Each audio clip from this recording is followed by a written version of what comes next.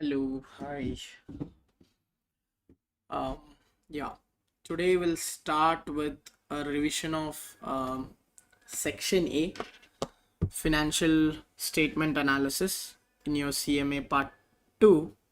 Okay, so we'll cover this section by section and we'll try to complete all the sections in next 5 days. Okay, yeah, before starting the topics, my name is Abu Tahir, CMA US qualified. Okay. Yeah, we no need to waste our time, so we'll start with financial statement analysis.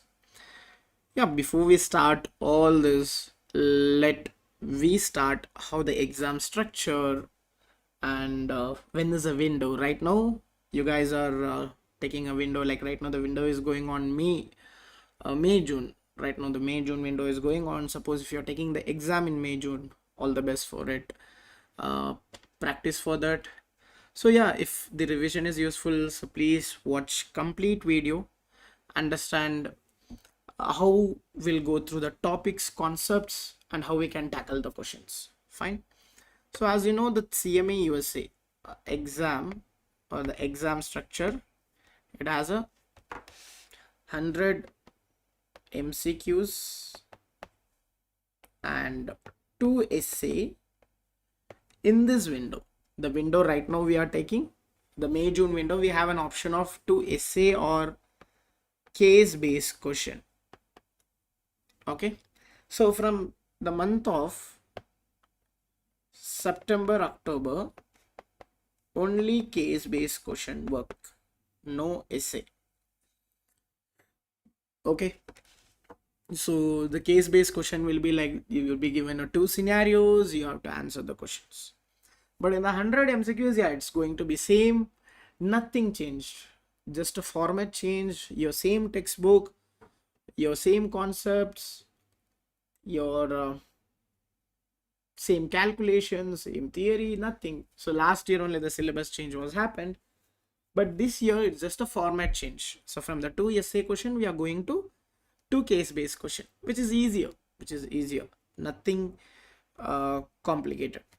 Okay, fine. So we'll start with the topic of financial statement analysis. See, when it comes to financial statement analysis, yes, it's just an analytics part. Don't think that we'll be writing the journal entries, nothing like that. Don't worry about the journal entries or ledgers. So here we are going to start with, we'll break down the financial statement. We'll break down the financial statement and understand which company financial statement is strong compared to other company, or compared to industry standard, or compared to our past results. Okay, so let me start with the topics in the section A. So these are the topics covered in section A. First we'll go through the income, then we'll analyze through vertical and horizontal financial statement, then we'll do ratio analysis, profitability analysis.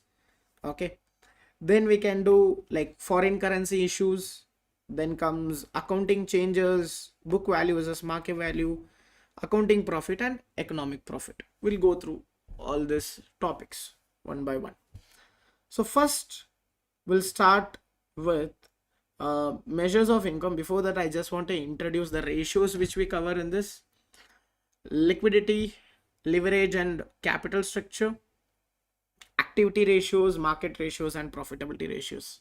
We'll go through each of these ratios, no need to worry. So if you want, I can break this section A as a simple 3 breakdown. Okay, first we can call it as comparative financial statement, then we can go to ratio analysis, which is here, and then we can start with special issues like your international finance, like special issue, like earnings quality, economic and accounting profit, all those. Okay, so we'll start with this measure of income. Before we start with measure of income, we just need to understand the income statement, because before we get into something, we'll understand from, like, see, you're going to analyze all these things, you're going to analyze this information, you're going to apply the ratios and all from to the income statements and the balance sheets. So before that, we'll just go through the income statement, how the income statement looks like, and then we'll apply the concepts here. Okay, so in the income statement, first line of the income statement is going to be a revenue, the income the company make by selling its core goods and services. Suppose if the company is selling smartphones, okay, if the company is selling the smartphones, the revenue means the after selling the smartphone, what and all income they'll earn, that comes under the revenue. See, it's from the core operation. It's from the core operation, whatever the income they are getting, it comes in the revenue part. And what is this cost of goods sold? You see, the cost of goods sold is nothing but the expenses incurred to manufacture the smartphone, the core expenses. Okay, manufacturing expenses. Then after deducting this, because this is an expense, right? So expense need to be deducted. Then we have the gross profit. Okay, then comes the other expenses like general and administrative expenses. See this line, the operating income. This is important. The operating income is from the business income. By doing the business operation, this is the income we earned. That is called as an operating income. Then comes your other interest and dividend income, interest expense, non-operating gain and loss. Then you will have this line called income from continuing operation before the income tax. And once we paid the taxes, you will have after income from continuing operation, the last line. So that is after tax. See that yellow, brown and the green color.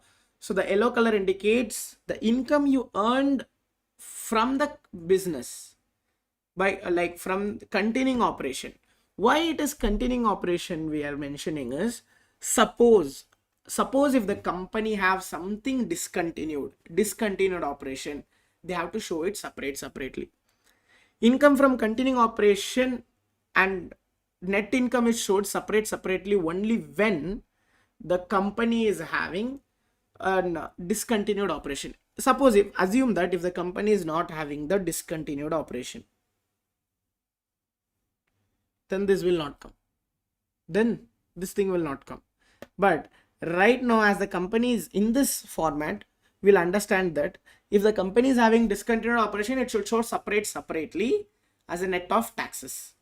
But if the company is not having this, don't worry, this will be equal to net income. Okay, clear. Okay, done. So this is a written format which says, suppose sales and service revenue. Assume the company is having a sales revenue of 400,000, cost of goods sold of 150. The company made a gross profit of 250,000. This is how it is written. Suppose if they have some administrative, selling, advertising, any expenses, it will come here. Suppose if they have the expenses of 50,000, and this will be your operating income 2 lakh.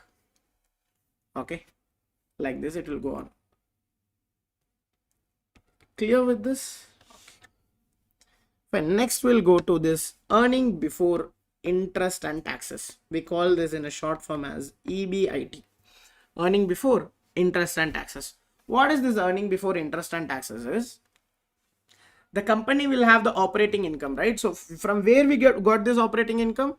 Here you see. I told this is very important because for the EBIT, for going forward, it is important. So that from the operating income, you have to start to get into EBIT. So in the operating income, what you have to do, you have to add interest and dividend income, add non-operating gains and loss. Any non-operating gains and loss if the company is having, please add or minus it. And if you have, suppose if you have any discontinued operation, gross you have to write, not net of taxes, gross is equal to EBIT. Guys, this one is only, it only will be there if the company is having discontinued operation. Suppose, assume that if the company is not having discontinued operation, only these three things make EBIT. Only these three things: operating income, interest and dividend income, operating, non-operating gains and losses. That's it. That's it will be your EBIT. See, the EBIT means, in the name itself is there, it's before interest. Before paying the interest, what is the income we earned comes there. Okay. Done. Now, why the operating income is not equal to EBIT? Because of these three things. Assume that if these three things is not there in the company, which three things is not there in the company?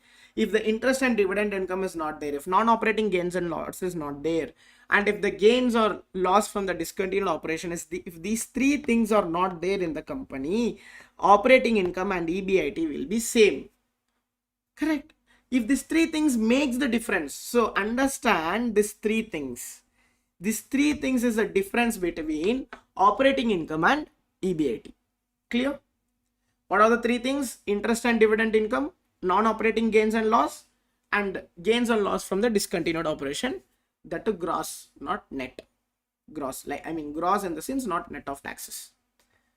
Okay, these three things make it different. Suppose if these three things is not there in a company, the operating income will be equal to EBIT.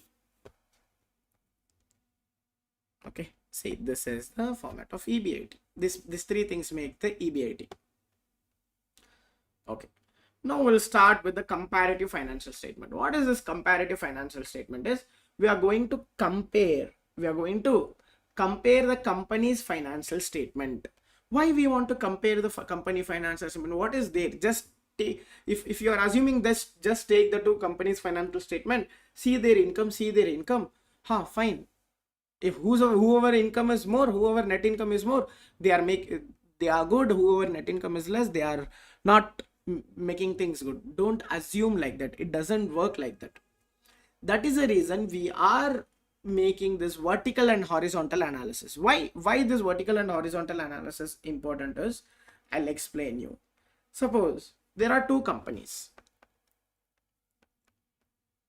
company A and company B. Company A, like suppose if the company A revenue is $1 million and their net income is $100,000. Okay, this net income after everything, the last line, this is a $100,000. And the company B, assume their revenue is $200,000 and their net income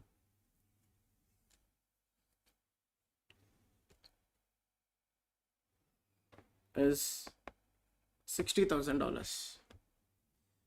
And company A, they have an asset of, if the company A is having an asset of $5 million and these guys are having the asset of $1 million. So now if you want to compare this company A and company B, okay, obviously, like if you see their numbers, company A, you will be telling that company A is doing better, because as per the numbers, they are making a revenue of 1 million, they are making a net income of 1 lakh, and here their revenue is 2 lakh and net income is 60,000. But now where this analysis covers, you want to convert everything into the percentage.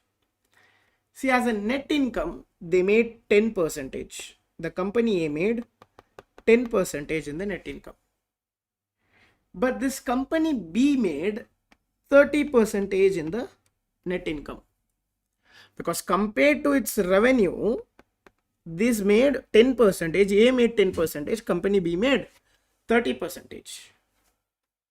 And when it comes to asset turnover, okay, when it comes to asset turnover, suppose assume this company is having a asset of only 5 lakh, only 500,000. Okay, So now when it comes to this company, by using $5 million of asset, this company would have generated 1 million divided by 5 would have generated 20% of the asset. Company A made 20% of the asset, where the company B made 40% of the asset. Company B made 40% of the asset in the revenue. You see, by seeing the numbers, the company B might be like looking like they are not doing good because the numbers are less. But as per their investment, they are doing better than the A. By using only 5 lakh rupees of asset, they made like 2 lakh rupees of revenue. And here by the company A, by using 5 million, they made just 1 million, which is like 20% of it. So only by seeing the numbers, you can't fix it. Oh, company B is bad, like they are not doing well, company A is doing better. So here comes your analysis part. So that is the reason we are into the comparative financial statement. So we'll go through this comparative financial statement. So we often need to compare different companies. Why? We need to have a way to do that when the companies are in different size. You see the example I told exactly. See, both the companies are in the different size. When both the companies are in the different size, we need to do this analysis. So what are the two analyses we are going to study is, one is vertical and one is horizontal. So comparison over time might be difficult as well as company grow or company. See, when both the companies are in the different size, you can't tell.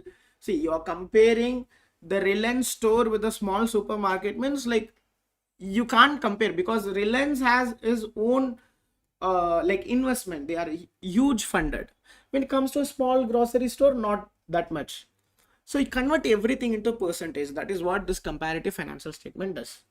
So in that, first thing is vertical common size financial statement. So what is this vertical common size financial statement is? It's a simple vertical common size financial statement. Here, whatever in the balance sheet, the total asset, it is represented as total asset. Whatever is in income statement, it is represented to sales revenue. I mean, like, we'll go to the balance income statement now. When I take the income statement, whatever here, whatever the line is coming on, everything is represented to revenue. Revenue will be 100%. Where in the vertical, see, horizontal I'm not getting into. In the vertical size, in the vertical analysis, in the income statement, who is 100%? Revenue is 100%. And everything is represented to revenue. Everything is represented to revenue. Example, we'll take this example and we'll do this.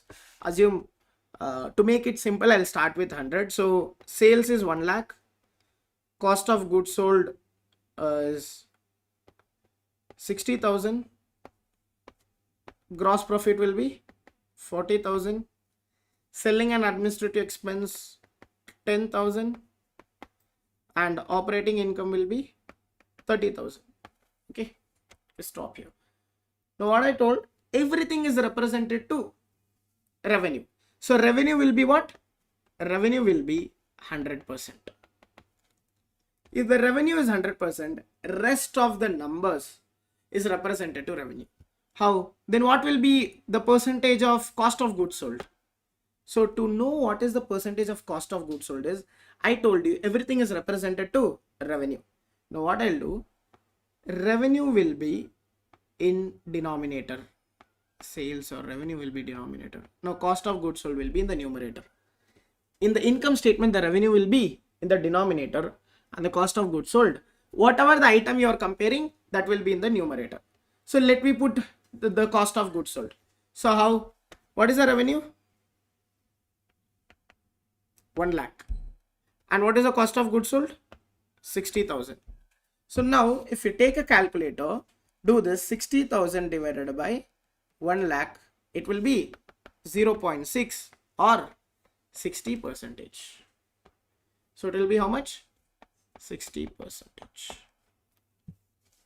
Now if you do the same for gross profit 40,000 divided by 1 lakh, because I told any line in the income statement, it is stated to the revenue, it sees to the revenue. So here it will be how much? 40 divided by 1 lakh, 40%. Next, again this one, 10,000 divided by 1 lakh, 10%. This one, 30,000 divided by 1 lakh, 30%. Let's keep on going. Everything is represented to revenue. In where? In the income statement. But when it comes to balance sheet, everything is represented to total asset. So why everything is represented to total asset? So we'll understand how the balance sheet look like. If I take the balance sheet, what and all will be there in the balance sheet? Asset, equity, and liability. These three things, right? Nothing else. Now asset also we can break into two types of asset. One is current asset, non-current asset. And liability also again, current liability or non-current liability. And equity we have many things like common shares, preference shares, retained earnings, all this. But at last, we all know that balance sheet will be tallied. The balance sheet will be equal to total asset. Because what is the formula of the balance sheet? Asset is equal to liability plus equity, or equity plus liability. This is the formula of the balance sheet. Suppose if my asset is 5 lakh, total asset is 5 lakh, as if my equity is 3 lakh, my liability then will be 2 lakh. So my equity plus liability is equal to total asset. So any item is in the balance sheet will be represented to total asset. So total asset will be what? Here the total asset will be 100%. The total asset will be 100%.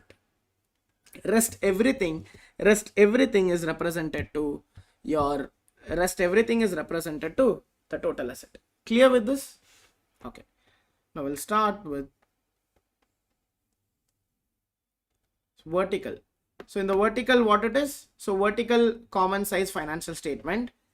In the balance sheet item, it is represented to total asset, and in the income statement item, it is represented to sales revenue. Okay. So if they are asking what is the gross profit as a percentage of sales, in the example we saw the gross profit was how much? 40,000. So it is 40%. So how it is? What is the gross profit as percentage of sales? Because we are representing everything to the sales. Clear with this? This is vertical common size financial statement. If I take this is your balance sheet, you see, like this is a balance sheet we have. So in the balance sheet, everything, the total asset is how much? 100%. And the total liability and equity, because liability plus equity is equal to what? Total asset. So again 26,495, again it is how much? 100%. Now anything in the balance sheet is represented to total asset. Example, you see here we have what? Example, you take this current asset in the cash and cash equivalents. How much is the cash and cash equivalent? 2,895. So how to represent this? So whatever you want to check, that will be in the numerator, 2895. And if it is a balance sheet item, what will be the denominator? Total asset, 26,495. If you divide this, you should get 10.9%. That's it. Any item, if you want to check with any item, you can check with any item. It is represented to total assets in the balance sheet. Now we'll come to the income statement. I told you in the income statement, it is represented to net revenue, or it is represented to sales. Assume that I want to check operating income. So how to check the operating income? So what I want to check, that will be in the numerator. And if it is an income statement item, revenue will be in the denominator. If you check, it will be 25.9%. That's it. This is what analysis? Vertical common size statement analysis. Okay. Because we are analyzing vertically. In the name itself is there. See, we are analyzing vertically everything. Nothing like horizontally. So that is because that is a name, because it is also called as a common size. If the questioner is asking common size or vertical, different name. Don't get confused. They are asking the same thing. Okay. Next we have horizontal financial statement. What is this horizontal financial statement? Horizontal will be from left to right. Like this it will be. Correct. Vertical, horizontal. So horizontal means this one you compared in the same year. This 2013 it starts. It's everything is in the 2013. But horizontal is not like that. Horizontal is from one year to other year you are comparing. You are comparing with some base year or a previous year. Why you are comparing yourself? You're comparing yourself and telling, oh, last year was this year we made this. To understand, right? We'll understand when it compared to last year how we did, how we performed well. That is what horizontal financial statement does. What does a vertical statement do? Vertical statement do how everything in terms of revenue we made. Compared to net income, suppose we are comparing net income. Whatever we earned, from that how much income, net income we made. That is what which does common size vertical analysis does. But horizontal will see the previous year or some base year it is taken.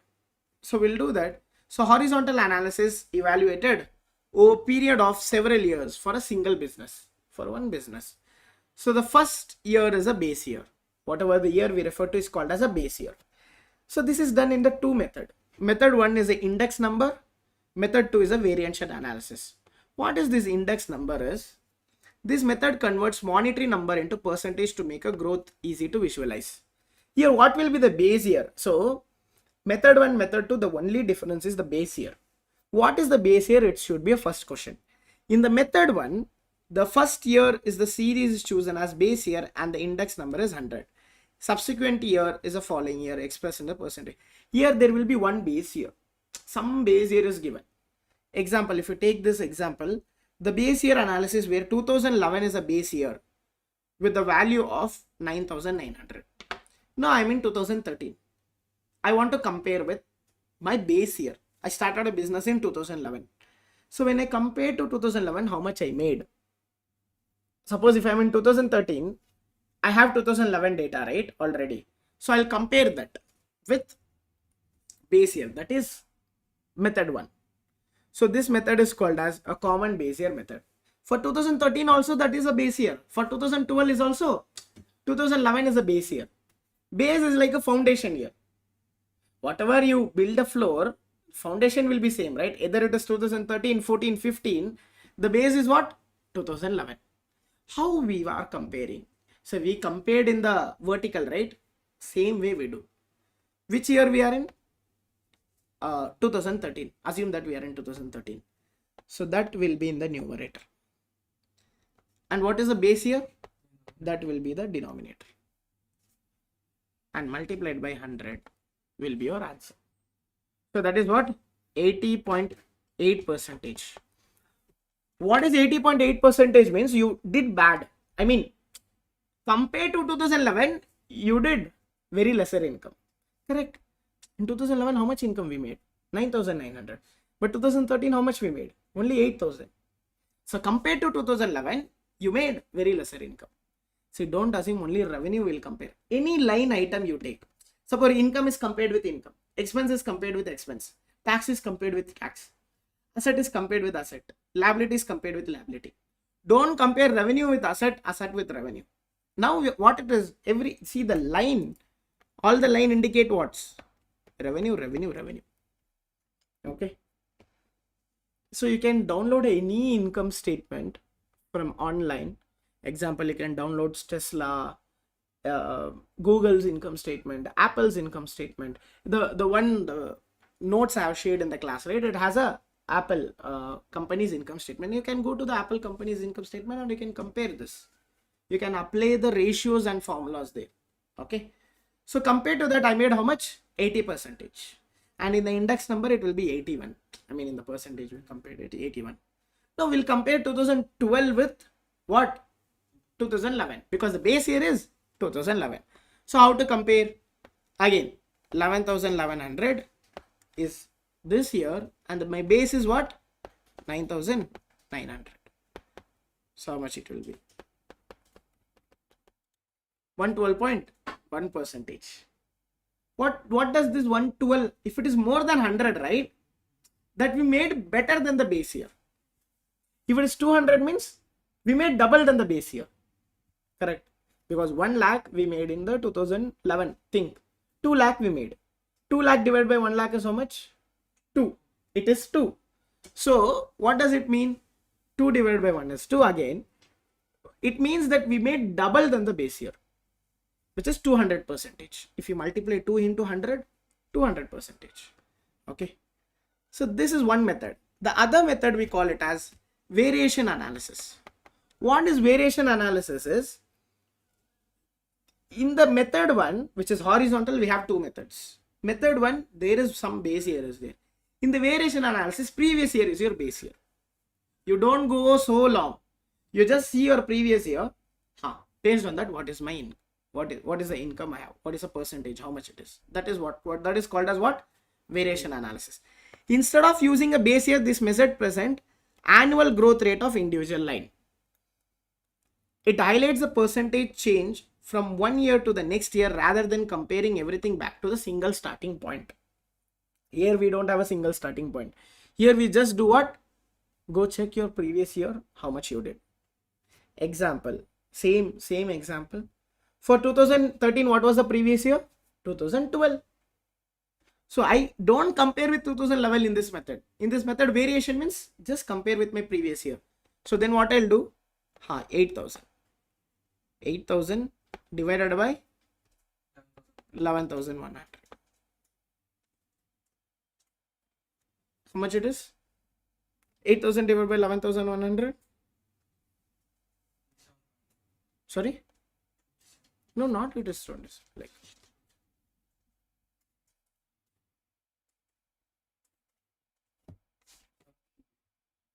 72%, which means I made like a 72, but in this calculation they made -1.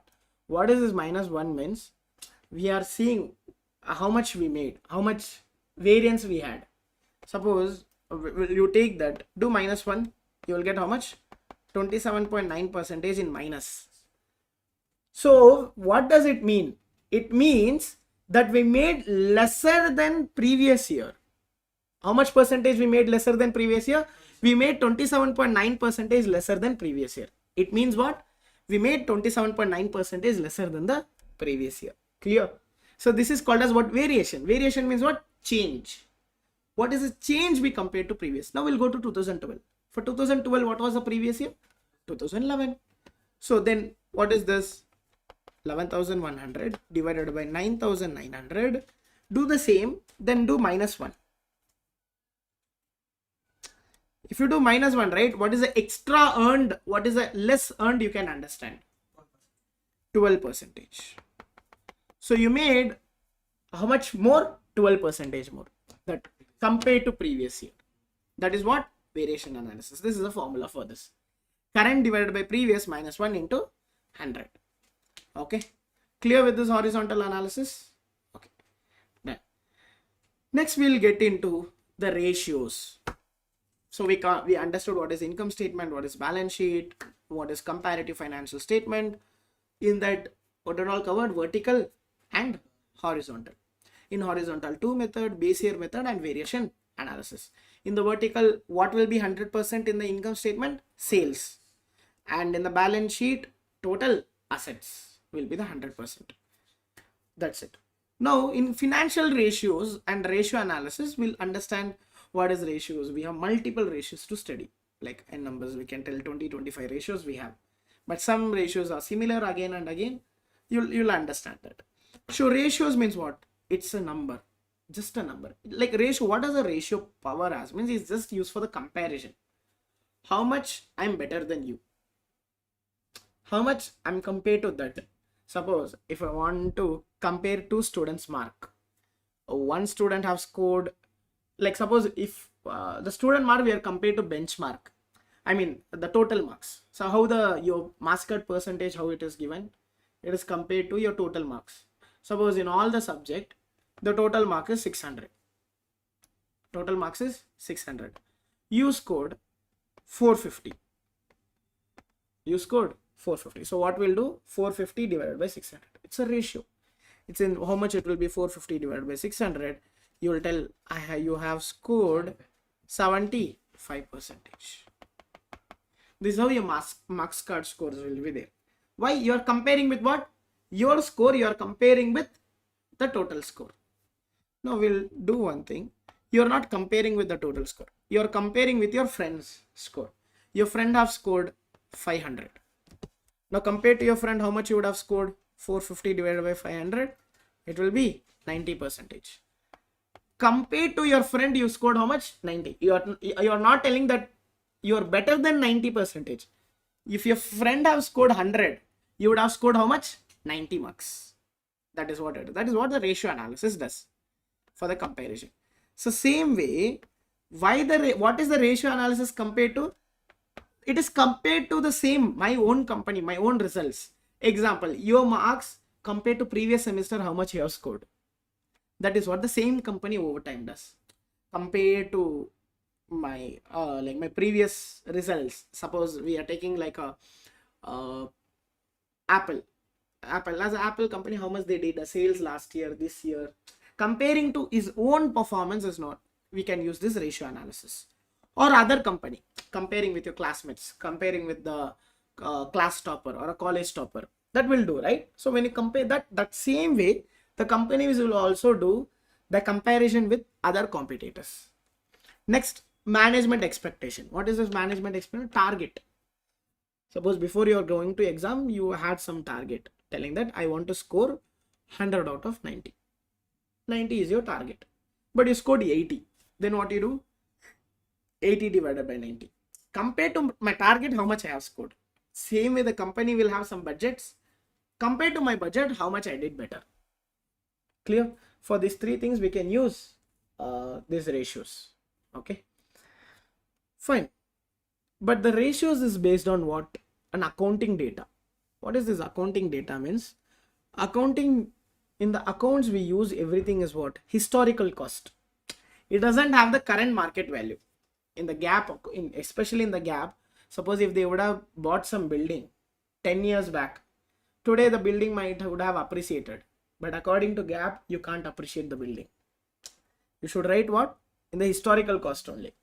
So because of that, what happened? Because of that, your income statement doesn't have the current value. So that is a major disadvantage in the ratios. Because the ratios is referring where? Income statement and balance sheet. But balance sheet, how is constructed? Based on the historical data. Not everything is historical. Cash is today's. Some investments might be today's value. But others, when it comes to the larger assets and all, is compared with what? Historical data. Okay. These are the two rules. Every time I'll tell, understand these two rules, then only go to the ratios, or don't go to the ratios. These are the two rules in the ratios. Okay. Whenever, not every time, whenever in the ratio, one item is from income statement. One item is from income statement. And one item is from the balance sheet. The balance sheet item should be averaged. What is this average means? Beginning item plus ending item divided by 2. Example, I'm comparing my cost of goods sold to inventory. There is a ratio, will compare cost of goods sold to inventory. Why? We'll understand. Cost of goods sold is what item? Income statement item, because cost means expense. It will come in the income statement. Inventory is what? Asset. Asset, where it will come? In the income statement or balance sheet? In the balance sheet. Because two things will come in the income statement. What are all two things will come in the income statement? Income, expense. In the balance sheet, what are the items are there? Asset, liability, equity. So this one item is from income, one item from balance sheet. So balance sheet item, what you have to do? Have to average. I mean beginning inventory plus ending inventory divided by 2. That you have to do where? In the balance sheet item. So the new this is what you have to do with the balance sheet item. Balance sheet item, what you have to do? You have to do average. Next, income statement item, if it is lesser than 1 year, it should be annualized. Suppose, not every time, suppose if balance income statement item is lesser than a year. Suppose we are in the 6th month. We are in the 6th month and we are comparing this ratio. It's not yet completed. Then what you have to do, you have to annualize this income statement item. Annualize means anything you have, you convert into 12 months. 6 months is completed. To make it 12, what you have to do? Multiply by 2. 1 month is completed. To make it 12, what you have to do? Multiply by 12. 3 months is completed. Multiply by 4. Because 1 quarter, in year 4 quarters, multiply by 4. Okay. 5 months is completed. What you will do? Divide by 5, multiply by 12. When you divide by 5, you will get for 1 month. Multiply by 12, yearly annualization is done. If it is for 1 day, see, suppose if it is given as 47 days, divide by 47 days, multiply by 360. You will get for 1 year. This is how you will annualize. Divide into days or divide into month and multiply into 12 or multiply by 360 days. Easy as that. So 2 things, this is very important rules for the ratios.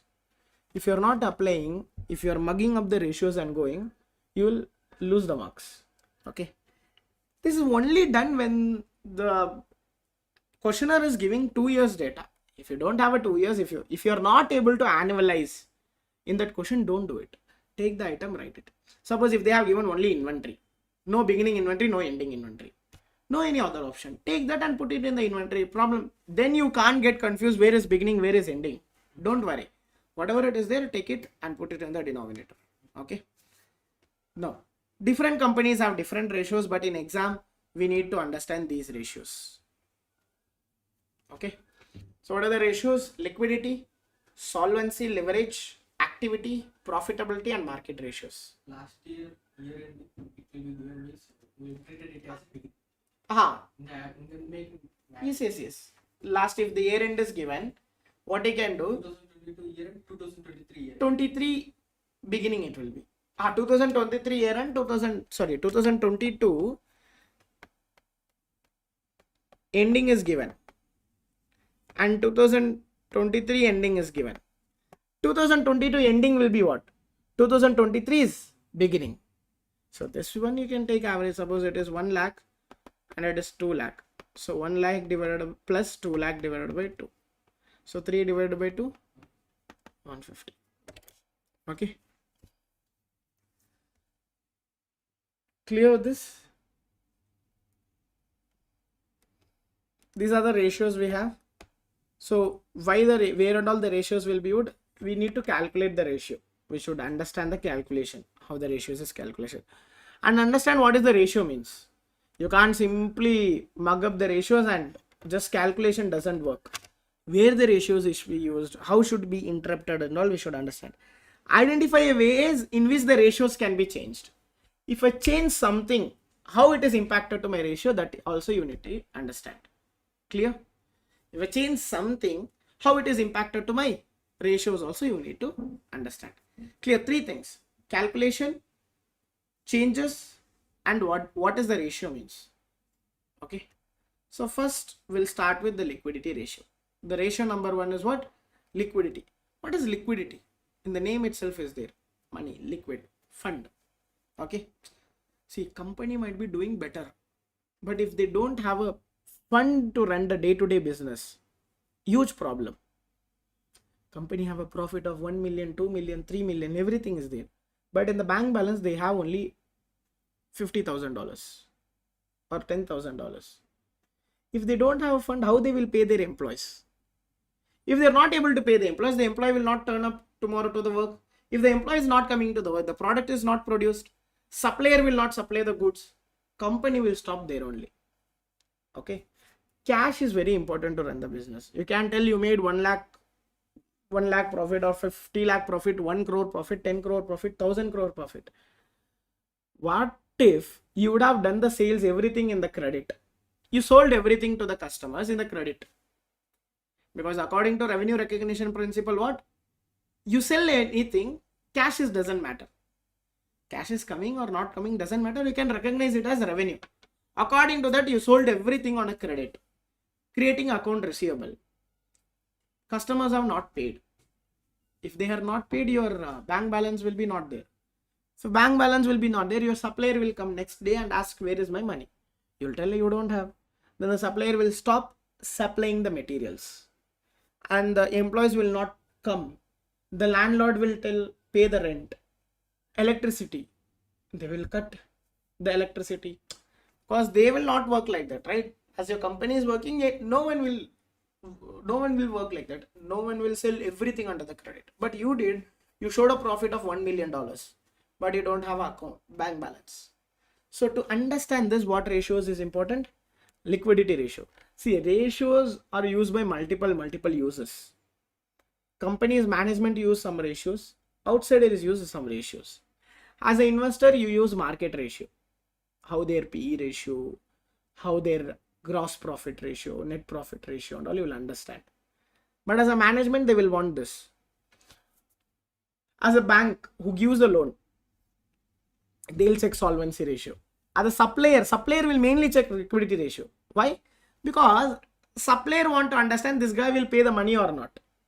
So supplier will check what ratios? Liquidity ratio, because supplier which he will turn up every 15 days or 30 days to his shop and ask for the money. See, I have sold you the goods, please give the money. So to understand that, what ratios is there? Liquidity ratio is there. So liquidity reflect what? Ability to meet short-term obligation. Understand this. Liquidity means short-term obligation. Okay. A company needs short-term asset to finance its short-term obligation for the daily operation. For the daily day-to-day running business, what they want? They want money. To meet the short-term obligation, we want short-term asset.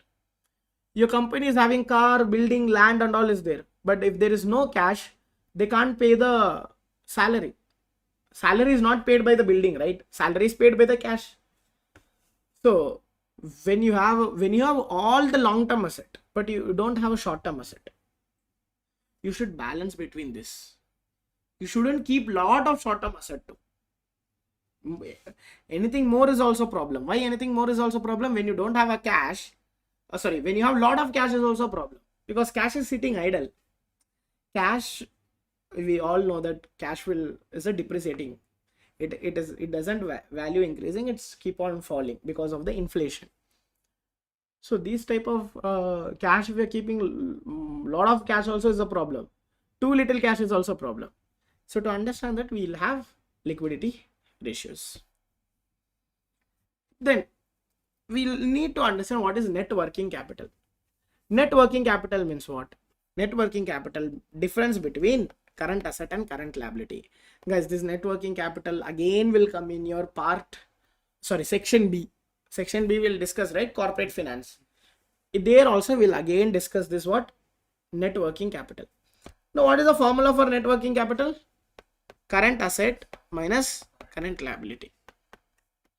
You know what is current asset and current liability is? Current asset is what? Anything which you can convert cash within a year is a current asset. Anything which you have to pay within a year is a current liability, or an operating period, whichever is longer or shorter, whichever is longer. So whatever you have to pay within a year or within the operating cycle, that is current liability. And anything you can convert into cash within 12 months or within operating cycle is a current asset. Understood? Asset and liability. Now, current asset minus current liability is called as what? Net working capital. Working capital means current asset. Working capital means current asset. The word I am using net. Net working capital means current asset minus current liability. See, after current asset, I have 1 lakh in my cash. As a cash, I have 1 lakh. I have to pay to my supplier 50,000. So 1 lakh is what? Current asset, cash. 50,000 is what? Current liability, which I have to pay. So 1 lakh minus 50, what is left out? 50. By using 50,000, I have to run the company. I have to do my day-to-day businesses. That is the reason we are using what? Net working capital. So we'll understand, right? Is this sufficient or not sufficient? If it is not sufficient, I have some shares invested in Zomato or share invested in Swiggy. I'll sell it, I'll make it some cash. At last moment I want to sell means it doesn't. If you have anything pre-planned, you will understand what to sell, what not to sell. Or you have a land, you are in a cash crunch. At last moment, if you are going to sell the land, no broker will pay the higher price. He will understand your demand. He will tell, oh, we'll quote less. So he will get the jackpot. So if you have already pre-planned, we'll call the broker and tell, see, I have a lot of time. Don't worry, you sell the land and give it to me. Then he will, okay, fine. He will bring, you will also get a good deal. See, anything which you are doing in urgency will not get you the gain. Even if you are selling a land, even if you are selling shares also, or any mutual funds also. Correct? Why? Suppose if the market down is there, if you are selling in the mutual funds, you will make a loss. So if you have anything, it's there, you should be pre-planned. So if you already know what is the cash is required, what is the cash you have, you will understand, oh, this much is the capital I have to run the business. Okay. So working capital bridges the gap between production process and collection of cash from the sale of the item. So it defines what is required and how much you are going to get from the customers, because those guys also my current asset, right? Who the account receivable, who needs to give me money, they are also my current assets only. Okay, the amount of liquidity company needs depends upon length of the operating cycle. What is this operating cycle? See guys, I'll explain the operating cycle in a simple format. You understand again and again this operating cycle will come. But just for your understanding, I'll tell you what is this operating cycle. Example, January 1st, you purchased inventory. I mean, you're going to the supplier.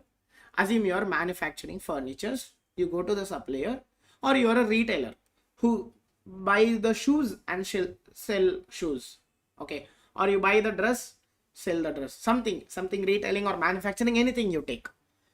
Purchase when you have did the inventory, Jan 1st. You took 20 days to sell this inventory. Not every stock you buy and you can't sell. You bring to your shop, you do the marketing, you sell slowly, right?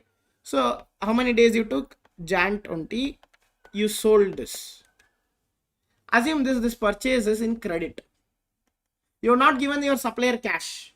What you did, you went to the supplier, told, give me some inventory. You got the inventory, you sold this goods to your customers. Assume that this is also on credit. Okay. Now, how many days you took for the sales? 20 days. Okay. And Jan 30th, paid to supplier. Who is this? We purchased on Jan 1st, right? From some supplier. He told within 30 days you have to pay. On Jan 30th, we paid him. Like the cash, we paid when? Yeah. Then how many days you took to pay the cash? 30 days. I'll write this in. To sales, we took 20 days. And the cash we paid in how many days? 30 days. And one more thing is pending. What is it? We sold to the customer, right? That guy still haven't given the money. So that we need to take. Assume that this guy have paid on Feb 15th, paid to us. Cash came in. Okay. So how many days it took to receive the cash? Don't go from Jan 1st. After the sales, how many days you took? 10 days in the January, 15 days in the February. Okay, 31 is there. Like, leave it. We'll take like aggregately. How many days he took? How many days he took? 25 days he took. Correct. From the purchase, from the purchase of inventory to the cash received, how many days it happened? The day you purchase, right? Jan 1st. And the day you got the cash from the customer, how many days in total? 50. 55 days. 30 plus 15. 45 days. 15, right? Jan 1st to Feb 15, how many days is there? 55 or 45? Jan 1st to Feb 15, how many days? 45 days. Then how 55 days came? Jan 1st, I bought the inventories. Feb 15th, I am collecting the cash from the customer. Jan how many days? 30 days. February how many days? 15 days. 30 plus 15? 45 days. So this is called as operating cycle. The 45 days is called as operating cycle. So operating cycle is equal to, now if I add this to green color, I'm getting how much? 45 days, which means the days in inventory and the days in receivable, if I add, what I will get? I will get my operating cycle. Then one more thing, there is a red color I have written, what it is? Cash paid. So in the 45 days, how many days I took to pay the cash? 30 days, right? If I minus 30, this 15 days is called as cash cycle. Why it is called as cash cycle is, actually my money is how many days it's stuck? Is it 45 days or 15 days? Only 15 days. Why? Because on Jan 30 only I'm paying to him. From Jan 30 to Feb 15 my money is stuck. Not from the Jan 1st. Because from Jan 1st to Jan 30 my supplier is giving the time. By using that buffer, I'm managing money for 30 days. I just need to manage cash for how many days? 15 days I have to arrange some cash anywhere. Because 30 days my supplier is taking care of. Only 15 days is a cash cycle. This 15 days my money is invested. My own money is invested in this 15 days. Rest 30 days it's some supplier's money. I'm not worrying about that.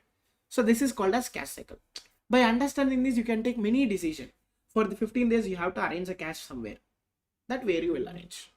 You just have to manage the cash for, you don't have to manage the cash for 45 days. Assume that if a person doesn't know this, he will take a loan for 45 days. He has to pay interest for 45 days. If a person knows this, how the cash cycle and operating cycle works, he will take a loan for only 15 days. So interest also he will pay very less. He'll take a loan on Jan 30th, pay him, repay to the bank on Feb 15th. If a person doesn't know about this cash cycle and operating, he'll take the loan on Jan 1st only and pay Jan 1st to Jan 30th, simply the money is sitting and you are paying the interest for that. Understood the cash cycle and operating cycle? And how these days came, we have some ratios, but here I have taken a random example and gave it. Okay, understood the cash cycle and operating cycle? Any doubts in this? So operating cycle means the time you took to convert inventory into sales from Jan 1st to Jan 20th. Inventory to sales. Second, add the time you took the sales into cash is again 25 days. So inventory to sales 20, sales to cash 25. And if you minus that payable, days in payable, how many days you took to pay? 30. Minus the payable in days, you will get what? Cash cycle. Understand the operating cycle and cash cycle? That's it. So if you understand this, then so these are the stages we have. You purchase the raw material, you sell it, you give them on a credit, you collect the cash. So total we took how many days in our example? 45 days. Cash cycle means what? The length of the time it convert an investment of cash and back into cash. When you have given the cash, 13th, when it is back on Feb 15th. So how many days you have to manage the cash? Only 15 days from January 30 to Feb 15th. Clear. So cash cycle means it is a time taken between the payment of the inventory and the cash from the sale of the inventory. Only cash items. Cash went out, cash came in. Nothing else matter here in the cash cycle. So these are the 5 ratios we have in liquidity ratios. So one is what? Understood the liquidity ratios base, I have cleared it. Operating cycle, cash cycle, net working capital, all this. So before I start this liquidity ratio, I'll just make sure we are dealing with what? Short term things, supplier payments, employees, everything. So in this we are worrying about the current asset. What are current asset? Current asset means anything which you can convert into cash within 12 months or within the operating cycle. So we'll name 4 to 5 current asset. One, cash itself a current asset. Cash is already in cash. Next, account receivable. The money which the customer want to give you, account receivable, because it will not, you will not give a credit for one year and all. Any credits will be given 30 days, 60 days, 90 days, not more than 6 months to the customer. Inventory. In the godown, you have some inventory, right? Some goods or raw materials. That and all you can, however you will do a sales, no company will keep the inventory for 5 years and 10 years. Some company might, but generally inventories are sold within 1 year. Anything else?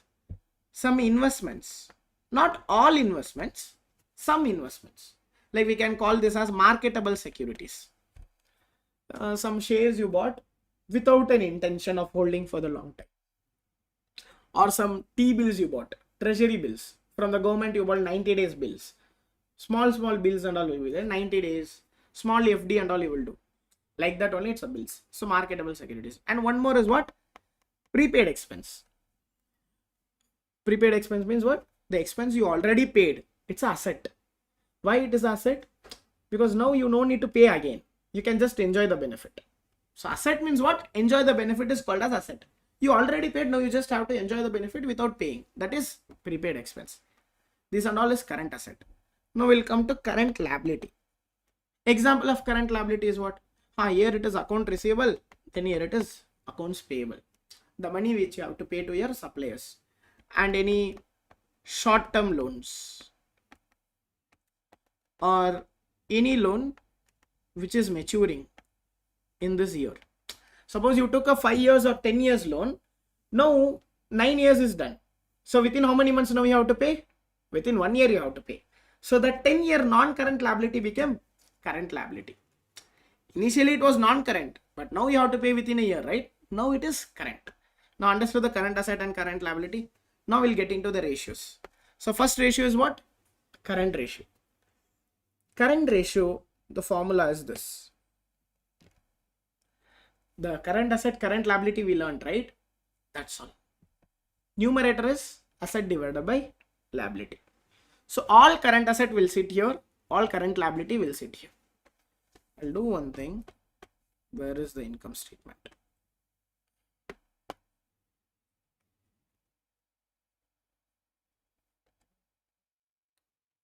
If you are able to take a picture of this. If you have a textbook, well and good, you can refer to this textbook. Because anywhere we are going through the ratios, right? We'll understand from here. You have the ratios. See, keep aside this balance sheet and income statement, and then we'll do this. Done? And this is your income statement.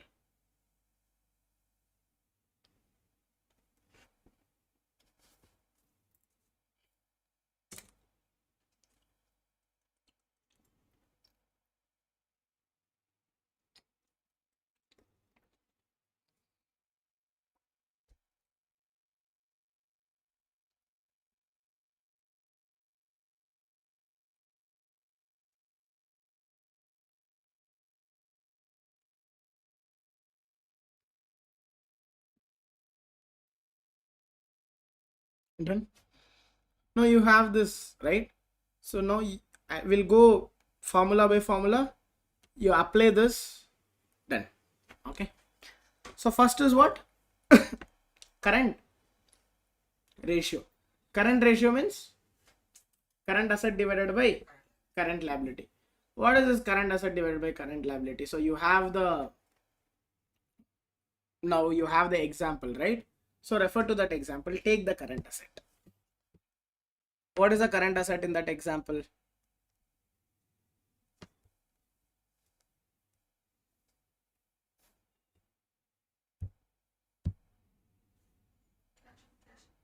No, there is a single line. You can refer to that. Total current asset. They are only given, right? What is the total current asset? 18,395. What is the current liability you have? Total current liability 2,800. Do this. How much it is?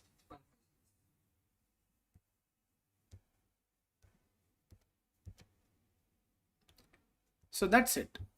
See, easy as that. No complications.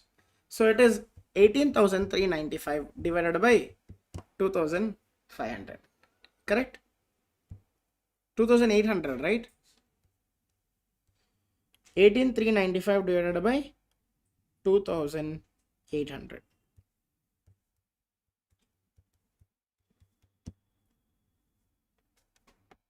6.56, which means we have the current asset 6 times more than the current liability.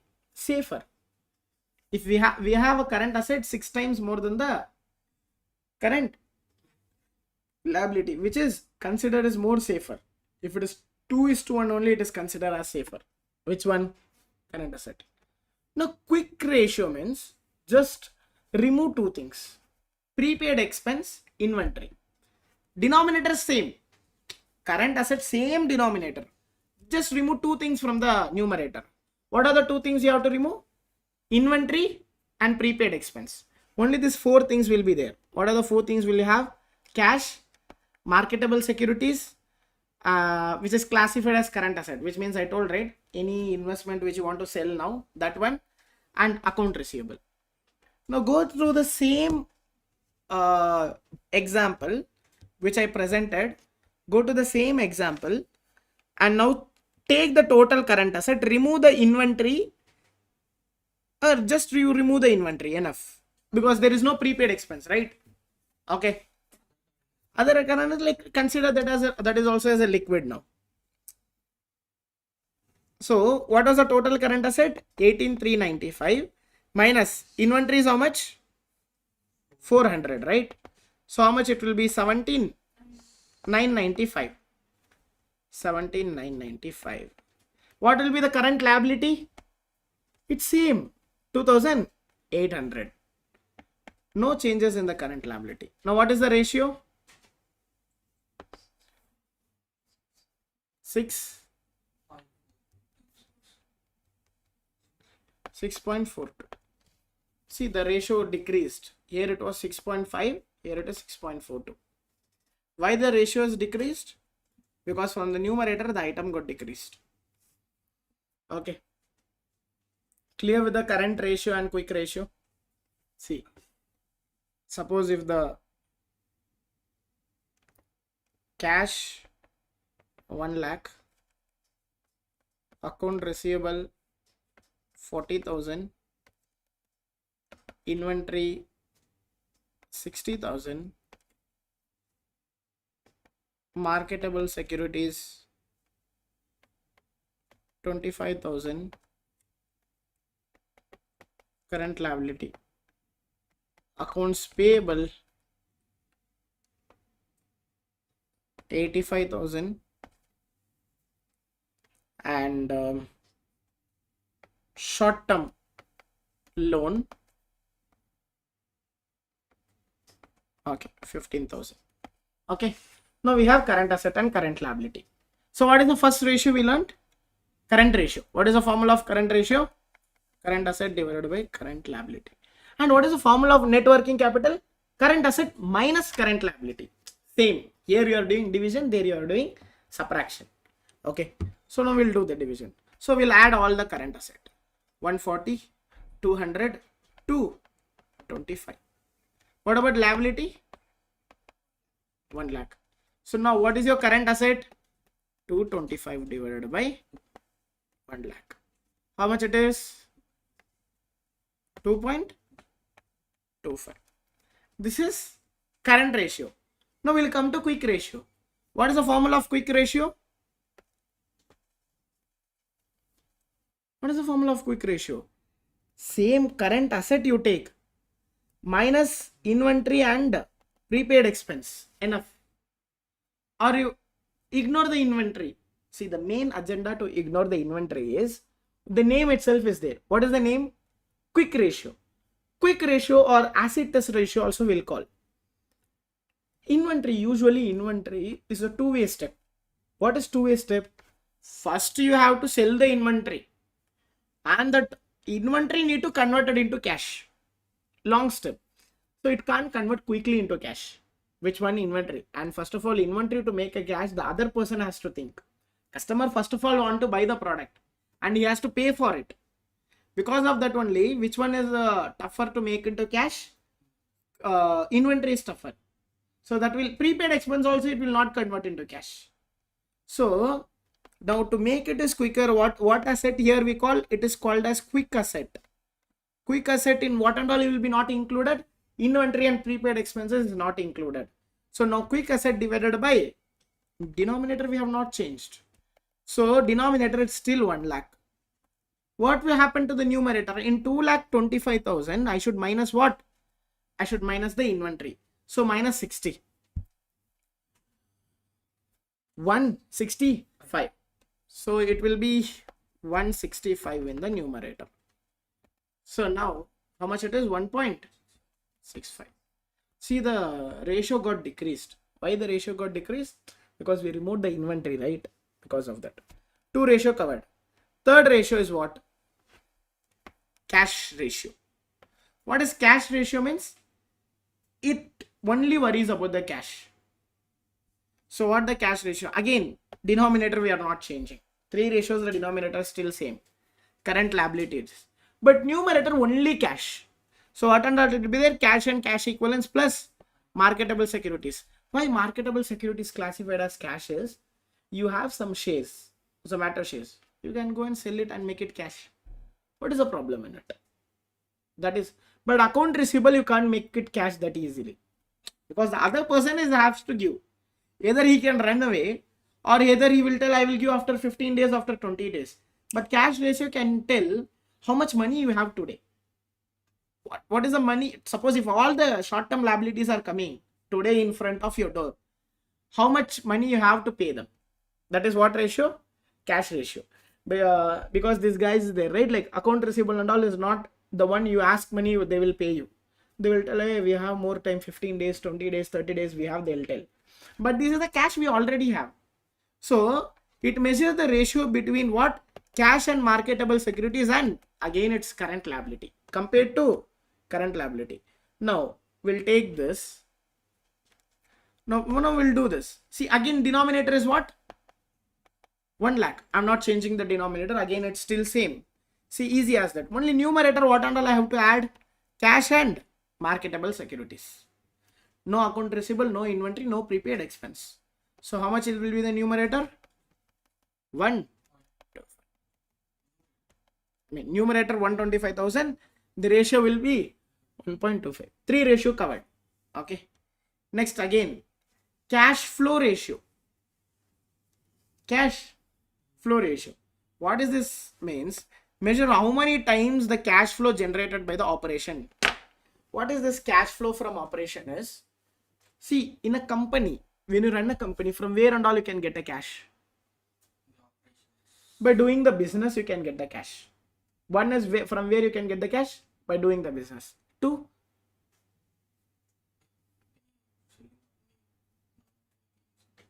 by selling the investments, you can get the cash.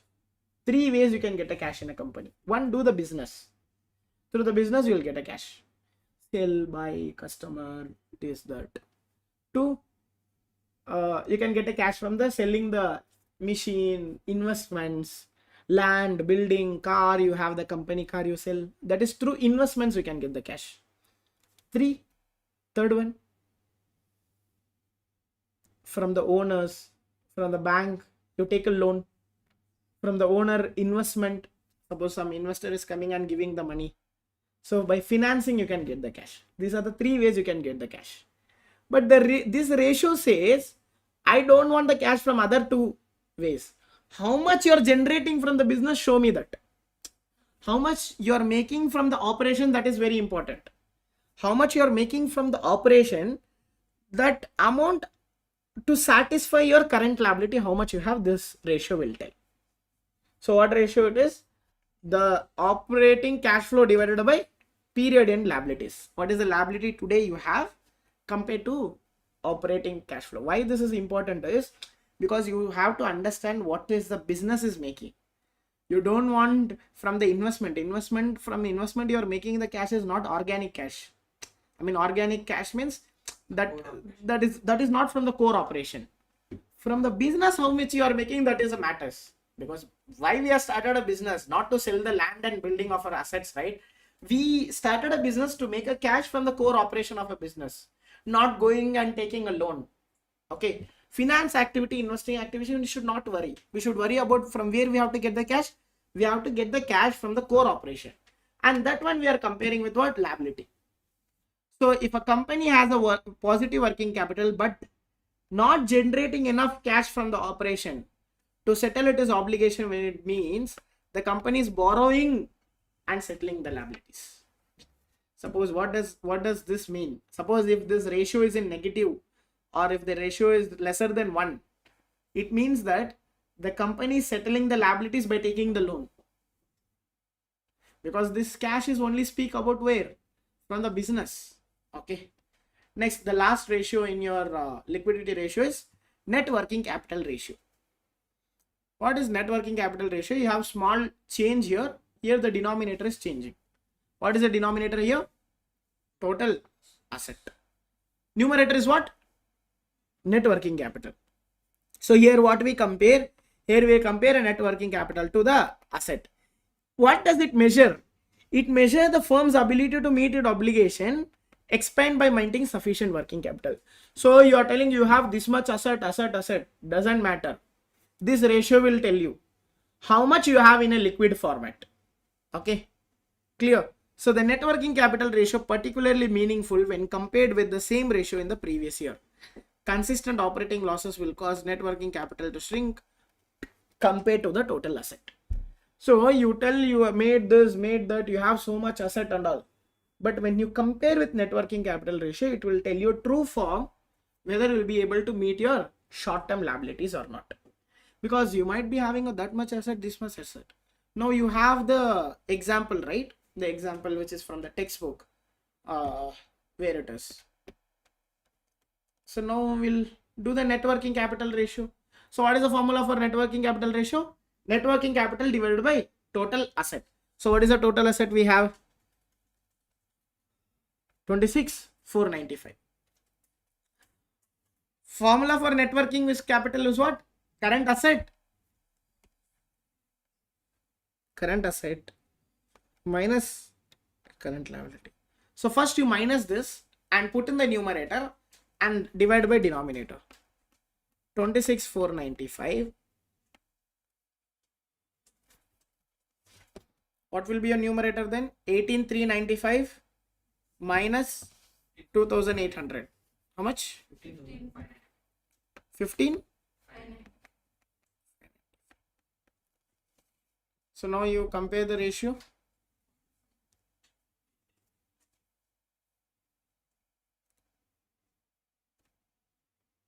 Point. This is better because half of your asset, more than half of your asset is in the liquid form. More than half of your asset is in the liquid form. Because if you have an asset of 20,000, your liquid format is in 10,000. Better, not a problem. Okay. Clear with this? Done with the liquidity ratio. So what are the 5 ratios we covered? Current. Formula. Current asset divided by current liability. Quick. Formula. Which is like remove the inventories and prepaid expense. Understand the two things. Remove the prepaid expense and inventory. Cash ratio. Cash plus marketable securities. Remove that account receivable also. Divided by current liability. Cash flow ratio. You know that 3 places will get a cash. Don't worry about the finance and investing. Worry about cash you generate from the operation. Operating divided by current liability, year-end liability. Working capital, just we did. Net working capital divided by total asset. Okay. Clear with this liquidity ratios? Okay. Now we'll go through that leverage ratios. What is leverage ratio? Before we do leverage ratio, we'll just understand how this numerator and denominator works. Okay. Because a shortcut to understand whenever you go for an how much it will be like some average minimum, like there is some standard which will be there, like 0.4 might be a standard one, but it is not tested in your exam asking that this is a standard you tell. it is good like 0.4 or more than that is healthier for cash flow. cash flow ratio. Okay. Now we'll understand this numerator and denominator relationship. Okay, so because we learned the ratios, now if I'm changing anything, okay, if I'm changing anything, how does it impact the value? Assume numerator, this is called as numerator, this is called as denominator.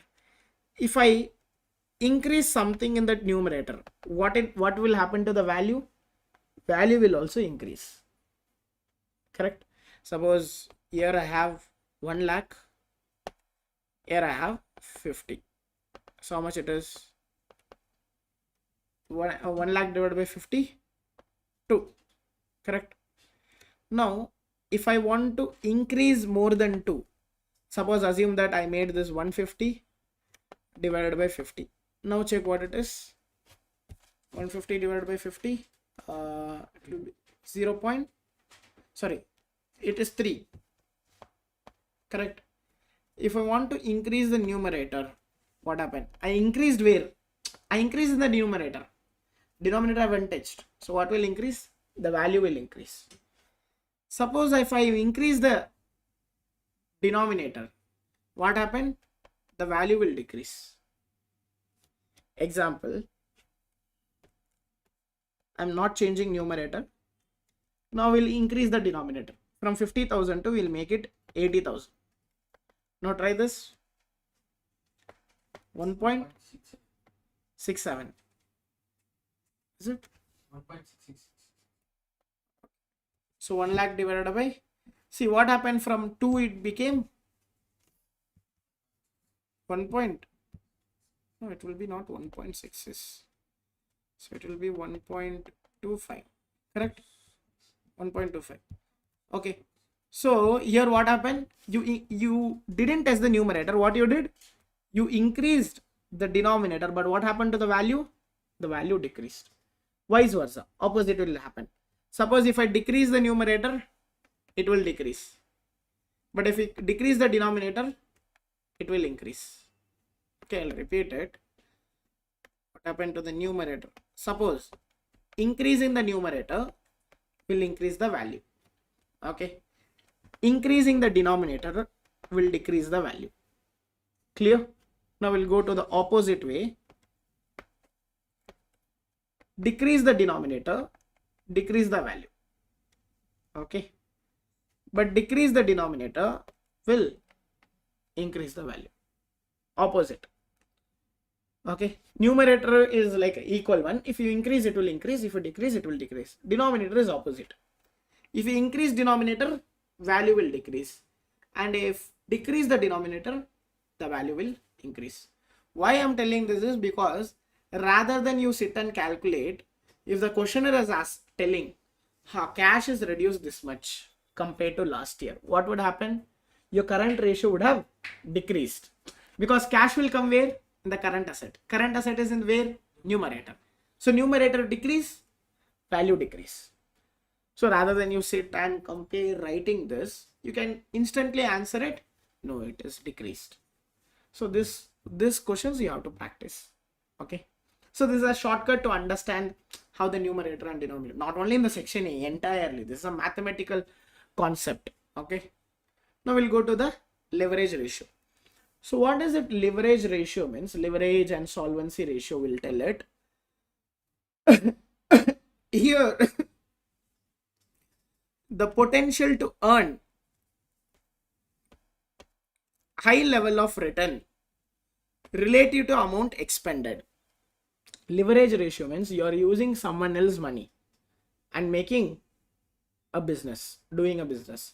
What is someone else's money means? You're taking a loan. You are an owner of the business, but you're not using your money. You're borrowing money to grow. Simply, if I want to tell a leverage means you're borrowing money to grow. You took someone else's money, you're growing it. But the someone else will not give you for free. The someone else will charge something. That is called as interest. Correct? So you're going to bank and borrow the money to grow your business is called as leverage. So higher the leverage means you took high loan. So the solvency will be low. Solvent, insolvent. What is solvent means? the ability to pay back. What loan? Not short term. Short term we discussed already in the liquidity. Solvency, what we'll discuss? We'll discuss the long term. Long term ability, the ability to pay the long term loan is called as solvency. Liquidity, ability to pay short term. Okay. So leverage, simple, borrowing the money to grow is called as leverage. Okay. Capital structure. Capital structure is how a firm finances business. Capital structure I will tell, right? So in the balance sheet, if I want to take the balance sheet, I'll make into three parts. We all know the three parts. One is asset, equity, and liability. Correct? So asset is what? A company, whatever the land building is having. How the asset is coming? How they would have purchased the land? By giving the cash. Who gave the cash? That is a question.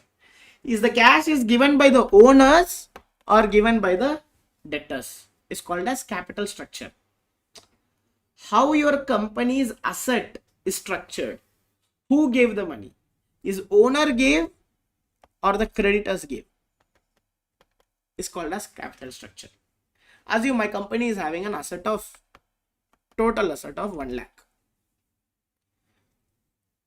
60,000 is given by owners. Then obviously it will be 40,000 by the creditors, the bankers, liability, bond, debentures. I would have borrowed it. So what is my capital structure now?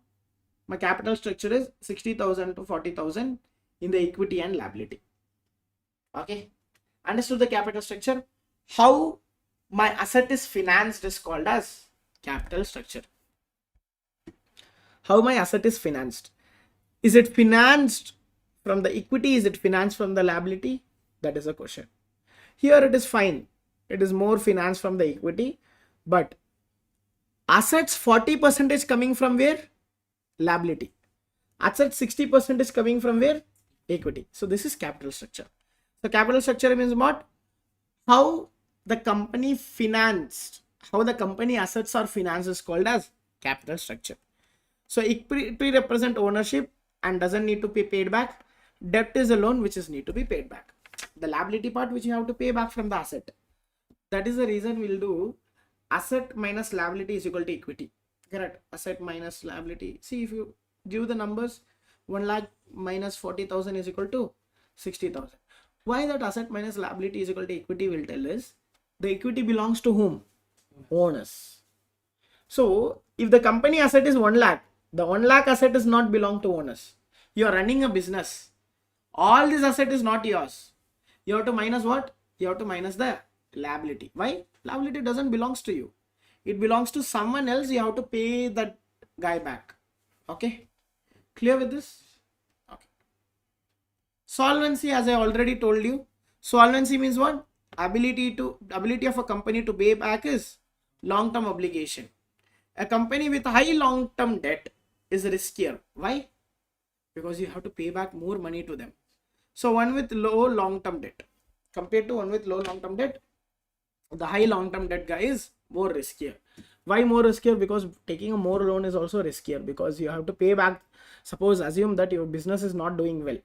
Suppose if you have funded the entire money, no problem. It's your money. No one is coming and asking you. But what if your asset is funded more with the debt? The debtors will come. They will seize your assets. Okay, this you will go to bankruptcy. This will happen. You have to pay the interest them. Okay, so clear with the solvency and leverage. Leverage means borrowing money to pay back. Sorry, you're borrowing money to grow. Solvency means the ability. Ability means like the strength you have, like whether you are able to clear your long-term debts or not is known as solvency. Okay, fine. Now these are the ratios we are covering in the leverage and solvency, capital structure and solvency ratio.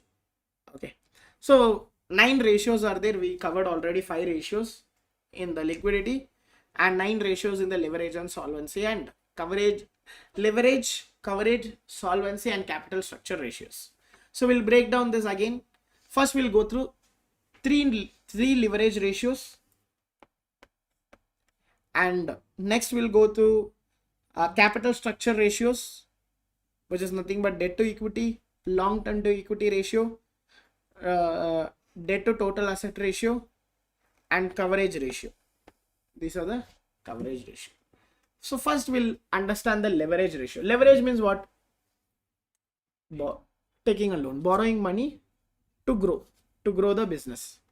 So in that first ratio is what we have to discuss: financial leverage. Financial leverage. So what is this financial leverage means? So the use of debt to increase the earnings. As I told you, borrowing money to grow is known as what? Financial leverage. Okay. So how will understand the financial leverage? If the financial leverage is high, what does it mean? Your you would have borrowed more money. Financial leverage is a part of solvency analysis. Before we do solvency analysis, we should understand what? Financial leverage. So financial leverage will tell you what is the profit you earned, or like what is the loss you made. So financial leverage will understand the effect of both the profit and loss here. So whenever you buy a loan, what you have to pay? You have to pay the interest. So the expense of using debt to finance operation is a fixed charge, interest, which must be paid whether the firm is profitable or not. Either you're profit, either you're not profit. Will the bank will worry? No. Owners will worry. If there is a profit only, they can take some dividend. Bank will not worry. Bank is worried about what? Pay me the interest. You have cash, pay me the interest. So that is a. So now you're using the bank's money to grow, right? So in cost of what? In the cost of interest. So use of financing with the fixed charge is called as financial leverage. Use of financing with the fixed charge. Fixed charge is nothing but the interest. So you're using a financing which is connected to fixed charge, that is called as financial leverage. So financial leverage magnifies the effect managerial success. Just I told you, right? It tells the effect of both the success and failure. Which one? The financial leverage. Now we'll use the financial leverage. If the interest expense is paid on debt capital is less than the return earned from the investment of debt capital, the excess return benefits the equity investor. Which means you took a loan. You made a return of 25%. You made how much? You went to bank, you took a 5 lakh loan. You made in a year how much percentage?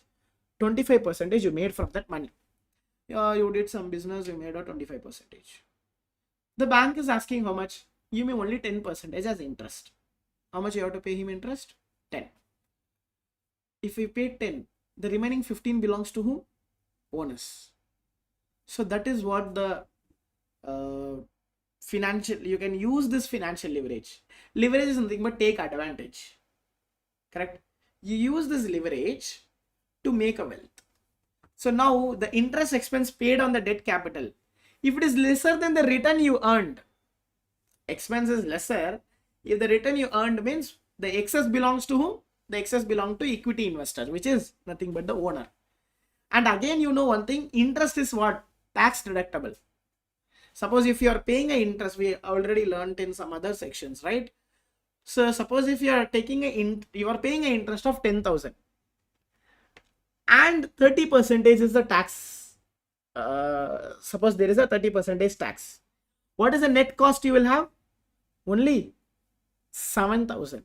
Why? Because if you pay 10,000 in interest, suppose I pay 10,000 in interest, if 30% is tax, so net cost is how much? 7,000. Because we'll do 1 minus tax rate, 1 minus tax rate, 1 minus tax rate. Why it is done? Suppose if you are not paying interest means the profit whatever you have earned, that totally you have to pay to the government. One simple example I'll tell with interest and without interest. I made 1 lakh here. I made 1 lakh here. Okay. 30% is what? Tax I have to pay. But here I took some loan and I'm paying interest of how much? 10,000. What is the profit I made? 90. This is all before taxes, okay? Here I'm not paying any interest. What is the profit I made? 1 lakh. So the difference should be how much? 10,000, right? The owner's difference should be 10,000, right? But it will be not. Why? Because now we have to pay the tax. Now the tax is paid on when? On the profit. So this is a profit we have. Profit before tax. Okay, earnings before tax is this. Now 90,000's 30% we have to pay what? Tax. What is 30% of this? 27. And what is the 30% of this? 30,000. Now you see the difference here. One thing you noticed, you are paying 3,000 extra tax. Here you are paying 3,000 lesser tax. Why you are paying 3,000 lesser tax? Because of interest. If you wouldn't have paid the interest, you wouldn't have received the tax benefit. Got it? So the interest is what? A tax benefit thing. Now what is the net profit here you will have? 63. You told that it should be 10,000, right? It should be 70 here. What you told? Yeah, the difference should be 10. But the difference will be not 10. The difference will be here how much? 70. The difference is how much now? 7,000. Why are the 3,000 went? In this side, I got a benefit of 3,000. So that is the power of tax. So net, how much is the tax expense now? Okay, you paid 10,000. Sorry, net, what is the interest expense now? Yeah, we agreed that you paid 10, but you got benefit of 3, right? So net is how much? Net is only 7,000 is a extra expense you are paying, but you're paying 10, but here this side you are paying 10, this side you are getting 3,000 benefit. So net is how much? 7,000 only you are paying. So this is the power of what? This is the power of interest. Okay, so interest is tax deductible, which effectively reduce your expenses. Clear with this? Now understood the leverage. So taking the leverage, so when it is used unsuccessfully, the return earned from the investing the debt capital will be less. Opposite also might happen, right? You took a 5 lakh, we paying 10,000, sorry, 10% as a interest and earn 25,000. Okay, enjoying. What if in this 5 lakh we are earning only 5% and interest we are paying is 10%? Again, what happened here? Here you have to there the investors will enjoy, here the investors will bleed. Oh, we didn't make that much. See, obviously then also it is a good thing only. Try, use someone else's money and at least try.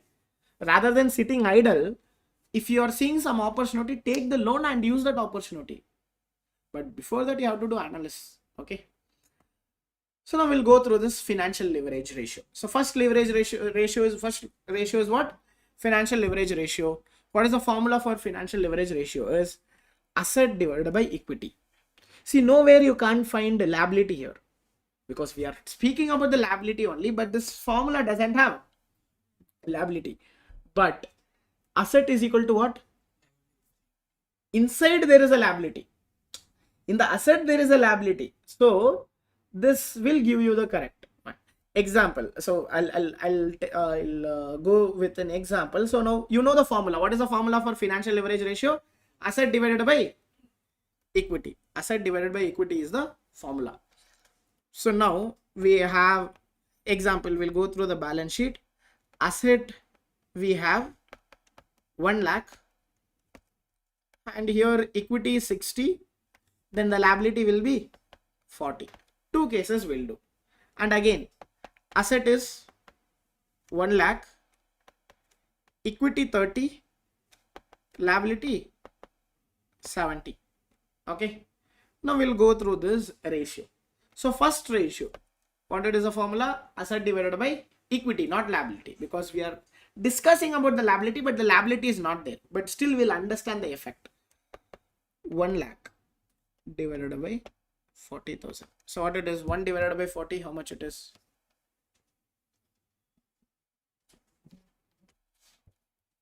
100 divided by 40, it is 2.5, right? 2.5. Here again 1 lakh divided by 30, because the equity is 30. How much it is? 3 point.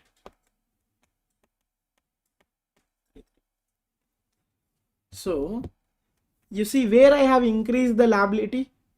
Here I have increased the liability. Where is the ratio is higher? Here the ratio is higher. Financial leverage ratio is higher here. So if the financial leverage is higher, which means what? You're borrowing more money. You're taking a leverage means what? You're taking a benefit. See, without the liability in the formula, we can understand the effect of this. We can understand the ratio effect. See, I increase the liability here. I got a higher financial leverage. Here there is a lesser liability, have a low ratio. Clear with this? So without the liability only, you can see the effect. Why? Because the asset has the liability part also. So if you want to go more in debt, because the equity is funded only this much, the rest is funded by whom? The rest is funded by liability. So the higher the level of debt of the company, the higher the ratio will be. Agreed. We just saw with an example. I made 70,000, my ratio also increased. So higher the financial leverage ratio, higher the debt. Okay. Clear with this? Okay. Now we'll go through this example. A company is planning a 1 million capital investment. What is their plan? 1 million capital investment. They're expecting to earn how much? 15%. So 15% means how much? 1,50,000. Okay. The company borrows half of the investment. Half means how much? 5 lakh at a rate of 6% after tax. And the pay interest after tax is 30,000 per year. How much we are paying? 30,000. If I take, I have 1 million in my front investment, I will earn how much? 1,50,000. But I'm going and borrowing half of the fund. If I borrow, how much I have to pay? 6%, which is 30,000 after tax. It will have invested 500 in its own fund. I would have invested 500 I'm getting from the bank. If the expected profit materialize, the company will earn how much? 150. Correct? How much the company will earn? 150. If I minus 30,000, how much I have in my hand? Correct? Until such the time the principal need to be repaid, that represent 24% on its investment. Now, how much the fund I have to pay back, because I have to pay back 5 lakh also, right? So now minus 30,000. After the annual after tax return, 120,000 annually on 500,000 investments on its own fund. Until such that as time as principal need to be repaid, that represent 24% on its 5 lakh investment. Thus the return on own invested fund can actually be greater than the just difference between the investment. So here I can borrow the fund. Why I can borrow the fund here? Understood? Because here we are paying how much? 6%. But we are earning how much? 15% annually after tax. So what we are doing here? We can take the leverage. We can take the leverage and use this fund. See, thus the return on its own invested fund can actually be greater than just the difference between the investment return. Invested return is how much? 15. And the interest rate on the borrowed fund is 6. So you will earn more than what you have paid. Clear with this? Understood the financial leverage? Formula of financial leverage was asset to equity. Easy. In the balance sheet only 3 things is there. Forget about the liability. What is there? Asset to equity.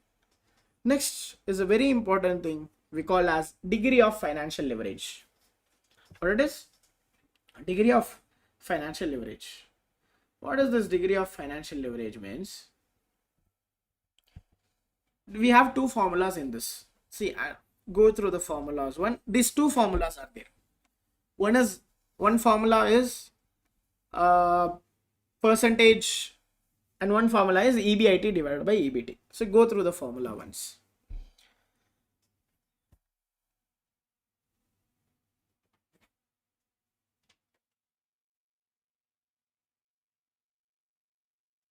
So it says, if our operating income, EBIT means operating income. If my operating income is growing by 1%, how much is my net income will grow. If this ratio will tell what, if my operating income is growing by 1%, how much my net income will grow before the tax. See, the difference between EBT and EBIT is what? Only interest. EBIT, earning before interest and tax. EBT, earning before tax. Between this, who is coming? Interest is coming. So you'll understand how much the interest is changing your income. So what is the question I told? If I grow by 1% in EBIT, what is the effect in the EBT? So if the degree of financial leverage is high, no doubt, like suppose if my degree of financial leverage is high, small change will have a greater impact. Small change will have a big impact. If low, it will have a small impact.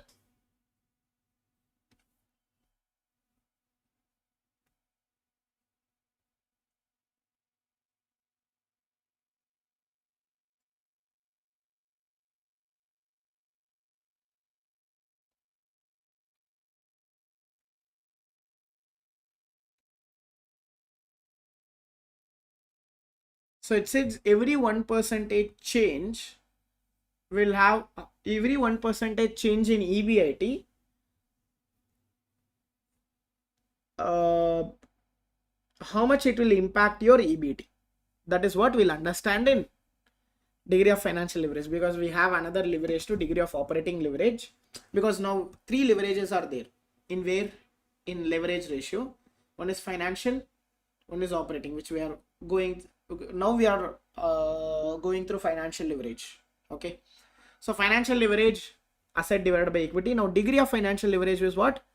1% change in EBIT, how much it will have impact on EBT. How much it will grow. If I grow 1% in EBIT, how much it will impact in my EBT is the question. So we have 2 formulas in this. One formula is what? Percentage change in net income. What it is? Percentage change in net income divided by percentage change in EBIT. Okay, or we can use this formula, EBIT divided by EBT. So this and this formula, when you have to use, I will tell. The degree of financial leverage at a given level of expected future net income, you have to use this. If 2 years the income statement is given, you have to use this. Or they are giving a projected income, future income, that and all, if they have given, you have to use this formula. And when the projected financial information is not available, if you don't have projected information, only 1 year income statement is given, use this. See, to understand percentage change, to understand the change what you want, at least you want 2 year statement, right? If you have this 2 year statement, you use the first formula. If you don't have the 2 year statement, you use the second formula. Clear with this? Now understood the formula? Now percentage change means what? Let make it simple for you. 100 is last year. This year it is 150. Okay. Now what is the change? First of all, tell me the change. Change is how much? 50. From where it got changed? From 100. That is how you will calculate the percentage change. Numerator will be what? Change. Divided by what? From where it got changed. From where it got changed? From 100 to we came 150. So how much we came? From where we came is the numerator is what? How much we came? We came by 50. From where we came? We came from 100. So then you will get percentage change. We'll go through this formula. What is the formula? Percentage change in net income. We'll take the net income. Okay. Percentage change in year to projected income in percentage change in year to EBIT. What is the income it got changed? Now you only do this. You know how to do this, right? First, understand the change. How much it got changed? 200. From where it got changed? How much it is?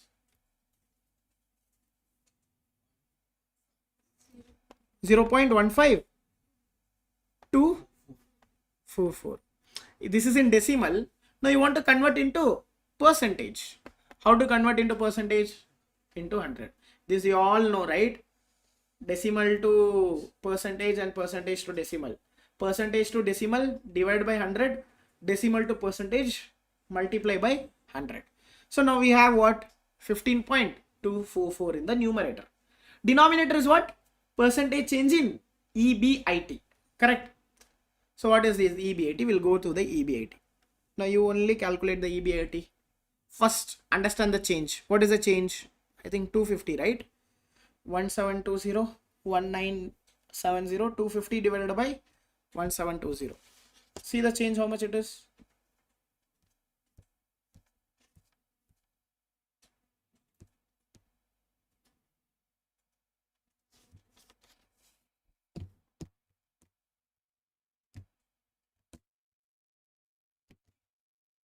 Ah, 250. So total, make it percentage, like 250 divided by 1720. How much it will be? 0. Tell me in percentage only. 14.535%. Now you have both. Now put it in the formula now. 15.244 divided by this. Clear with this? How much it is? 1.04878. Now what does it says? It says every 1% change in EBIT will cause 1.048% change in your net income. That is how it's sentenced. So the DFL means the degree of financial leverage 1.048 means that 14.535% increase in the income EBIT in year 2 is projected to result in an increase of 15.24 in year 2's EBIT. Because this 14 is the numerator, right? Denominator, right?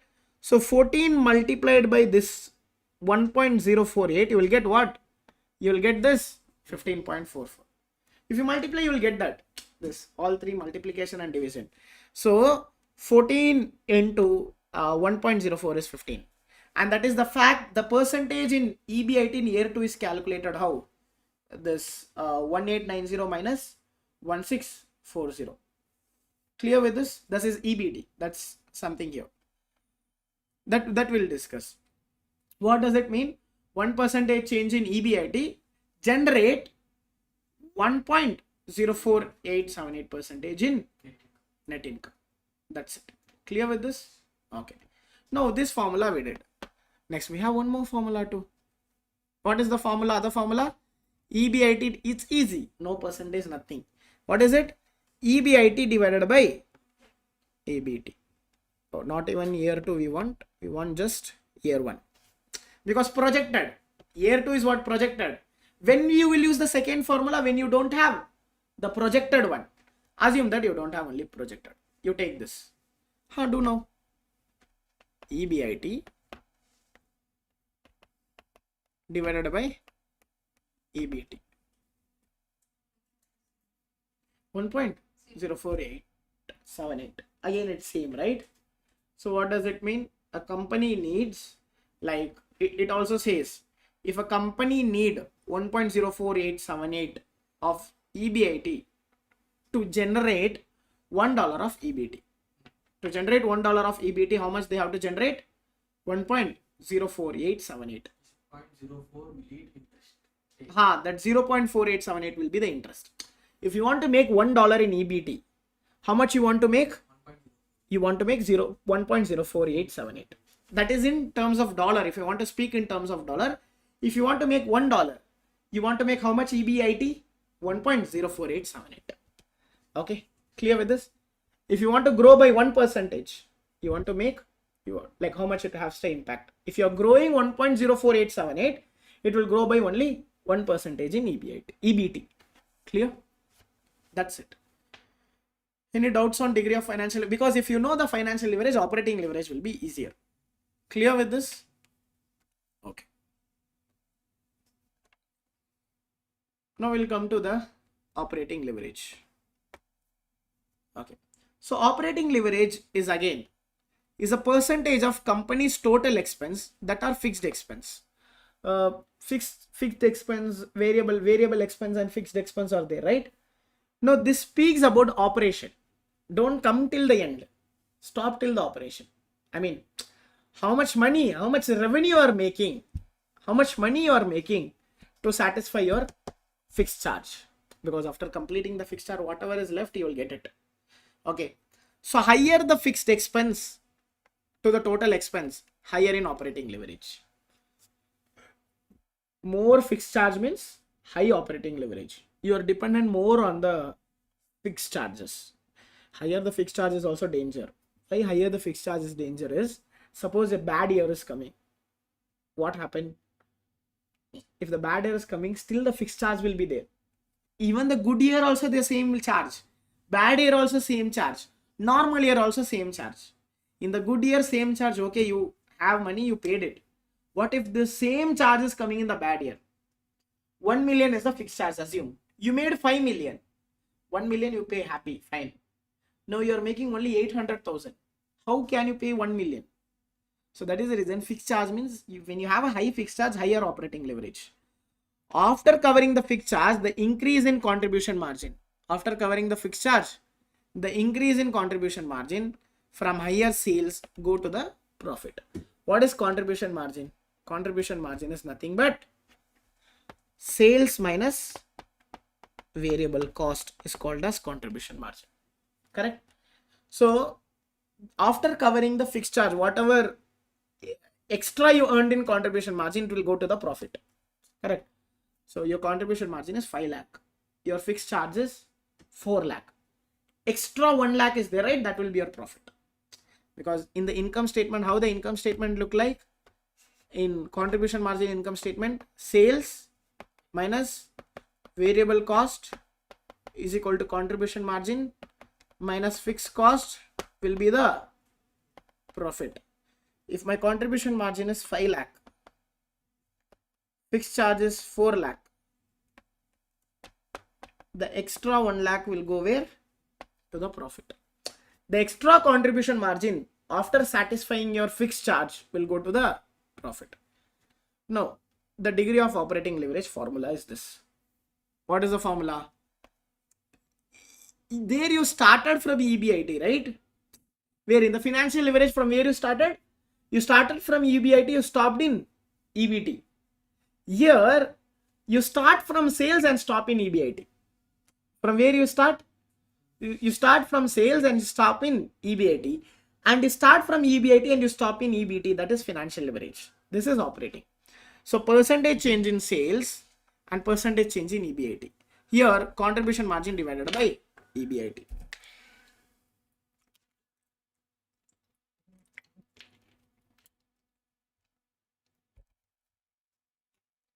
Clear? What is this? Here also, again, the same concept we applied in DFL will come here. What does it says? Whenever you have the projected sales, whenever you have the same projected thing, you use this formula. Whenever you don't have that, whenever you have 1 year income statement, you use this. Same, the DFL concept you use, right? Same you apply here. Clear with this? See, DFL, first we'll go through operating, then we'll go to DFL. Okay. DFL start from DOL, which is degree of operating leverage, start from where? It start from sales, stop in EBIT. DFL start from where? It starts from EBIT and stop in EBT. See, like this, if you understand, it makes easier. So now we'll come to the formula. Percentage change in projected EBIT. Percentage change in projected EBIT divided by percentage change in sales. So if I make a sales changes, how it is affecting my EBIT? That is what this one says. So what's the DOL says? So if 1% increase in sales, there what I told, if 1% increase in EBIT, because the starting point in DFL is EBIT, the starting point in DOL is sales. So 1% sales I generated. If I am growing 1% in sales, how much percentage it will affect in my EBIT? That's it. Okay. Now we'll go through here. But there are some assumptions are there to apply the DOL. Variable costs represent the same percentage of the revenue in both the periods, so the contribution margin ratio is same. In the projected period and the this period, the contribution margin ratio is same. Don't think different. Then only you can apply this one. Total fixed costs are same for the both periods. You have to assume what? Fixed cost is same for both period, because fixed cost we know it will never change. Okay. Non-operating gains and loss are same in the both periods. The non-operating gains and loss are same. Here we are just worrying about the sales and how it affects our EBIT. Contribution margin divided by EBIT is used to calculate DOL in the earlier period only, which means this formula. Contribution margin divided by EBIT is used in the DOL if you have 1 year income statement. Now same income statement we used in the DFL, right? We use again in DOL. So what is the first formula we learned? Percentage change in EBIT divided by percentage change in sales. So what is the numerator? We'll go to the EBIT. We know that how to calculate the percentage change, right? How you will calculate the percentage change? Difference divided by how much it came, from where it came. How much it came? 250 divided by from where it came. Because this already did in the DFL, right? The same example we are doing. Because here the starting point is sales and ending point is EBIT. There the starting point is EBIT and ending point is EBT. So we'll do this. How much it is? Again 14.535%. The new thing what we have to do is percentage change in sales. How much it's the difference? 500. From where the difference is? From 4,000. So what is the difference? What is the formula here? So what is the answer? Okay. So you will apply in the formula 12.5, 14.5. So it is 1.1628. Got it? So now complete the sentence. What does it say? 1% change in sales generate what? 1% change in sales generate what? 1.1628% in your EBIT. Okay. Now we'll go with the other formula is what? Contribution margin divided by, what is the other formula? Contribution margin divided by EBIT. Whereas EBIT you have already. We did many times. Okay. And sorry, here you have, see, because this is only 1 year, right? So where it is 1720. What is the contribution margin? 2000. Up, put it in the formula now. 2000 divided by 1720.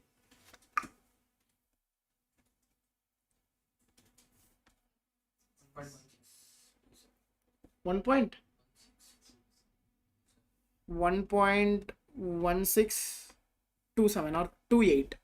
Okay. So again, so 1.1628. So what does it mean here?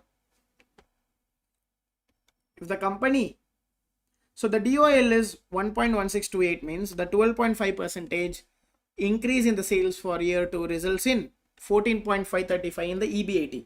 Suppose if I increase my sales 12%, enough, my EBIT will grow more than that. My EBIT will grow how much? 14.535. Clear? And that in fact projected EBIT in year 2 is 14.535 is greater than the actual EBIT in year 1.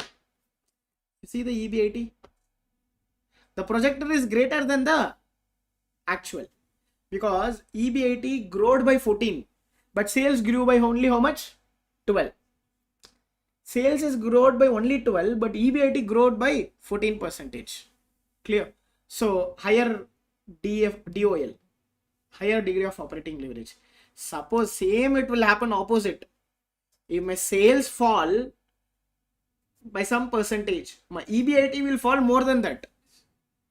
If you are growing, okay, enjoying, right? When you're falling also, you have to bleed the same. Correct? So this is high degree of operating leverage you are running. Why high degree of operating leverage is, see their fixed cost. Fixed cost is 600. When it's compared to 2600 is very high. Okay. Clear with this? Any doubts on this DFL and DOL? Because when you know DFL and DOL, right? DTL is easy. Degree of total leverage. Multiply these two things, done. Okay. So DOL changes with whom? DOL changes with sales. Now we'll do the DTL and we are finished with leverage ratio, then we'll take a break. Okay, so we'll continue with DTL now. DTL means what? DFL multiplied by DOL. Degree of total leverage means what? Degree of total leverage means your DOL multiplied by DFL is equal to degree of total leverage. Now we'll do one thing. We'll write the formula of this. We'll write the formula of both DFL and DOL, and we'll understand the formula of DTL. We'll do it fast. Like, what is the formula of DFL? We'll do one by one. EBIT divided by EBT. We are what is the DTL formula? DTL formula is what? DFL multiplied by DOL. I'm just multiplying the formulas now. Next, what is the formula for contribution margin divided by EBIT? Now you know the cross multiplication, right? We did in our schools. EBIT will cross multiply. Now what is left out? Contribution margin divided by EBT. This is the formula for DTL. Degree of total leverage. That's it. You see the formula now, or the degree of total leverage. Contribution margin divided by EBT. So when you multiply DOL and DFL, you will get this formula. That's it. Now we'll do the same for other formula. We have the other formula of when the projected year comes, right? So what is the formula? Percentage change in percentage change in net income divided by percentage change in EBIT, and here percentage change in EBIT divided by percentage change in sales. So again, what will go? EBIT and EBIT will go. What is left out? Net income and sales. See, net income and sales is ultimate. Sales in the income statement is where? Starting. Net income in the income statement is where? Ending. That is degree of total leverage. Now you understood. So this degree of operating leverage and financial leverage is a stop in between this. These two stops will make you understand where what you are doing, where you should manage what. How is your fixed cost, how is your interest is impacting, because this interest and fixed cost is very dangerous. Because whenever you are doing bad also it's same, whenever you are doing good also it's same. As I told you an example, right? If in a bad year also it is same, you are bleeding the money, your cash is going out, you are making a losses.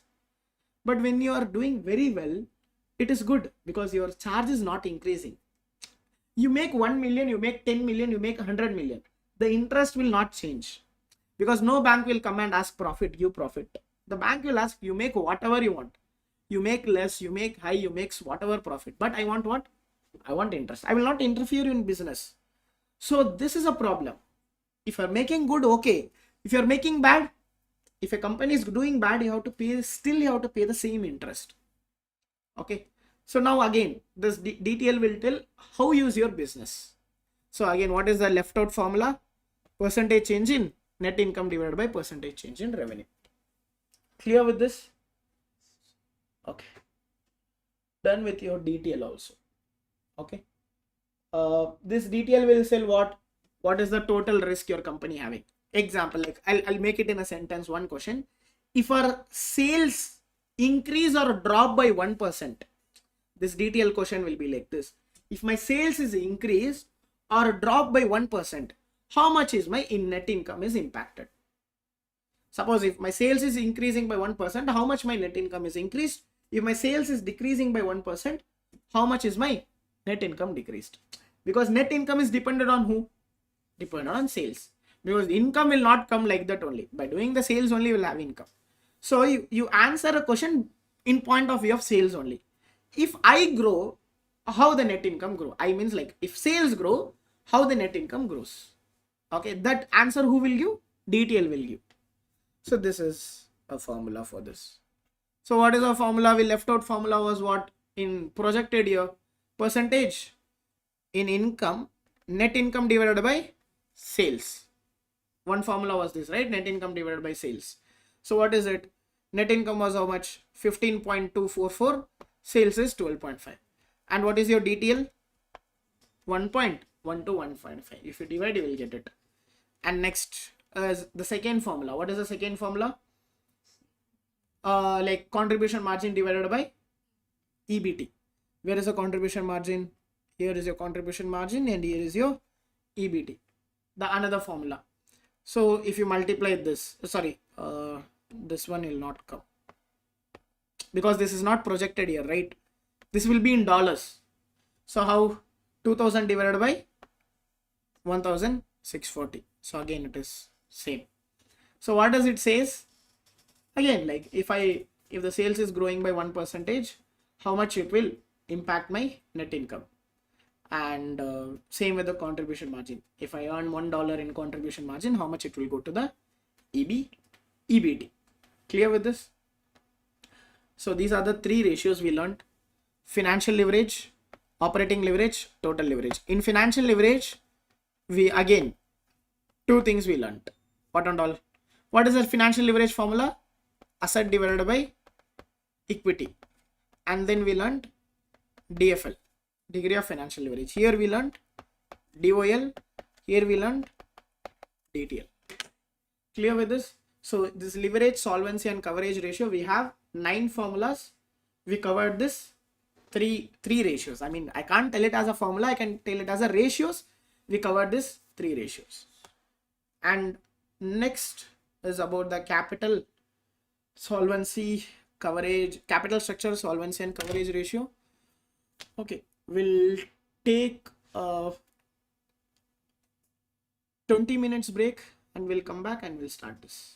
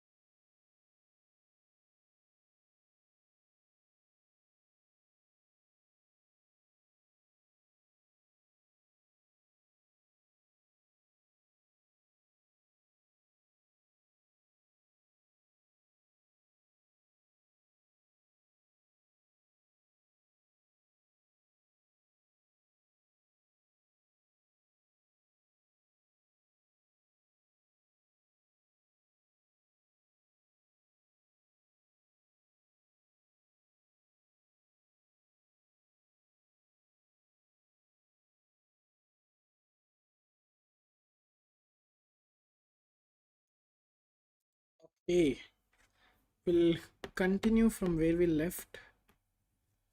Done with the break. Okay, fine. So the leverage ratio we have covered. So we have covered the liquidity, leverage. Next we'll cover capital structure,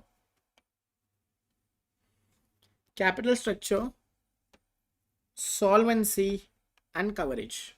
So what is this capital structure, solvency and coverage is? See, as I already described you what is capital structure.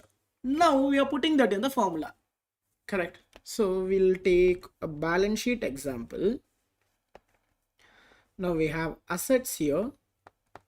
We have liability and equity here. Okay. So assets, liability and equity. So liability here we can keep it as equity. Here we have liability. Here we have assets. We already know asset is equal to liability plus equity. Fine. So in that, first ratio we'll go through debt to equity ratio. Debt to equity ratio. So debt to equity ratio is a total, in the formula itself it is there, liability divided by equity. Total liability divided by total equity. So in the formula itself it says like total liability, from where you will take the liability? Here you take the liability. Here you take the equity. From here you take the equity. Refer the balance sheet and take it.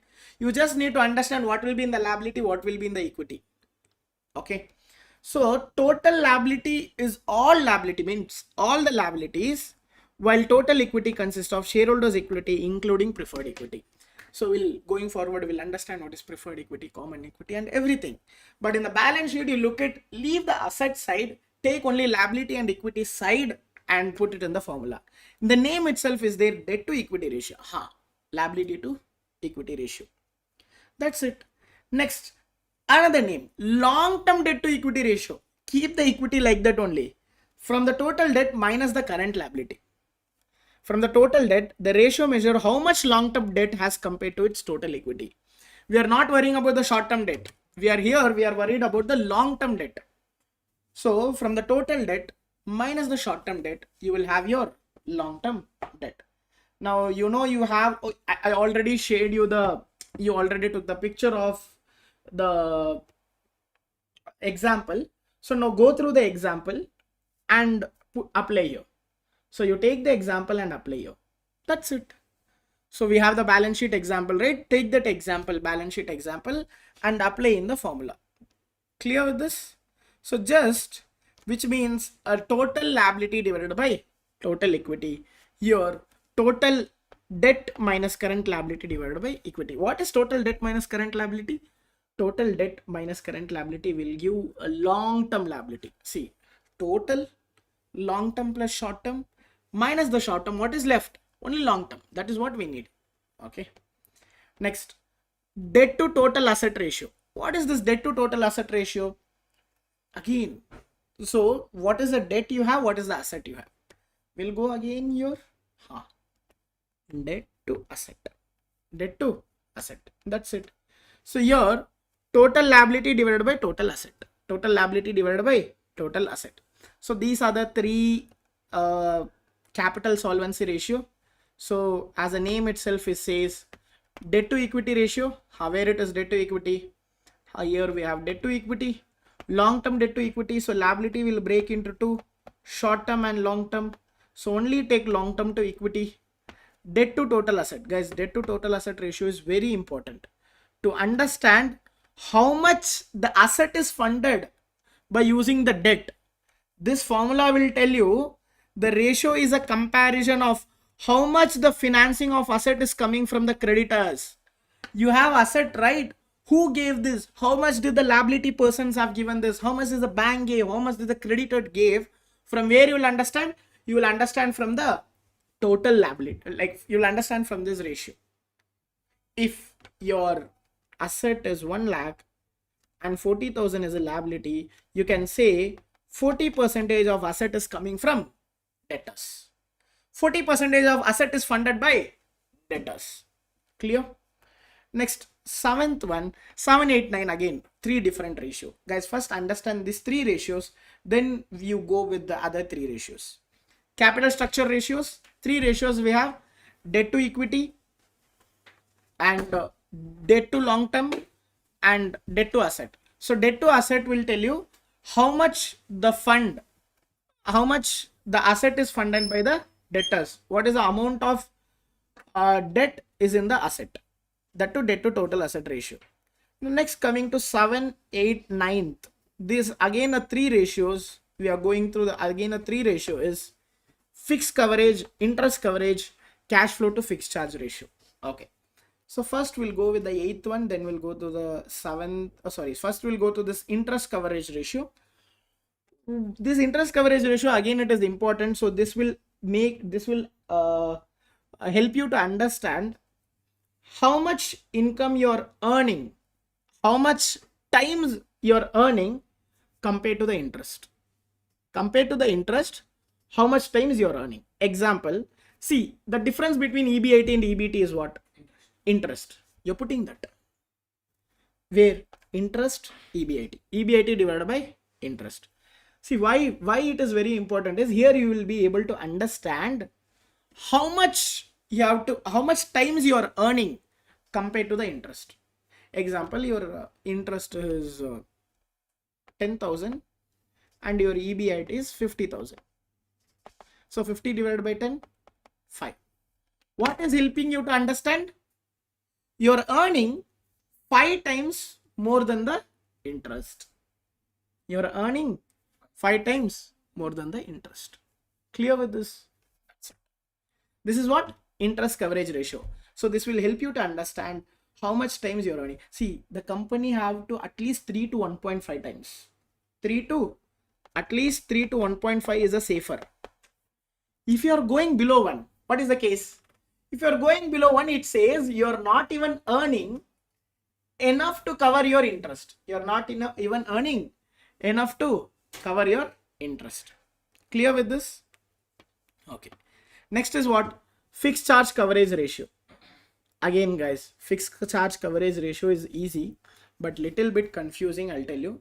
First you have to understand what? Here you kept the interest expense, right? Same way here you have to keep fixed financing charges. What is this fixed financing charges is? See, you have to pay something fixed, right? Either way, it doesn't matter your business and all. Something you have to pay the fixed amount you have to pay, like interest and principal payment. Lease payment. Lease means we'll understand more in the part 1, but here we'll understand lease. Lease you have to pay. Lease means fixed payment. Short-term lease, long-term lease, operating lease, finance lease. All these lease payments and all is fixed payment. No compromise. They doesn't see what you're earning, what you're not earning. Pay means pay. Okay. That you should keep in the denominator. Why? Here also you will understand how much you are earning to cover this. But in the EBIT already you would have deducted this. If already deducted means you already deducted and remaining is the EBIT. So then what you have to do, you have to add back this in the EBIT. Then you will understand how much you would have earned before paying this. What is it? How much you have earned before paying this, you have to keep in the numerator, and how much you have to pay, that is a denominator. I mean EBIT, in the EBIT you would have deducted these lists. Operating and short-term lease is already deducted. Where? In the EBIT calculation. What you have to do? Add back in that. That is your numerator. Take EBIT. Add what? Add operating lease and short-term lease payment, not other lease payment, which is finance lease and interest expense don't do. That is coming after EBIT. Before EBIT, you would have deducted this. Now add back and make this adjustment. Then you will get what? Earning before fixed charge divided by fixed charge. Fixed charge and all means what? Interest and principal payment. Lease, all the lease payment will be the denominator. So fixed charge means what? These are the fixed charges. Interest expense and finance lease. Required principal payment and loans and lease liability of the finance lease. Total payments and operating and short-term lease. Take this down. Because these are the fixed charges. This will be what? Denominator. In the interest coverage ratio, what was the denominator? Interest expense. In the fixed charge coverage ratio, what is the denominator? Fixed financing charges. What is that fixed financing charges? These 3 things. Okay. Clear with this? Now, in this example, you will understand more. See here, what and all we have, will understand. See, whenever you get these type of question, you have to, and you'll break down this. Okay. The required principal payment on loan is how much? 125. How much you have to pay? 125. While the required lease liability payment on the finance lease is how much? 75. Finance lease is 75. Interest expense on the loans and finance lease is 60. Interest is how much? 60. In addition, its operating and short-term lease required annual lease payment of 45. This I am marking in different color. Okay. Which one? Short-term and operating lease is 45. It's earning. So this is EBIT. In EBIT, what you will do? After EBIT, you will minus the interest. Interest is what? 60. Then you will get EBT. Then you pay the tax. This is your net income. This is the income statement. Now what and all you want in this formula? EBIT plus operating plus short-term lease will be the numerator. Denominator is what? Fixed charges. So first we'll sort the denominator. What is the denominator? Fixed charges. Go and calculate the fixed charges. Interest expense is fixed charge 1. What and all is there next? Short-term and operating lease, again 60 plus 20. Or else I'll put in this formula. Interest expense is how much? 60. Short-term and finance lease, which is in the green color, how much it is? 45. This total, how much you have to pay the principal back in this month? See, this principal amount, it will be not in the income statement. Why principal is not in the income statement? Because that is not expense. Assume that I took a loan of 1 lakh from the bank. I am repaying them. Is it an expense? It is not an expense. Interest on that 1 lakh is an expense. Understand that. I went to a bank and took 5 lakh loan. And I'm paying back them a 5 lakh. This is not expense. This is paying back the loan. Expense is what on the loan? Interest is an expense. Okay. So this 2 lakh, the 125 and 75 is a principal payment. Principal means what? The loan you took. The principal interest, you know the difference, right? So that paying back you can't find in the income statement. You see the income statement, you can't find. So that amount is also called as fixed finance charges. Why that is called as fixed finance charges is you have to understand that from the business, are you able to satisfy this payment or not? Because yearly these payments are coming. Yearly this bank guy is coming to your company. You have to pay him. So what you have to understand? You have to understand how much times you are making money compared to this. So what is it? How much it is? 2 lakh. So denominator sorted. 245 plus 60, how much it is? 305. 305 is your denominator. Denominator is sorted. Now numerator is what? EBIT. Yes, numerator. EBIT plus operating and short-term lease. What is the operating and short-term lease in our question? Green color I marked, right? 45. And what is your EBIT? That is there in the income statement only. What is it? 1,175,000. Add this 1,220,000, right? Check. 1,220,000. Okay. Got it with the numerator and denominator. Now put it. You will get this 4. What does that 4 means? You have a fixed charge coverage ratio of 4. It means the company has 4 times. The company is earning 4 times money to cover the fixed charge. So no problem, because I'm earning 4 times, right? If I'm paying 1 time also, I'm left with money. Clear with this fixed charge coverage ratio? Okay. At last, next, same only, fixed financing charges there, but numerator is little bit different. What is it? Adjusted cash flow from operation. Guys, we know the cash flow, right? Cash flow from operation means what? The money you are generating from business, that you have to adjust. Adjustment what? You paid this all the interest and everything, right? Add them back. To understand why you are adding them back. Adding them back doesn't mean they are giving your money back. You are understanding, what if I would have not paid how much I had, and after paying how much I will have. See, I had 1 lakh. I paid you 20,000. How much I left with? 80. No, I'm comparing this 20,000 with what I would have had if I had not paid. If I wouldn't have paid, how much I would be having? 1 lakh. And how much I have to pay? 20. So from 80 to get 1 lakh, what I have to do? You have to add 20,000. Example. Before paying the fixed charge, I had 1 lakh.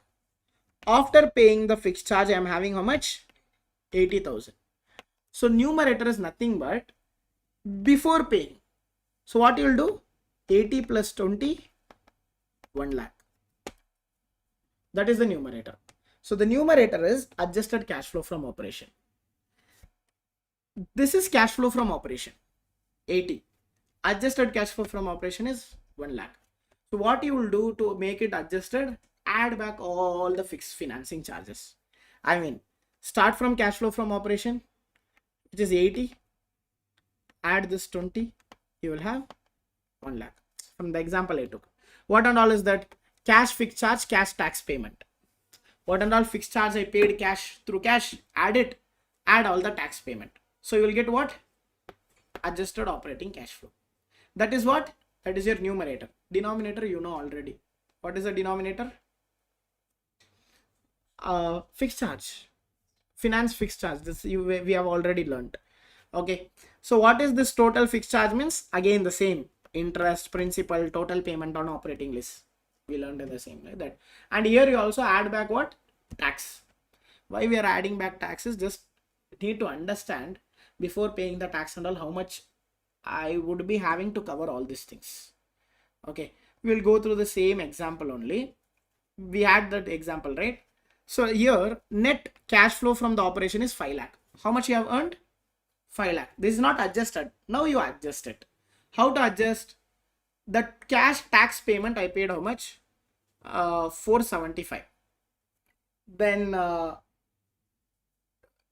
cash interest payment is how much? 60,000 I paid as an interest. In the last example, how much I paid as an interest? 60. And 45 I paid as what? Guys, 45 I paid as what? Short term and operating lease. That you will add back. And 475 the tax. Everything you add back, you will get what? Adjusted cash flow from operation. And why I am not adding back principal payment? It's not expense. Because that is not expense. Because in the cash flow from operation, this paying back the principal is what in what activity? We have 3 activities in the cash. One from the business operation, Finance. one from the investment, which is selling the asset, all these things. One from finance. Principal paying back is related to finance. You took a loan from the bank, you're paying back to the bank is finance. You wouldn't have deducted it from the operation. If you wouldn't have deducted, why you're adding back? So don't worry about that. So here in the cash flow, you ignore that. Which one? The finance part. But you have to add in the denominator, okay, it will be there. In the denominator, you see 2 lakh is there. In the numerator, it will be not there. Okay. So that is 305 is same. Here also the 305 is same. Here also the 305 is same. What are the 3 cash we did, right? Here we calculated these 3 things. The short term and operating lease, finance and interest payment, principal payback. This made what? Fixed charges. Now to adjust the cash flow, you take the operating cash flow, add back the tax, add back the short term and finance, so short term and operating lease, add back the interest and finance lease. You will get 1,080,000. Numerator, denominator, you put it, this you will get. What is this 3.54 means? You are making 3.54 times of cash compared to fixed finance charges. So you have enough money. There is no problem with the money also. Money means like you have like income is different, cash is different. All income is not cash. Understand that. Why all income is not cash? Because some income we would have earned through credit. I sold this watch. My job is to sell the watch. I sold this watch in a credit. Is it an income? It is an income. But is it a cash? It is not a cash because I have not earned the cash till yet. So income and cash is different. So because of that only we are comparing with the cash also. Why? Because you have to pay the interest with cash, not with the income. You can't tell the banker, hey, I have income. He will tell, give me the cash. That is what the banker will do, right? You can't convince him, no, I have an income, someone has to give money, someone has to give money. That guy will not listen. That guy, someone has to give money, it's fine. Now you give money to me. That is what the banker question will be. Clear with the coverage ratio also? So we covered the leverage and capital structure, solvency and coverage ratio. So debt to equity, which is nothing but in the name only it's there. If I'm taking a balance sheet, what and all will be there? Asset, liability, equity. Debt to equity means liability divided by equity. Long term debt to equity ratio means in the liability we can convert into two parts, short term, long term. So this ratio is what? Long term debt to equity. Debt to total asset, guys, this sixth one is important. Debt to total asset will come back again and again. What is debt to total asset means? Debt to asset. What does it define? It will tell you how much of your asset is funded by the outsider. How much of your asset is funded by the outsider? Assume this is 1 lakh, this is 40,000, so it is 40%. You can tell that the outsider from the asset, 40% of the asset is funded by the outsider. Clear with this? Okay. Next we have done the coverage ratio, interest coverage, fixed charge coverage, cash flow to fixed charge ratio. So that cash flow fixed charge coverage ratio, that this tells about only the operations. Operating cash flow. It is considered In the financing. So it will not consider. Because in the operation we wouldn't have minus the principal payment. If you wouldn't have minus, why you're adding back? Okay. And in the same way in the net income also you wouldn't have minus that. So we are not worried about the numerator. This principal you will keep in only in the denominator. Fixed finance charges, you will keep this 2 lakh in the denominator, not in the numerator. Why? Because we wouldn't have minused it first of all. Clear with this? Okay. So we covered two set. One is liquidity, leverage, solvency and coverage. Now we are at the activity ratio, then we have market ratio, then we have profitability ratio. Activity ratio. What does this activity ratio is? So in the activity ratio we have 10 ratios. In this 8 ratio we can keep it in one set, 2 ratio it is another set. Okay, because 8 ratio it's interconnected. Why it is interconnected? Morning we took operating cycle and cash cycle, you remember? Now we'll solve that through the ratios. Okay, so first is what? Account receivable turnover. See this, and again you can make a set.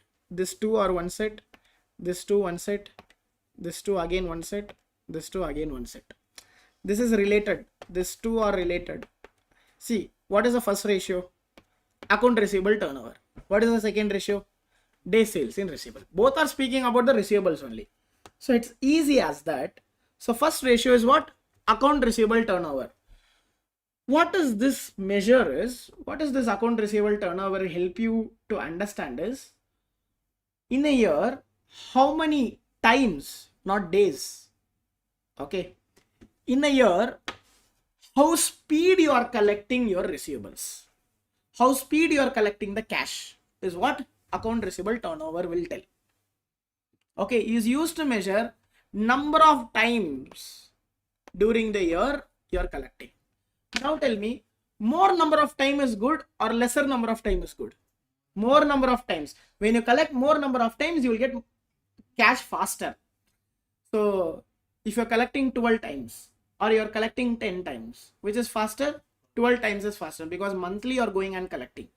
10 times means you're taking more than a month. Or take 6 times. 2 months once you are going and collecting. Correct.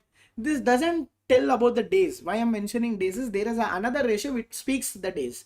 This ratio tells not days. This ratio tells what? Time. How many time you went and collected. So it track efficiency of account receivable collection. How effectively you are collecting the receivable. The formula is this. What is the formula? Sales divided by average account receivable. Guys, we learned one rule, right? What is the rule we learned? 2 rules. Whenever balance sheet item and income statement item comes, balance sheet item should be averaged. See, account receivable is item of balance sheet. Sales is item of income. That needs to be annualized. See, but this will be averaged every time. So net credit sales means what? Sales minus sales return. Net sales means what? You can't take the gross sales. You have to take net sales. So numerator is what? Sales minus sales return. Denominator is what? Gross account receivable. What is gross account receivable means? You know about the bad debts, right? Provision for bad debt is deducted in the receivables, but you should not deduct it. It is gross. It doesn't speak about the net. It says what? Gross. So what you have to do in the net, you add the allowance for credit loss, which is like a provision for credit loss. You add back. If it is a net, make it gross. Okay. If it is a gross, take it as a gross only. Clear with this?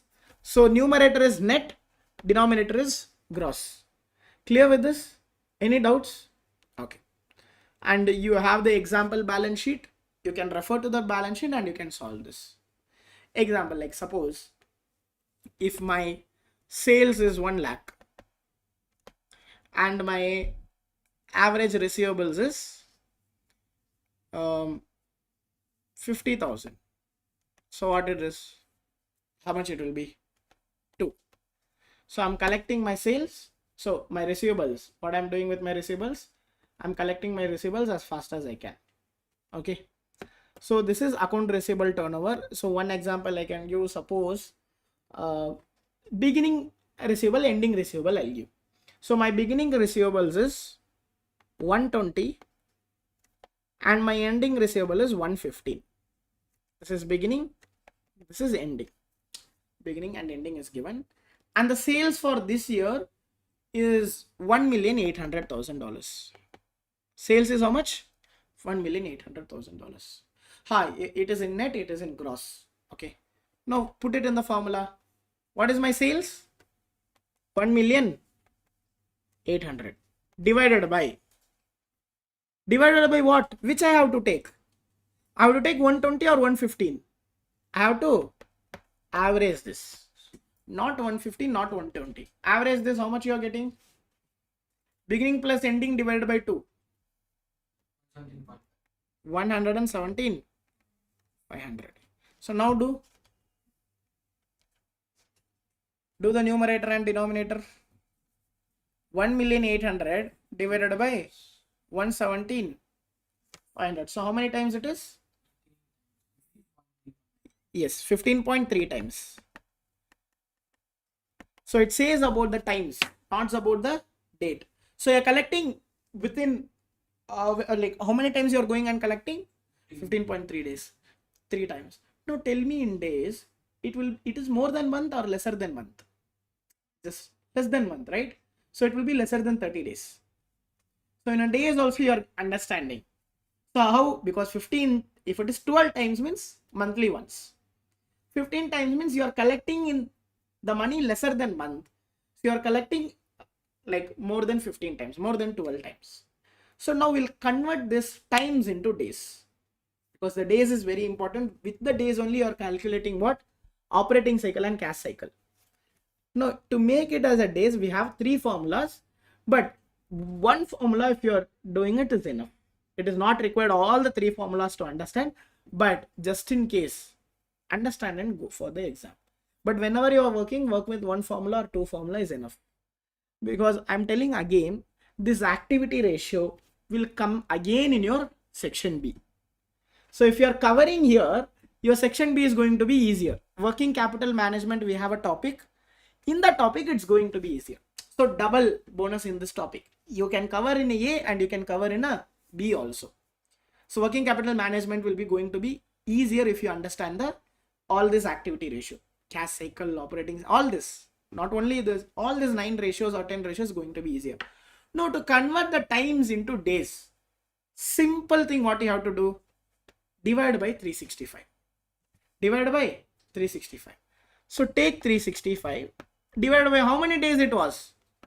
15.3, right? So 15.3 times it was, right? So do it, is equal to how many days you will get? 23.8 means like 23.9 days. We can make or make it as 24 days. There is no half day and all. Make it 24 days. So within how many days you are going and collecting the cash? Each 24th day you are going and collecting the cash. If Jan 1st, Jan 24th you will go one time, and next from Jan 24th you will add another 24 days, which might be like by Feb 16th or Feb 15th you will go again. Like this, each 24 days you go and collecting. That is what in days it will tell. So how many days you are taking now? Make it round, make it as 24 days. So note down somewhere, because we will continue with the same example till the operating ratio. So operating cycle. So how many times? 15.3 times in a days, it is 24 days. If you are putting in this formula or in this formula is also same. We'll try the second formula. Third formula I can try later. Second formula, if you want to put average gross receivable is how much? See, this formula is again easy. Whatever in times you did, do ulta and multiply by 365. So average gross receivable was how much? 117,500. Net credit sale was how much? 1,800,000. You do that in an opposite way and multiply by what? 365. Check this. Try this. How much you are getting? Again you will get the same 23.9 days. Okay, easy, right? So if you know the times formula, you can get the days formula. Okay, clear? You got the same 24 days.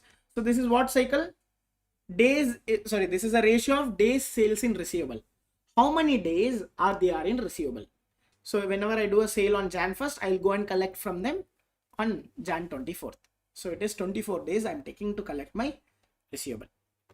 See, times. And now tell me, times you told, if it is lesser, if it is greater, it is good. More number of times, good. Now days, it will be opposite. Correct? Lesser number of days is good. If it is 10 days, it is better than this, because you are collecting cash faster than this. So when it comes to days, it should be less. When it comes to time, it should be more, because opposite. Okay. Now we'll come to inventory turnover ratio. What does this inventory turnover ratio means? So inventory turnover ratio means it tells you how fast you are converting your inventory into sales. I told the Jan 1st example we took.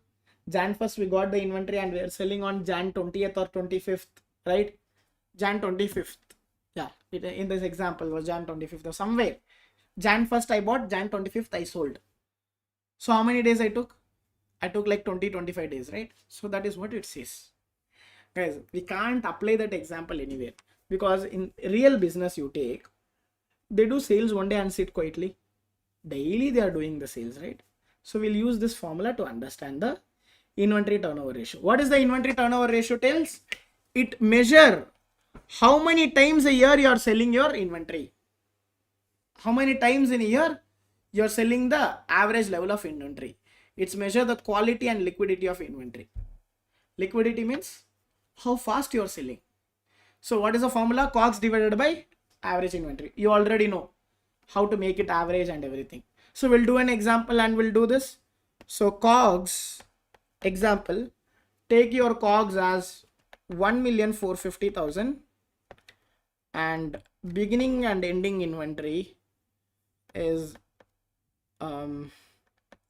85 and ending we can take it as 55. So what you will do first, take this 1,450,000 in the numerator, put it 1,450,000. Denominator, which one you have to take? Average. So how much is your average? 70,000. So what is the number of times? It is in times, okay? What is the number of times?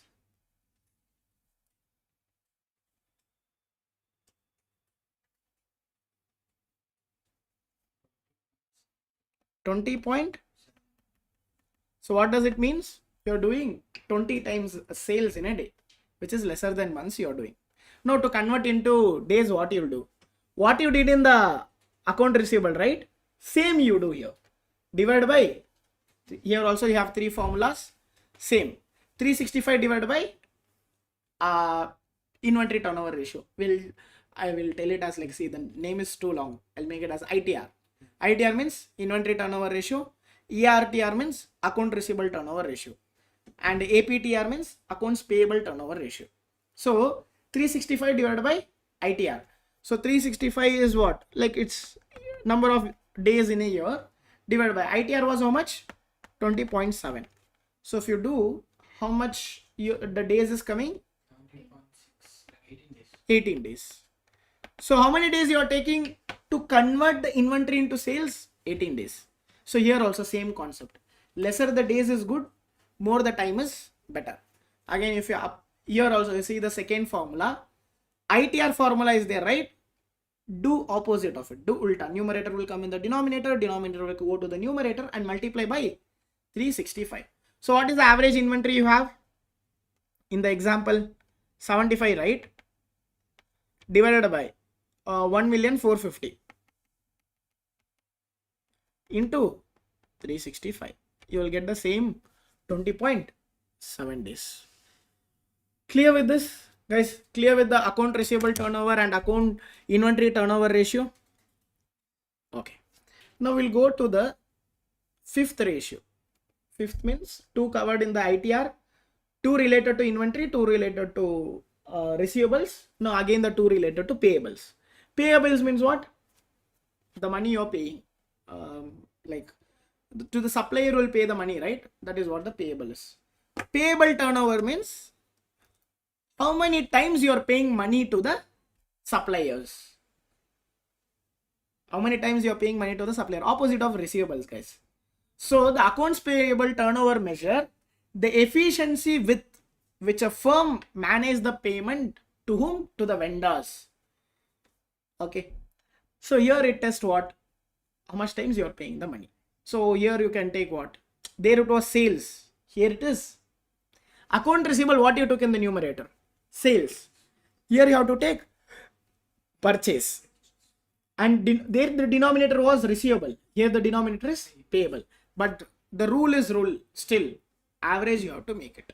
Example, we'll take the credit purchase as 1,480,000 and beginning and ending payables. So beginning payable you take 150 and ending payable you take 75. So what is the numerator? 1,480,000. The denominator is what? Average of this. So what is the denominator? Denominator is how much? No, 1,25,000 divided by 2.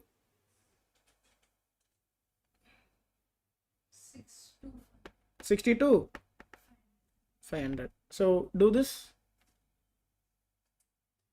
How many times you are paying back? 13 point. Correct. 13.2 times. You're paying your money in 13.2 times. Again, to convert into days, nothing. 365 divided by APTR. So 365 divided by APTR, if you do, what was the APTR?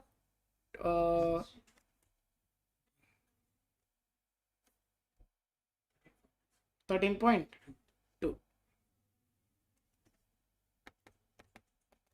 So then how many days you will get? 28 days. You're taking how many days? 28 days. And if you use this formula, you will still get the same. Either formula I can use here, ultimately reaches there. But understand these formulas, it will help your section B more. If you're not understanding also, it's fine. But yeah, like just difference is what? APTR ulta multiply by 365. Here also it's same. Here you're dividing by 365 denominator. So understood the payable ratios and payable in days. Payable ratio tells what? How much times you're paying your money back and within how many days you're paying the money. We have everything now.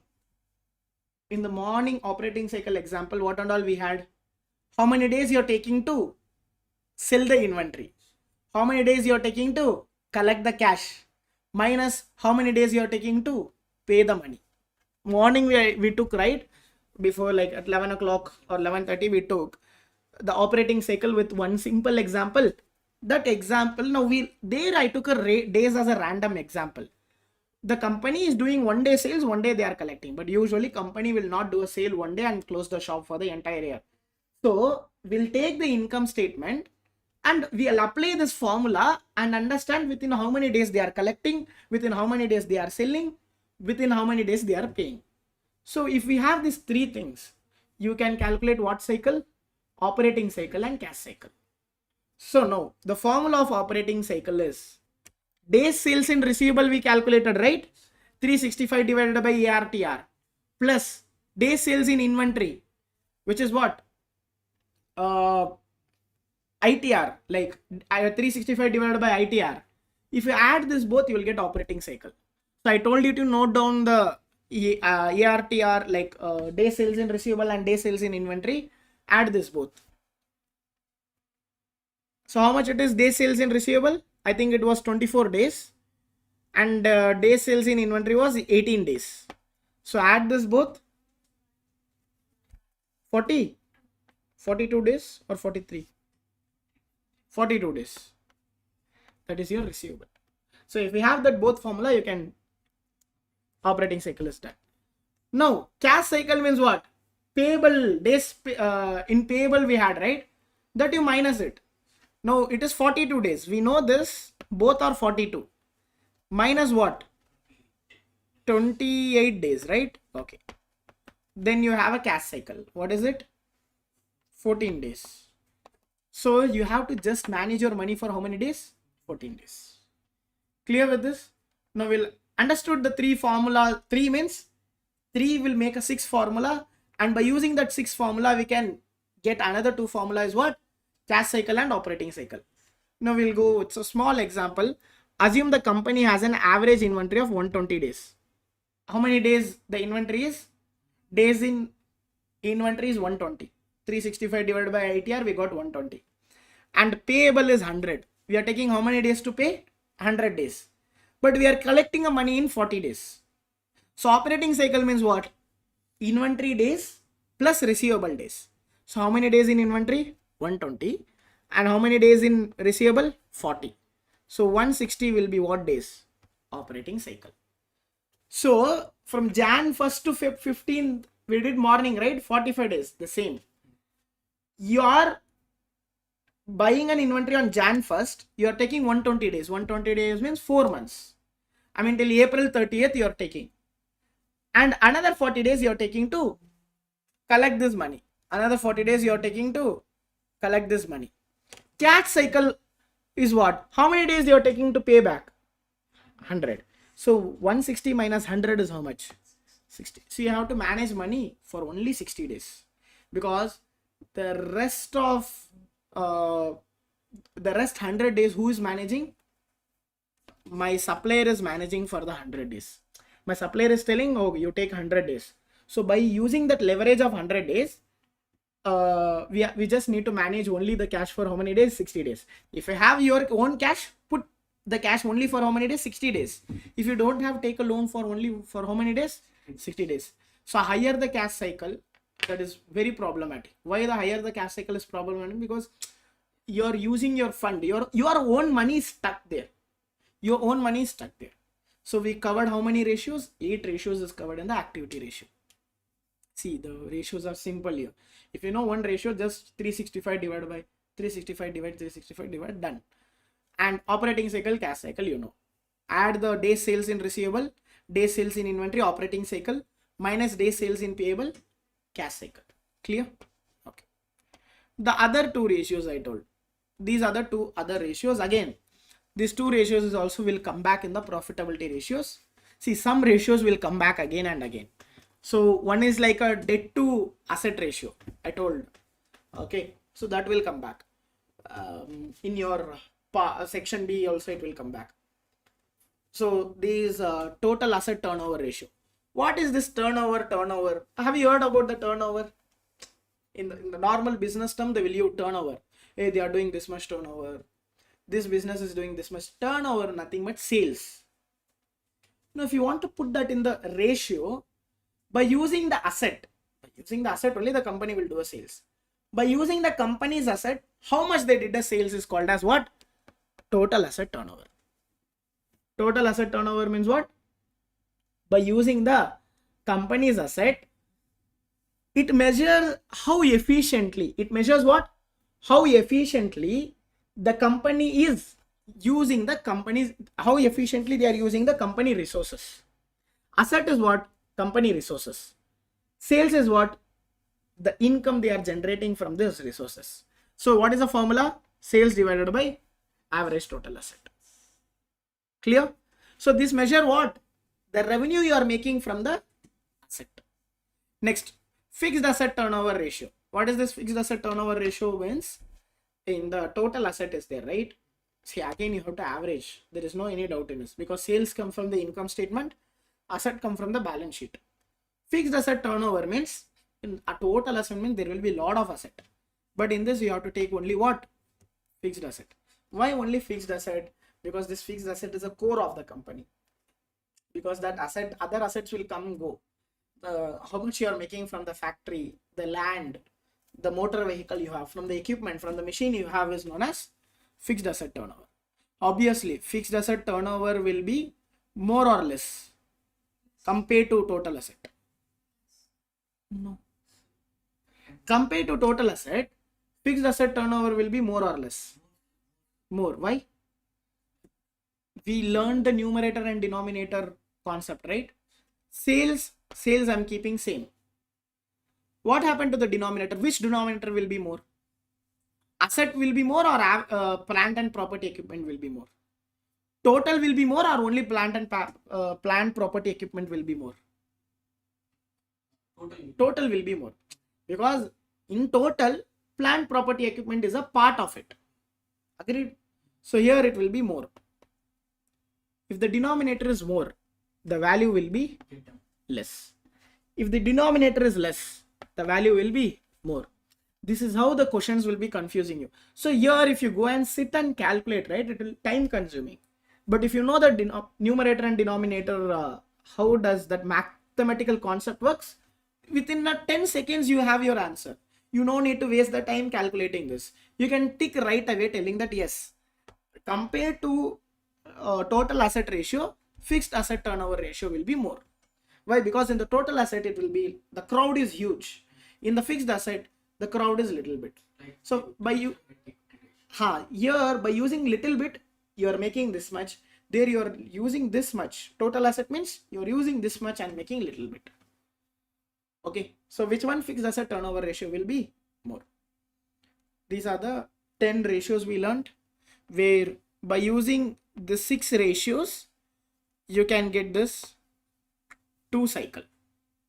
And again we can make the set of 2, 2, 2, where these 2 ratios make what? Operating cycle. I mean this days will make what? Operating cycle, and minus the payable you will get what? Cash cycle. And these 2 ratios is different. Again, total asset turnover formula is what? Sales divided by total asset. Fixed asset means sales divided by fixed asset turnover. Okay. Now we'll go through this market ratio. In the market ratio, the last 2, right, 8th and 9th, we have to understand how it is calculated. So I'm keeping this as a separate set. Which one? BEPS and DEPS, which is basic earning per share and diluted earning per share. I'm keeping this as a separate, and the rest of the 7 ratios are interrelated. It's easy. Okay. Now we'll go ratio by ratio. First ratio is what? Book value per share ratio. Book value per share ratio. What is this book value? Book value means, see, a company market price will be different. Market price means share price will be different. If you go to Apple share price, it is like $250 or $260. That is what the Apple's share price, market price of one share. But book value will be completely different. Why book value is completely different, I am telling is, if you take their balance sheet, You can go home, like after finishing the class, you can take their balance sheet, you can download it and calculate their book value per share. It will be drastically different. Example, I checked one time, I think book value per share is $6 and the market price of the Apple share is $250. The book says each shareholder will get how much? $6. But the market says each shareholder will get $250. Because we already know books are maintained on the historical record, not based on the current value. Because one thing, the company market price is there, right? The fluctuation of market price, will it affect your balance sheet? No, it will not affect. So this is a misconception. The basic is, whatever the market price is, it will never gonna affect the company balance sheet. Assume that I purchased the share for 220. I sold for 250. I purchased the Apple share for 220 3 years back and I'm now selling for 250. Did company made any profit? Company not even made a single dollar of profit. If you go to company income statement, you will never see a market price change profit. No. Who made a profit? As an investor, I made a profit. As Apple, they will not make a single dollar of profit by the fluctuation of market price. But why the CEO and other person in the company is worried about the market price? Because that is what they are answerable to whom? The board of directors. They are answerable to shareholders, telling that, see, we used your fund and we are increasing your market price of the share. Book value no matters. Obviously, the book value will be lesser than the market value. How to calculate the book value? I will tell. We'll take the balance sheet again. What is there? Asset, equity, liability. Now tell me, the asset belongs to whom? Owners. But all the asset doesn't belong to owners. From the asset, what you have to minus? Liability you have to minus. Asset minus liability is equal to what? Equity. This belongs to whom? Owners. Assume that the owner's money is like the asset is 2 lakh, liability is 60,000. So what will be the equity? 140. 140 is what? Equity. This you have to take. This 140 belongs to whom? Owners. Now there are, in a company, there are 1000 shares. 1000 shares. So divided by 1000. So now I'm dividing this 1,40,000 into 1000 shareholders. 1000 shares. So what is the book value per share? 140. So each share will get how much? 140. That's it. So which is book value per share is equal to book value per common share. Again, this comes a conflict. Common share means only for. Now in the equity, there are two types of equity. One is common and preferred. Now whenever we speak about the book value of common shares, assume that my book value of common share was how much? As total equity was how much? 140,000. Okay. In this preferred equity, holders are there. If they are not there, it is zero. It is not necessary every time there should be a preferred equity. If it is not there, then fine. 140 divided by 1000 shareholders is okay.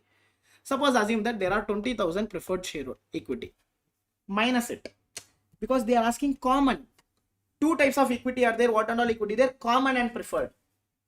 We are speaking about only common. In the equity, how you will get the equity? Asset minus liability. Get equity, total. In this, who have to minus? Remove that preferred equity. Divide by what? Common share. Now common share is 1000. So what it will be? 140 minus 20 is how much? 120. 120 divided by 120,000 divided by 1000 is $120.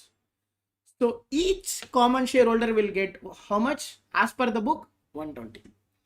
Why as per the book 120 we are telling is, suppose today if my company is closing, all my asset, if it is selling as per the book value, this is the amount they will get. Suppose if Pawan is having 2 shareholders, 2 shares, he will get $240. If I'm having 10 shares, I get $1,200 because each share will give me how much? 120, 120. This is book value. This will be drastically different from the market value. Clear with this? This is called as what? Book value per share. But as I told you, it has a limitations also. We know the limitation. Why?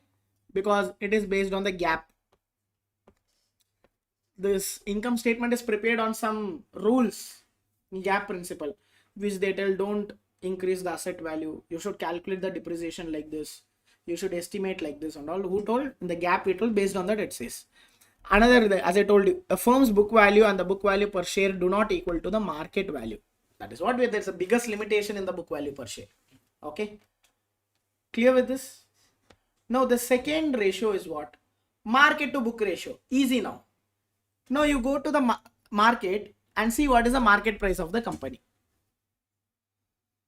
In our example, what was the book price? 120. But in the market, this is trading at 540. In the market, in the stock market, the share price is how much? 540. So 540 divided by 120. So you can tell like this, the market to book ratio is 4.5 times.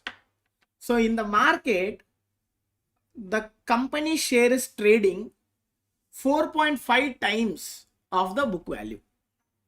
Example, as I told, Apple share is there, right? Their share is nearly $250. But the book value per share we calculated is just $6. In the regular class, when we started the class, we had like a Apple income statement I took. We broke down the Apple statement. Whatever the ratio we did, right? We used the Apple company's income statement and we broke down the ratios. In that, whenever we calculate a book value, we got how much? Only just $6 is the book value per share. But the market value, like I checked on the same day we checked on the Safari, the market value per share was like $250. Now you compare 250 divided by 6. You check to how many times they are trading. They are trading 300 to 40 times they are trading in the market. Because why they are trading 40 times means, because we all know that how much sales they are doing. What is the potential they have to do the sales? Okay. So this is what market to, easy guys, market to book ratio is what? Market divided by book value per share. See, in some question they will give the book value directly. If they have not given, your job is to go and find the book value. And if they have given the book value and they are given market to book ratio, you can find what? Market price. Example, I don't know the market price. You have to find it. But the book value per share is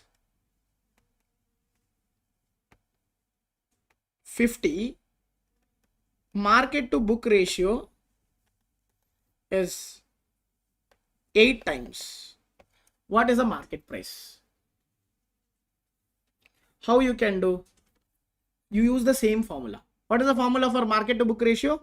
Because market to book ratio we have market price divided by book value per share is equal to market to book. So market to book, it is already given 8. Book value per share is already given 50. So if you have a denominator and value, what you have to do? Multiply or division? Multiply. So multiply this both, you will get the numerator. So what is it? 400. See, it is not necessary every time they have to ask the answer. They'll give the answer and they'll ask the question too. Not even directly. They use this book. You want market price. You don't know the market price. Now you find the market price and they will ask what you know. They will ask the PE ratio. To find the PE ratio, what you have to find first? That, like, first you have to find the book value per share. This formula you have to apply. Then you calculate what? Current market price. Use that current market price, then you will calculate PE ratio. The twisted things they will give. In the one question only, they will ask you to apply 3 formulas and all. Okay. So now we'll come to the PE ratio. In the name itself is there. See, usually this PE ratio is there, right?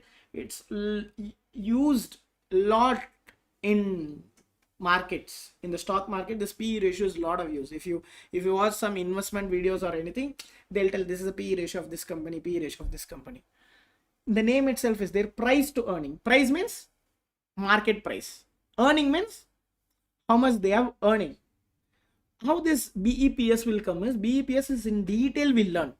But simple, if I want to tell the BEPS is, earnings means what? Income. Earning per share means what? Per shareholder, how much they have earned. One example. But in detail we'll learn in the BEPS. But now basic is how you know Suppose company's income is 4 lakh. Company income is 4 lakh. There are 4,000 shareholders. There are how many shareholders? 4,000 shareholders. Each shareholder, how much they have earned is known as BEPS. Name is there. Basic or EPS we can keep. Earning per share. Per shareholder, how much they have earned. Per means divide this. So what you will do? Divide. So 400 divided by 4. How much it is? 100. Clear with this? So per shareholder, how much they have earned? $100. That will be the denominator. That is basic earning per share, or earning per share means income divided by number of shareholders. Simple. Income divided by number of shareholders is the denominator. Numerator is the market price that you can get from the question, or the market how much they are making. Why this is important is it tells you the future earning power. It tells you what? Future earning power. Higher the PE ratio, higher the expectation. When you have higher expectation, only the market price will be very high, right? When a company is having a very low expectation, will have a high PE ratio? No. When it says what? How much this formula tells what? How much I am paying today. Market price means what? How much I am paying today for every dollar the company is earning. For every dollar the company is earning. How much I am paying today in the market? I'm going and buying the share, right? Taking my money. How much I am paying today in the market? For every dollar I'm earning from that. Earning means what? From that share, how much I am earning. It's all in the per share value. Don't take total, make it as a share. Clear with this? So high versus low ratio. A company growth stage is biggest driver of PE ratio. If the high PE ratio means high growth. Low PE ratio means low growth. So if there is a low PE ratio means the company is not growing fast.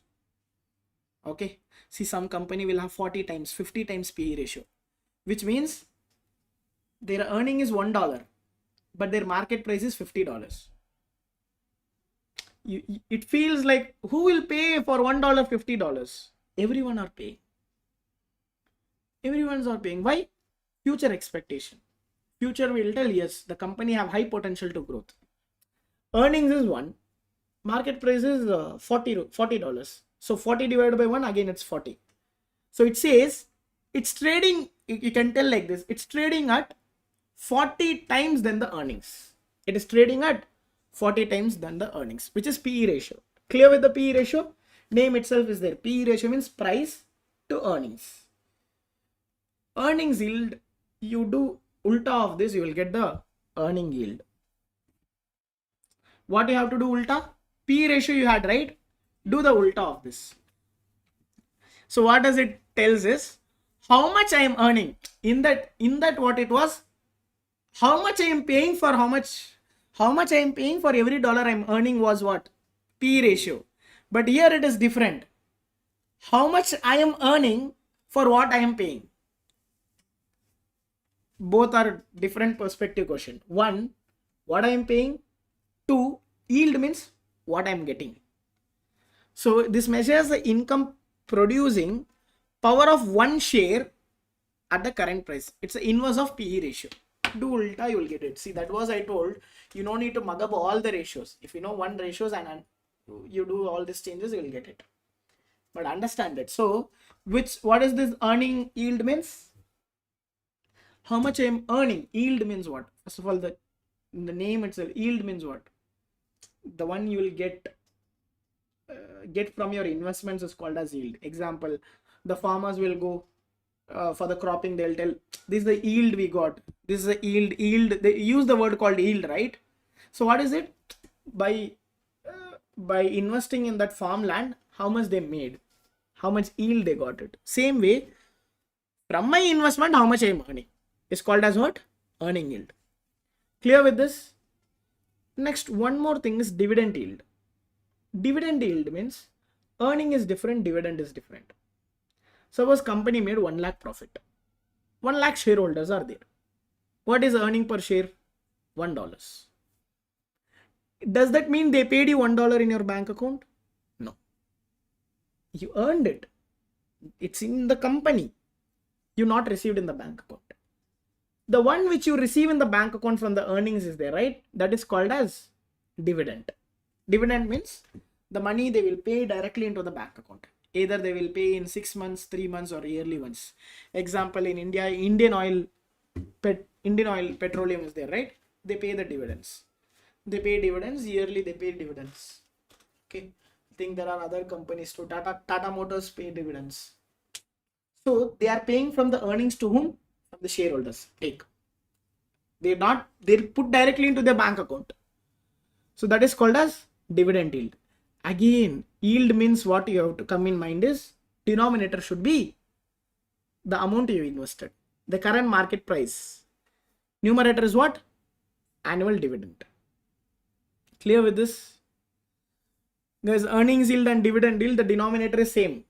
Numerator, earnings yield, numerator will be earning per share. Denominator, earnings will be dividend per share. You can make it like this also. Annual dividend divided by current market price per share. Or, this is also fine. Or you can make it as total dividend divided by total market share. That is not required. If it is per share is enough. Which means, suppose you got $0.5 in your bank account per share, but the market price is $20. Market price is $20. So how much percentage you earned? I think 0.25 percentage. Yeah, 0.25 percentage you earned as a dividend yield. Clear with this? But earnings yield means, suppose market price is 20, but the company basic earning per share is $1. Then how much it is? So earning per share is, so earnings yield is 0.5, because half of that only they paid as a dividend. Clear with this? Now by using this two formula, you can calculate multiple things. If you want earning yield by using dividend yield, you can calculate. If you want dividend yield by using the earnings yield, you can calculate. Why? You know, because the both of the denominator is same. Numerator is nothing. From the earnings, if you minus the dividend, this is retained. Money retained means what? Company made 1 lakh. Company made 1 lakh. They paid 20,000 as dividend. 80,000 what the company will do? They will keep themselves. If they keep themselves is called as what? Retained. That is called as retained. That is the money the company retained. We call it as what? Retained earnings. Where the retained earnings is reported? In the balance sheet. This retained earning belongs to whom? Owners. They have earned it.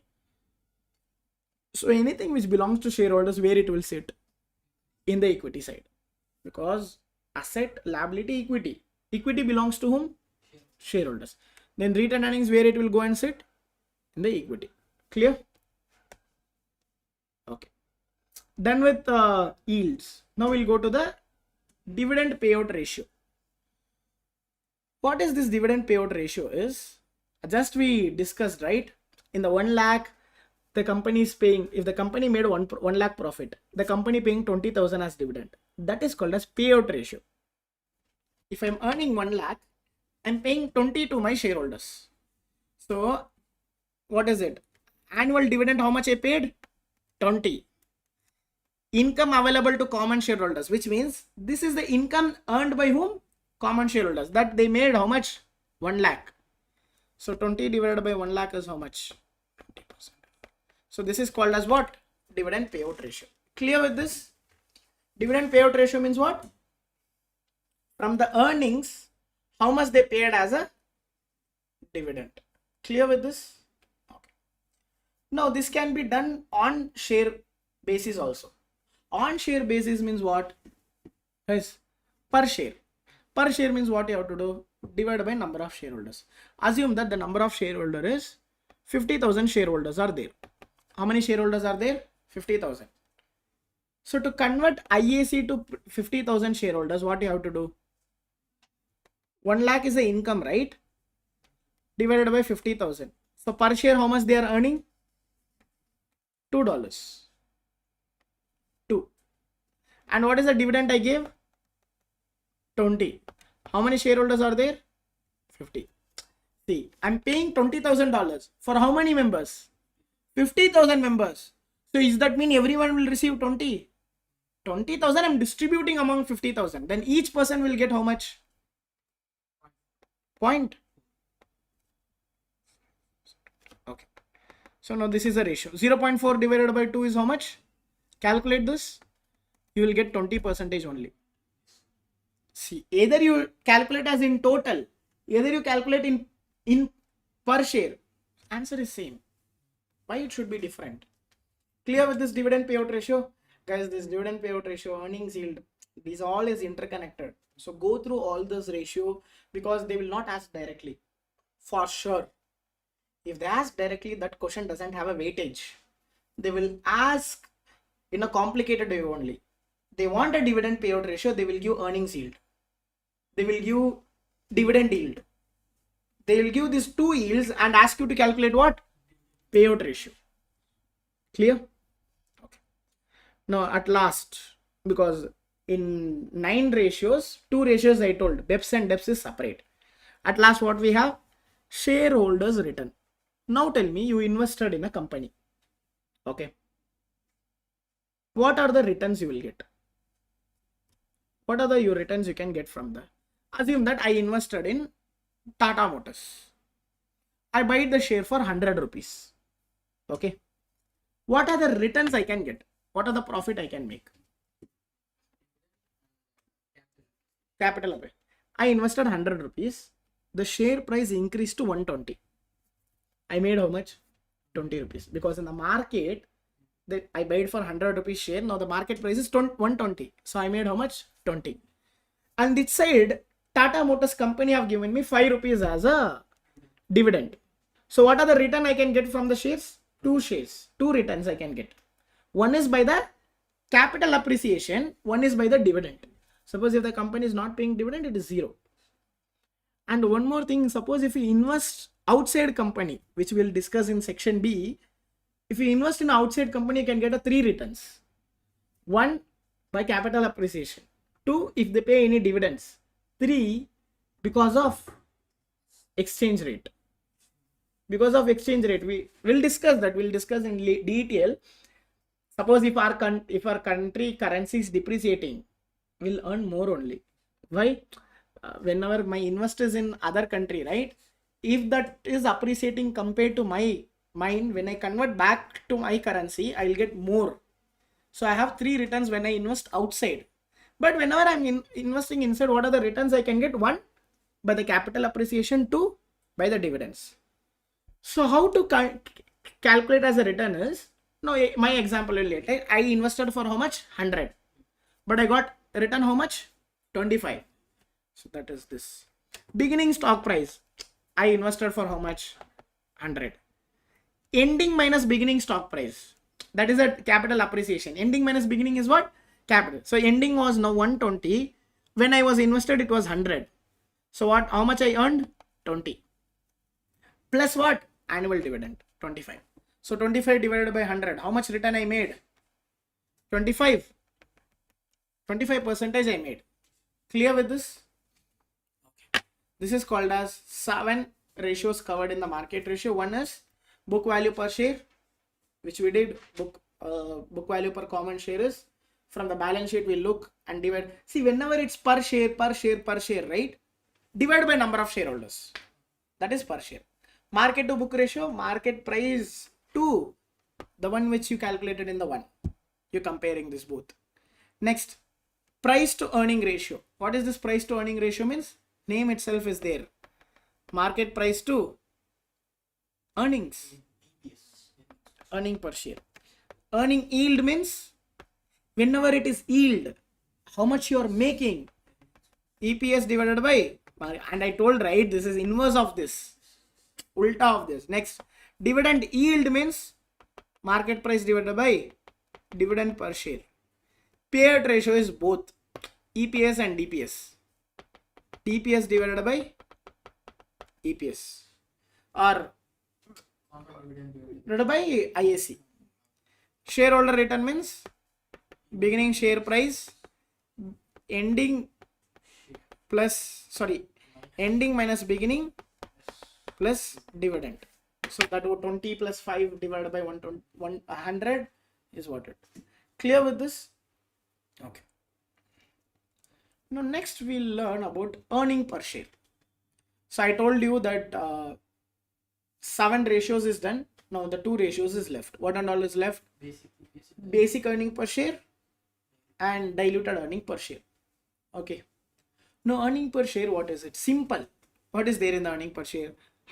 Earning divided by number of shareholders. But there is little bit complication in this. Number of shareholders will be not same from beginning to end. Some company it might be same. Why it is not same, I'll tell you. What if the company is issuing new shares? What if the company's buyback of shares is happening? Example, January 1st we had 1 lakh shares. By June we issued more 50,000 shares. And by November we repurchased 10,000 shares. And ending how much we'll have? 140 shares we'll have. Now earning per share, we have a question now. Do we need to take 1 lakh or do we need to take 140 or do we need to do average? What we will do? We will do this as weighted average, not just average. We have to do what? Weighted average. Usually what we did, average means what? Whenever one is income statement item, one is balance sheet item. This is not even balance sheet item. Number of shareholders is not a balance sheet item. It's a number of shares just. So what we gonna do this, the number of share we have to calculate as weight. Weight means each share will go and check how many days it was there with us. That's it. That is the denominator will do that. Numerator, earning per share is the question. The earnings will tell, right? Net income is not earning like the earning what the shareholder had. This will be only when there is no preferred stock. You know there is a preferred stock, right? For a preferred stockholder, what we have to pay? We have to pay them a dividend. Example,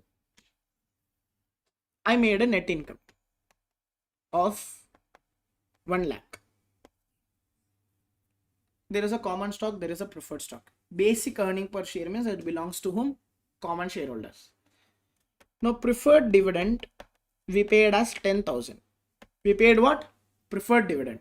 Not for the common shareholders. Preferred shareholders, there are other shareholders who is we have to pay them. Now we'll convert this net income to IAC. So this is called as income available to whom? Common shareholders. How we will get the IAC? This is an income, right? This full income doesn't belong to common shareholders. Some part who will take and go? Preferred dividend will take and go. Now to convert income into IAC, what you will do? Income minus preferred dividend is your IAC. This is your IAC. Not all. When is all income will be available to common shareholders? When there is no preferred shares. If there is a preferred shares, if there is a preferred dividend, you minus it. Remaining is belong to whom? Remaining belongs to only the common shareholders. Clear with the numerator and denominator now? Basic idea. Now we'll go and understand, we'll solve all this. So what is EPS and is not? So it is not connected to the dividends. It is not connected to dividends. Earning is not connected to dividends. Should pay or will pay. Earning means how much they have earned. It measures how much each common share who will get. Common share would get if the company distributed to income. Suppose if the company distributed in all his income, how much they will get? But they will not do that. They will keep something, they will rest, they will give the dividend. Suppose if they have distributed, what is the income they will get? So what we learned? Income divided by number of shareholders. Say company made 1 lakh, 1 lakh shareholders are there.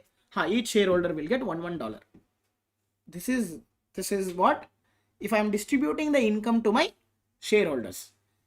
So what is, there are two measures in this. One, we call it as basic earning per share. Two, we call it as diluted earning per share. The diluted earning per share will be there only when there is a potentially issuable dilutive common shares. Don't worry, we'll discuss this. What is this dilutive? Because to understand the dilutive earning per share, you should understand the basic earning per share. If you don't know the basic earning per share, how to calculate? You can't calculate diluted earning per share. Because the first step in diluted earning per share is what you know? To calculate the basic earning per share. If you don't know the BEPS, you can't calculate the DEPS. That is the rule. Okay. So now this is the formula for basic earning per share. What is the formula? One is what? Income available to common shareholder divided by VANGSO. VANGSO means weighted average number of shareholders outstanding. Today, how many shareholders are outstanding? Today, how many shareholders are there? Is called as weighted average number of common shareholders. Clear? Now we'll go through each one. What is IAC? IAC means in the name, if you understand the name only, half of the problem is solved. IAC means income available to common shareholders. So income means first to take what? Bring the net income. Let the net income come and sit here. First we'll take net income. Minus what? Minus the preferred dividend. But in the preferred dividend, we have some complication which is called as non-cumulative and cumulative. So I'll explain what is non-cumulative, cumulative. Term. Non-cumulative means what? Like I'm not asking related to preferred dividend. In the term means what? Which doesn't accumulate. Non-cumulative means what? Which doesn't keep on accumulating. Cumulative means what? Which keeps on adding up. It's called as cumulative. Now there are two types of preferred dividend. One is what? Non-cumulative preference shares and cumulative preference shares. Non-cumulative preference shares, which doesn't add up. Which means, if I am not paying them, it is okay. For whom? For non-cumulative. If you are not paying the non-cumulative preference shareholders, right, it is okay. Don't pay them. You only need to pay when? Only when you have declared. You told I will give. Then you go and minus. But there is one rule. Before you pay to the common shareholder, you have to pay whom? Preferred shareholder. If you are not paying to the preferred shareholder, you should not pay common shareholder. Either it is cumulative, either it is non-cumulative. This rule is applicable. Before you pay the common shareholder, you have to pay preferred shareholder. So non-cumulative means if you haven't declared the shares, don't minus it. But cumulative means either you declare, either you don't declare. Cumulative you have to minus. Cumulative concept is earned. Earned concept means if the year is done, they have earned it. Non-cumulative means they have to declare it. Declare means the company has to tell, yes, we are going to give the dividend. Cumulative means either you tell, either you don't tell, they earned it. But it is not necessary to pay them on that year. 3 years you have not paid. Yearly you have minus from the earnings. 4th year you are planning to pay whom? Common shareholders. 4th year, 2010 is the last date you paid to whom? Preferred shareholders and common shareholders. It is cumulative now. Now it's a part of cumulative. 2014 you came and telling that I'm going to pay the dividend to whom? Common shareholders. First what you have to do, you have to pay all these 3 years for whom? For the preferred shares. You can't escape from the cumulative preferred share. Why? Because they have earned from the last 3 years. They will not come and ask each year, give money, give money. If you want to pay to the common share, till the year you have not paid them, right? You have to pay them. But non-cumulative is not a problem. Not paid, not paid, not paid. 2014 you are going to pay. Just pay for 2014 enough. No need to worry about 11, 12, 13. Understood? So now you are getting from where the formula of BEPS is what? IAC divided by VANGSO. Now we are discussing about the IAC. To travel from income to IAC, what you have to minus? You have to minus non-cumulative preferred dividend declared or cumulative preferred dividend earned. If the preferred dividend is there, minus it. You will get what? IAC. Clear with this? Any doubts on the IAC? Numerator is sorted. Next is what? Wangso. Wangso means calculating the number of shares. Calculating number of share outstanding during the year. There is something share outstanding. Outstanding means what? How many shares are there with the shareholders? Assume that I issued 1 lakh shares. The company gave money to 10,000 shareholders and told, take your money, give back the shares. The company don't want your shares. So initially how much share I issued? 1 lakh. I bought back how much? 10,000. Now how many share outstanding? 90,000. Because in the outsiders, how many shares are there with the outsiders? 90,000. Why? I gave 10,000 shares to you. Now the company is telling, give my shares back.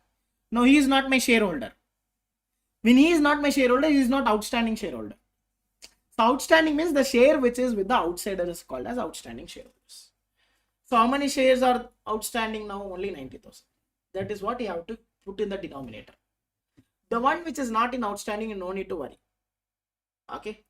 But the share bought and sold during the year are multiplied by the times outstanding. That is what the Wangso will do. But before we calculate Wangso, we'll go and just understand what is these two things.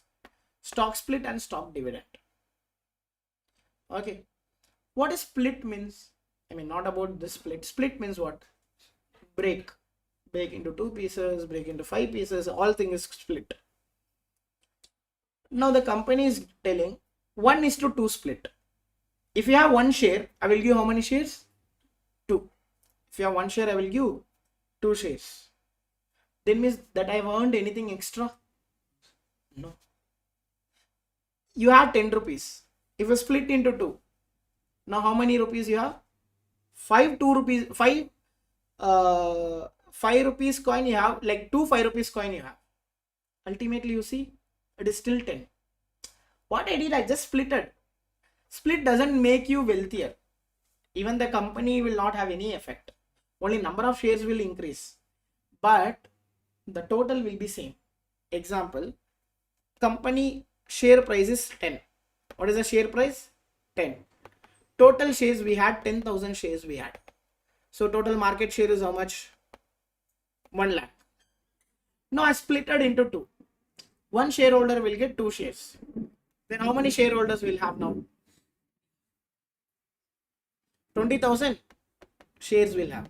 Because each one person I am calling, take 2. I am giving. So each one will get 2. So it will be 20,000. But when I split this, the 10 will be splitted by half. Because I am splitting by 2. So this will be how much? 5. So 5 into 20,000. Again 1 lakh. See, there is no any change in total. But only what is changed? Per value changed. Per share value changed. And number of share got increased. Clear with this? Clear with the stock split? In the stock dividend, you will be rich. The shareholders will become a little bit wealthier. What is the stock dividend means? Suppose the market price of the share is $10. And there are 10,000 shareholders. How much will be the total market share? 1 lakh. Now the company is telling, see, I'm going to issue 10% stock dividend. I'm going to issue what? 10% stock dividend. Cash dividend means what? Directly give the cash. Stock dividend means you are giving what? You are giving the dividends. You are giving dividends to them. So when you get a dividend, you will become wealthier. Okay. So here what I am doing, I'm giving what? 10%, right? What is the 10% of 10,000? 11,000. Like 1,000 plus share price is not changed. Now this 10,000, 10 into 11,000, how much it will be? 1 lakh. See, this got changed. Why? Because if you had if you had 10 shares, you would have received 1 share extra. Because of that, 10,000 shares became 11,000 shares. Clear with the stock split and stock dividend? Now we'll go and calculate what? The Wangso. First we'll do this example, we'll understand. Company Q began with 1 lakh shares. How many shares they have? 1 lakh shares. They issued new 10 shares on when? July. When they are issuing? In the month of July, they issued how many shares? 10 new shares they have issued. Sorry, 10,000 new shares. But tell me that is the share was there with us for entire 1 year? No. Only 6 months it was there. So what we have to do? We have to calculate the weight for it.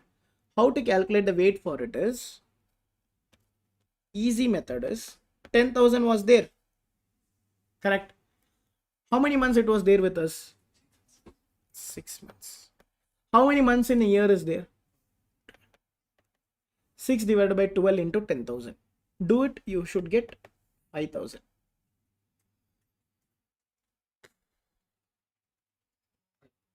5,000. Correct. So this is a, see, whenever new share we are issuing, we'll get the share or the share will go. The company will get the share. You have to add it, but don't add 10,000 completely. Why? Because the share was not with us for the entire year. So in the BEPS calculation, the WANCSO should be like weighted. One is this. Now, again what the company did, the company repurchased 1,000 shares in the October. So they are telling 1,000 shares we repurchased. So when I repurchase, I have to add or I have to minus? Minus, because when I repurchase, the outstanding share is going down. Now tell me, when I'm repurchasing October, but from January to September, this was with us. It was with us. From Jan to September, it was with us. October, November, December, it was not with us. From Jan to September, suppose if Pawan was my shareholder, he had 1,000 shares. I'm going to him, I'm telling like, I'm give my shares back. So he gave the 1,000 shares on when? October 1st. From Jan to October, he was with us. And how many months he was not with us? October, November, December. So how many shares I repurchased? 1,000. How many months he was not there? 3 months. Within 12 months. So it is how much? 250. How to minus? Don't add. Why we have to minus? Because it's repurchase. Now tell me, this is how you calculate the WANCSO. How to calculate WANCSO? 1 lakh you had in the beginning.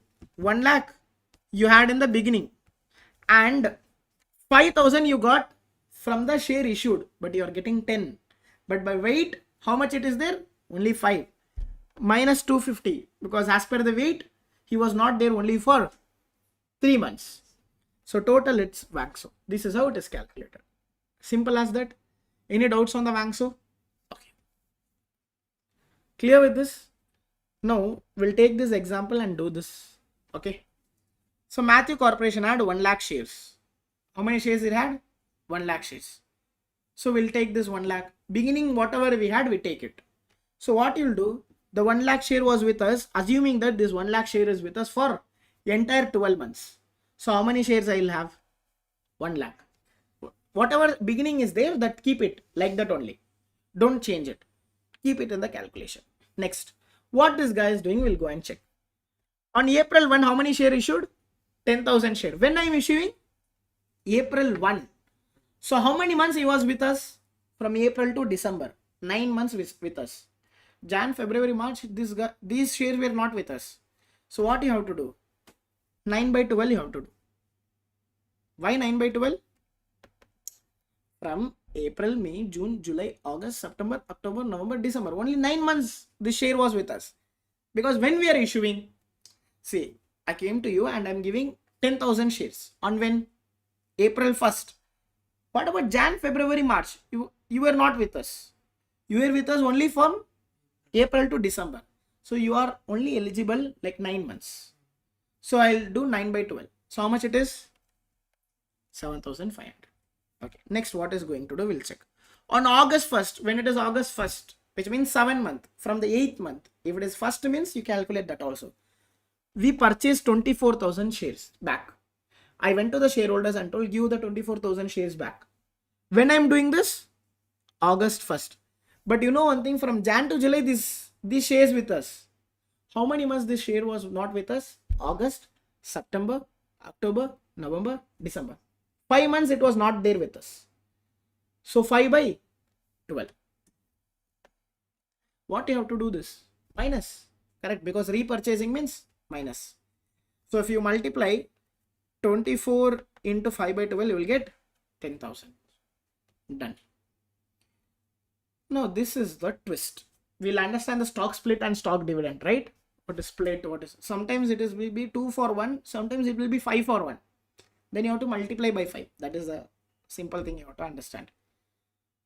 Whenever, understand this, whenever the stock split and stock dividend is happening, what you have to understand, whenever the stock split and stock dividend is happening, you have to assume that this is happening on the January 1st. When it is happening exactly? October 1st. But you have to assume that when it is happening, from the Jan 1st it is there. So you do one thing. I'm giving what? 2 for 1. So I have to multiply by 2. Correct? So 1 lakh share if I had in the beginning, multiply by 2 means how many shares I will have? 2 lakh. We'll come to the total, but first understand how many shares we will have? 2 lakh. 7,500 is the weight. This is addition or subtraction? Addition, right? Multiply by 2. How much you will have? 15,000. When you multiply by 2, it will be 15. How much you are minusing here? 10,000. But split means you are minus 2 times. So 10,000 minus, you multiply by 2, 20,000. I mean, this is minus, right? Okay. Understand the split. This split is happening when? October 1st. So till, don't do after that. Till October 1st, what and all things happened, activity happened, you just do split. You just do split. If it is addition, split with the addition. If it is subtraction, split with the subtraction. If it is a beginning, split in the beginning. This is when split. Till the date. After that, what and all is happening, don't worry. When it has happened? October 1st. Till October 1st, what and all happened, do this. After October 1st, what and all is happening, don't do the split. Don't do the split after October 1st. This is one thing. Two things you have to understand. First thing is what? It is, you have to assume this is happening on Jan 1st. Second thing is what? You should stop till where the split is happening, not after that. After that, in November 1, something this guy is doing. But don't worry about that. Okay. Now, November 1st, what is going? Again, is issuing new shares. When is issuing? November. So, how many months this shares with us? 2. November and December. Only 2 months this share is with us. So, what you will do? 15,000 into 2 divided by 12. So, what is the share? If you do it, you will get 2,500. But are we doing a split here? If you see this, are we doing 2 into here? No. Why we are not doing? Because this split happened when? October. But we are issuing the share when? November. So we will not do. Clear? Now, at last, on December 15, this guy is doing what? Giving 10% dividend. What is giving? 10% dividend. Whatever is there, you will get 10. But in the stock split, stock dividend, the same rule apply. It is happening on Jan 1st. Now, if it is happening on Jan 1st, what you will do? Into 1.1. 1.1 means 1 plus 10%. So, 2 lakh you had. Multiply by 1.1, see, what is it?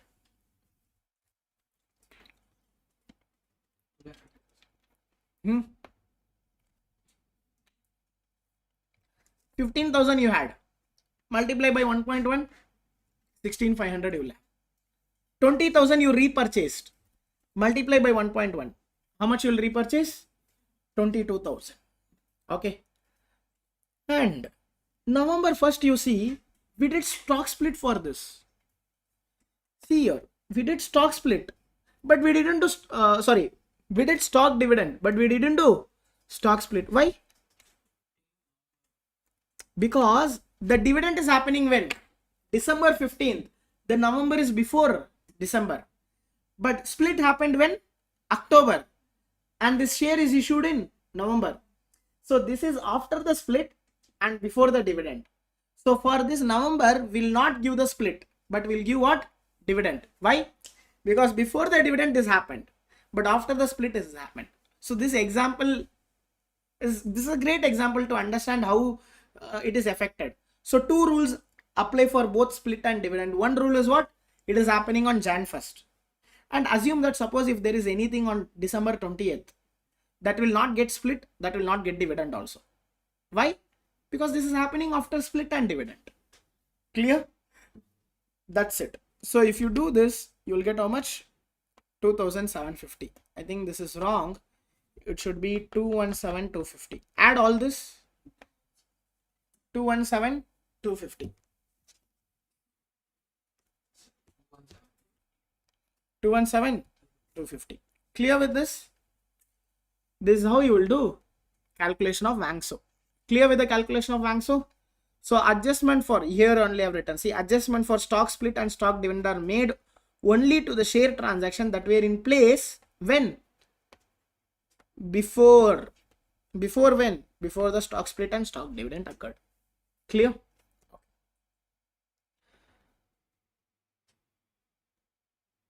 Now if you want to apply this Wangso, you will apply in this example, we'll see.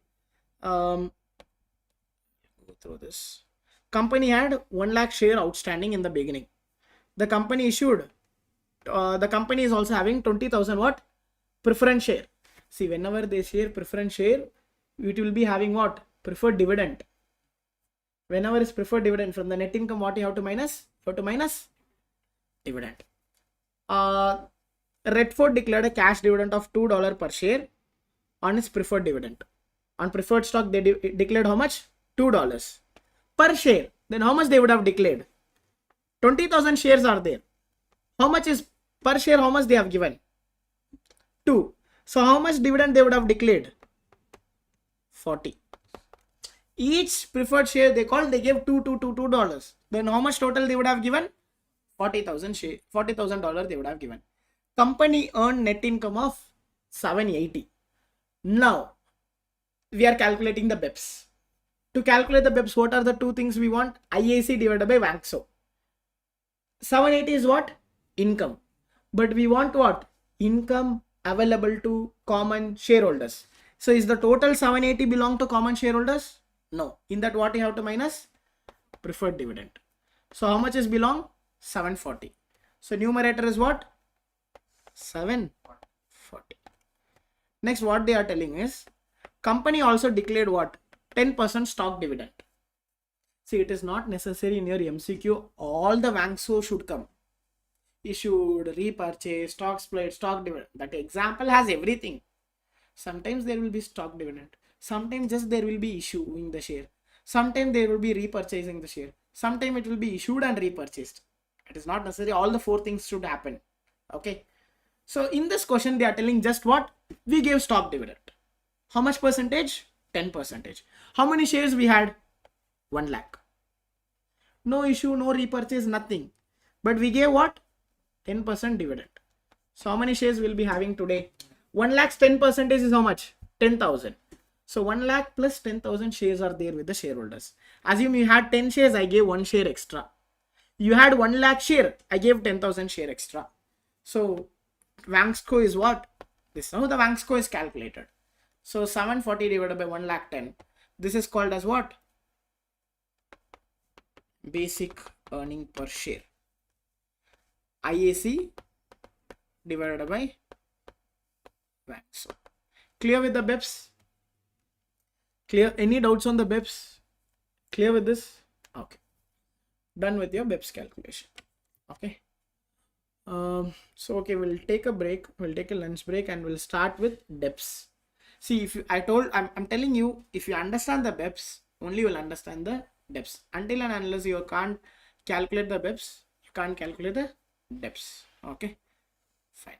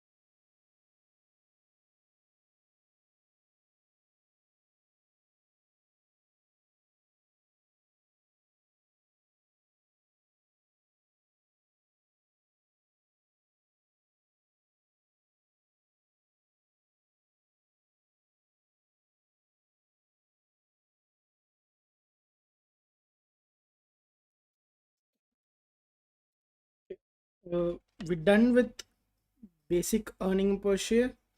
Now we'll start with diluted earning per share. What is this diluted earning per share is?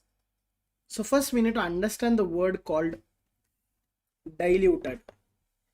Diluted means something which is changed, or we'll tell dilute. Dilute means something which change or something it is reduced from whatever you're getting. Now earning per share is good thing, correct? We tell to the investors, okay, your earnings is $10, earning per share is $10, but there are few things which will decrease your earning per share. So these things need to be communicated to the investors. These things to be communicated with the investors, telling that, see, if this happens, your earning will go down. If this happens, your earning per share will go down. When and all the earning per share will go down? What is the formula? IAC divided by WANGSO. Correct. Now, this is the calculation of EPS. Whenever earnings increased, this will increase. Agreed. Because if this is increased, the BEPS increase, so no problem. If you are communicating, not communicating, no problem. If it is increasing side, no problem. It should not decrease. If it is decreasing, you should tell, see, this happens, this will happen. So if numerator increasing means, whenever the earnings increase means this will increase. What about this increasing? If WANGSO increased, suppose if number of shares is increased, if WANGSO increase, your BEPS will decrease. This need to be communicated. When your number of shareholders increased, still your earnings are same. Still your earnings are same, but your number of shareholder increase, this will decrease your earning per share, which need to be communicated. Now we'll come to this dilution. So diluted earning per share, that would have resulted if, when it will be the diluted earning per share, we'll understand when it will be. If all potentially issuable common share, that will be dilutive. You see the word called potential. Potential means, like in physics, we would have learned kinetic energy, potential energy. Potential energy means energy which is, it is tightened. Suppose if it is breaking, it will become a kinetic energy. It will come in a force. So that is called as potential. So there are some potentially issuable common shares. There are some potentially issuable common share. If this is happening, the number of shares will increase. And you know that if the number of shares is increasing, what will happen? Your BEPS will go down. What will happen? Your BEPS will go down. So those things you have to, if those things are there, then there is a meaning that we are calculating diluted earning per share. If it is not there, then no need to calculate. You will be not able to calculate, first of all.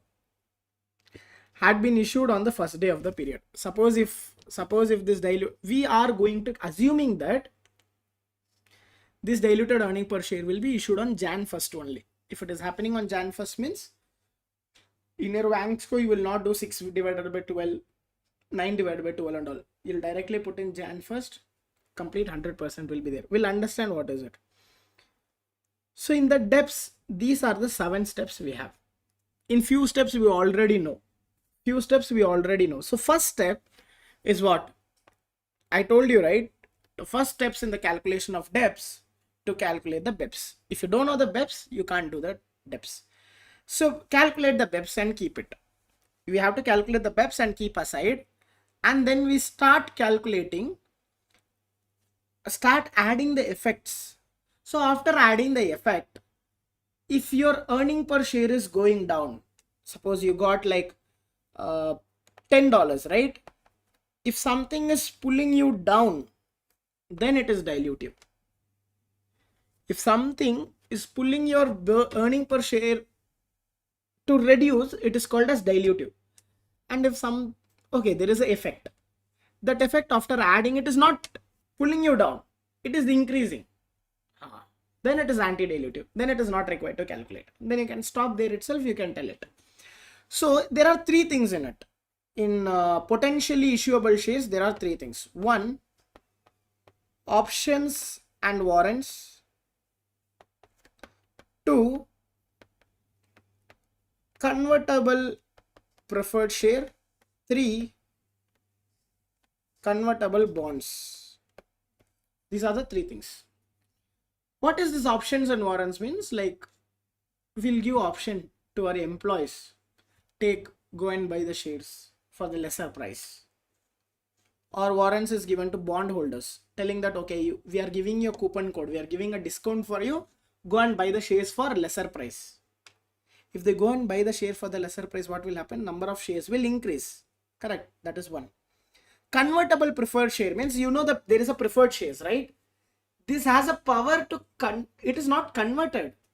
Dilutive is not converted. If it is converting, what will happen? So convertible preferred share means, if this preferred share is converted to common share, what will happen? Now tell me, if the preferred share is converted to common shares, what happen? Number of shares will increase. So your denominator will increase. Any effect on the numerator?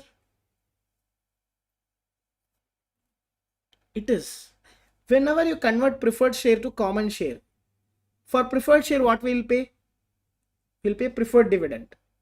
But when they are converted, we don't need to pay in future. So your numerator is also increased. So what happened? Both the side they are pulling. IAC will also increase. Why? No preferred dividend. So no minus from the income.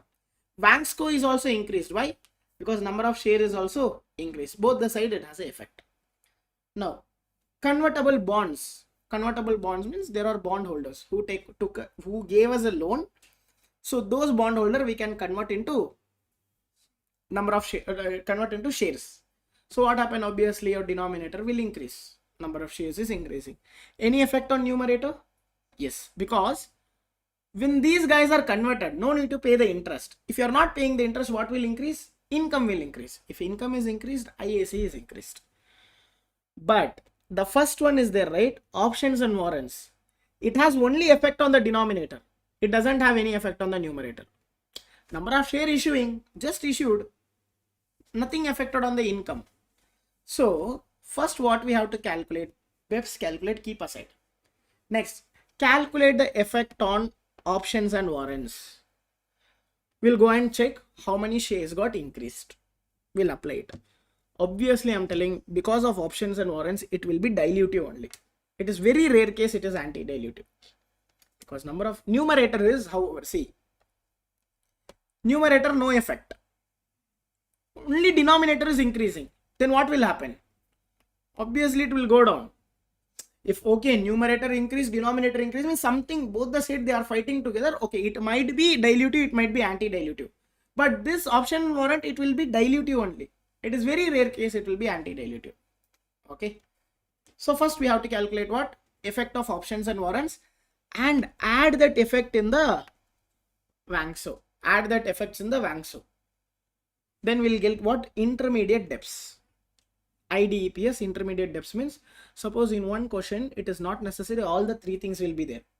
Any one will be there or 1 or 2 will be there. In that, if it is 1, then fine. This is debts, no intermediate. If so, you calculate BEPS, you calculate option and warrants, done. If you have a convertible bond and convertible preferred share, then only it is required these steps.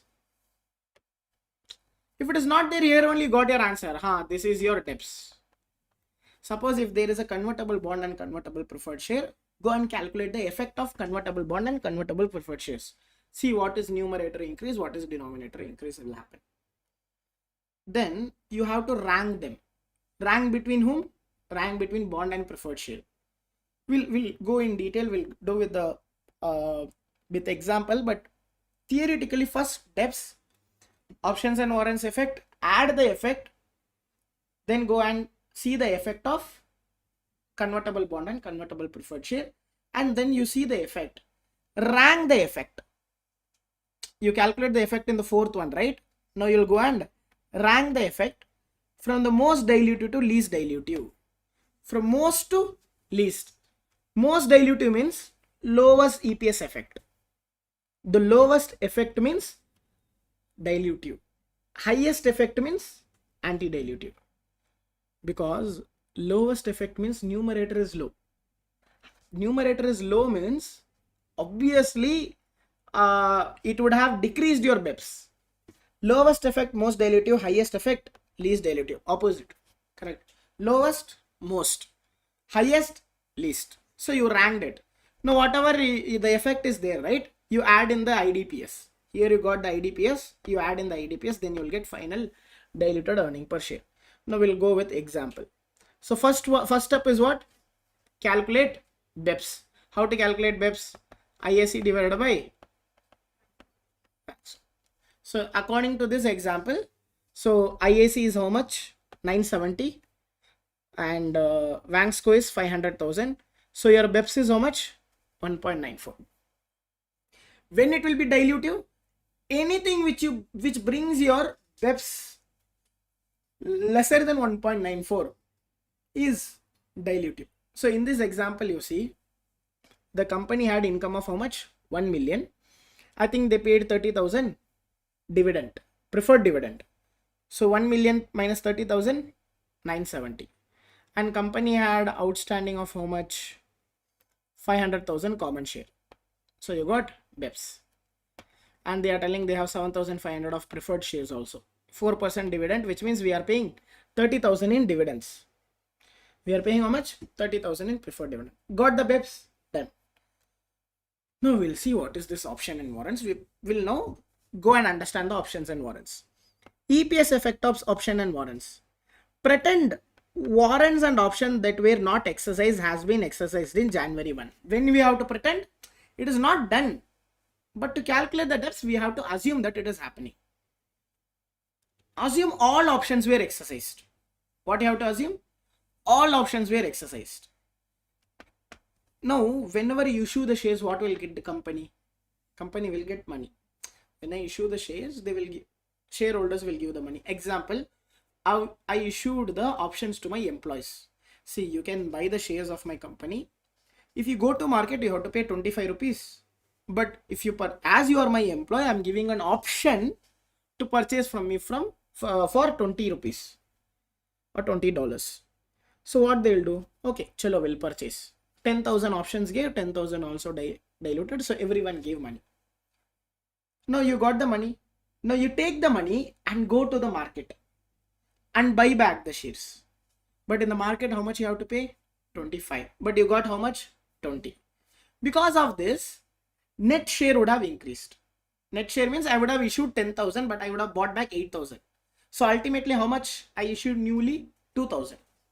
Why this? Because this is not an assumption. It is not happening really. This is how the effect is calculated. Okay. So first, what you have to calculate? Options into exercise price, the cash received. From the cash received, you go and buy back from where? From the market. Then you will understand how much you purchased. The issued, assume that I issued 10,000. I purchased 8,000 back. Net how much? 2,000 is the number of share issued. So this one you have to add in Vangsco. This one you have to add in Vangsco. Okay. If the number of net share is negative, the option and warrant is anti-dilutive. Suppose if it is opposite, right? I issued 10,000. I bought back 12,000. Sometimes it might happen. It is very rare. No one will do. See, assume that this will never happen, but will do. Hypothetically, like suppose I gave the option to my employees to purchase the share from me for how much? $30. But in the market, it is available for $25. Will any employee will come and purchase from me? No, because they'll tell, see, I'm not mad. I'll just take my $25 and I'll go to market. I'll buy from there. Why I should purchase from you? So it will not happen. Suppose if it has happened, what happened? It will be ulta. The number of share will go down because we would have received lot of money. We'll go to market. We'll buy the more number of shares. So my number of share will go down. Then it is anti-dilutive. This happened when the excise price is more than the average market price. This negative thing happened when the excise price, the $30, is more than the market $25. Now we add the EPS effect on the Vangsco. How to add the EPS effect on Vangsco? We calculate the BEPS. How much is the BEPS? 1.94. Now we'll see with this example. During the previous year, they have they granted to the president to purchase how many shares? 30,000 shares at the price of $10. Purchase price is how much? $10. But in the market, the average price is how much? 27. How to calculate average? Beginning plus ending divided by 2, you will get this 27. Okay. Now what I did, we are assuming that this guy have purchased the entire 30,000 shares. So how much we would have received? 30,000 into 10, we would have received how much? 3 lakh. 300,000. Now we took this 300,000 and went to market, and we are repurchasing for how much? $27. When we repurchase for $27, we can repurchase how many shares? We can repurchase only 11,111 shares. But we issued how many shares? 30,000. So how many shares more it is in the market now? See, we issued 30. We bought back how much? 11,111. So more 18,000. More how many shares? 18,889 shares are in the market. Clear with this? 18,889 shares is increased. Are you able to see here? Okay. Give a second.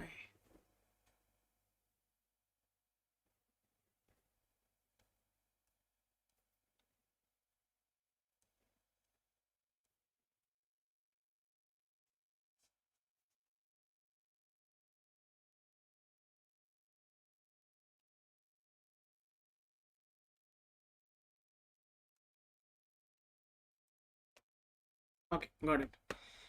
So now what happened? Now we'll apply it in the BEPS. See, when I apply in the BEPS, anything is affected in my numerator? Any income is increased by doing this? No, nothing is increased. So 970 will be like 970 only. But denominator, what would have happened? This many share got increased. So because of this, my BEPS from 1.94 dropped to 1.87. See, whenever I tell the BEPS is decreased, right?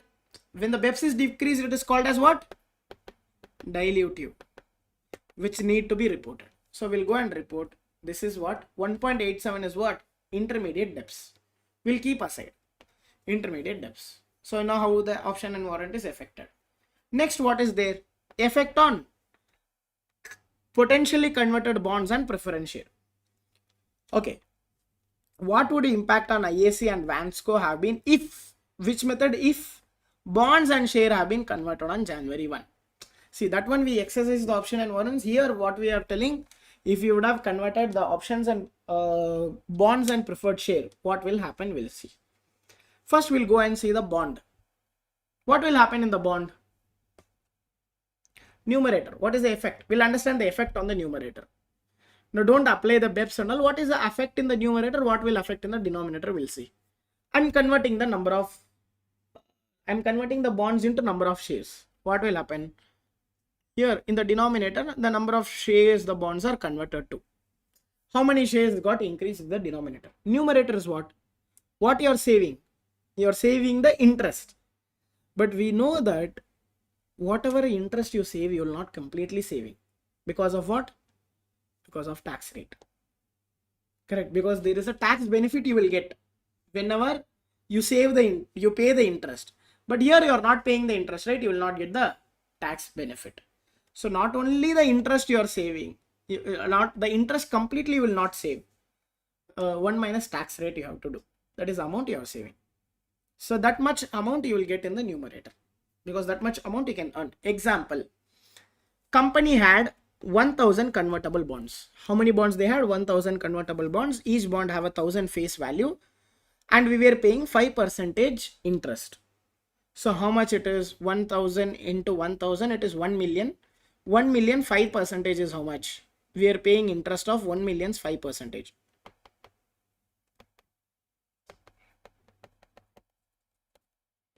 So it will be 50,000. But entire 50,000 we are not saving. We have to do what? 1 minus tax rate, which is we are saving only how much? 35,000. So what is the effect in the numerator? 35,000. Next, in the denominator, we'll see what is the effect.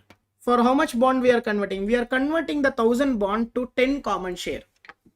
So how much? For each bonds we are converting into 10 shares. How many bonds we are having? 1000 bonds we are having. So then how many shares will be increasing? 10,000 shares. So denominator is increased by 10,000 shares. This is the effect. This is not IDPS. This is something called as what? Effect. Calculate the effect, keep aside.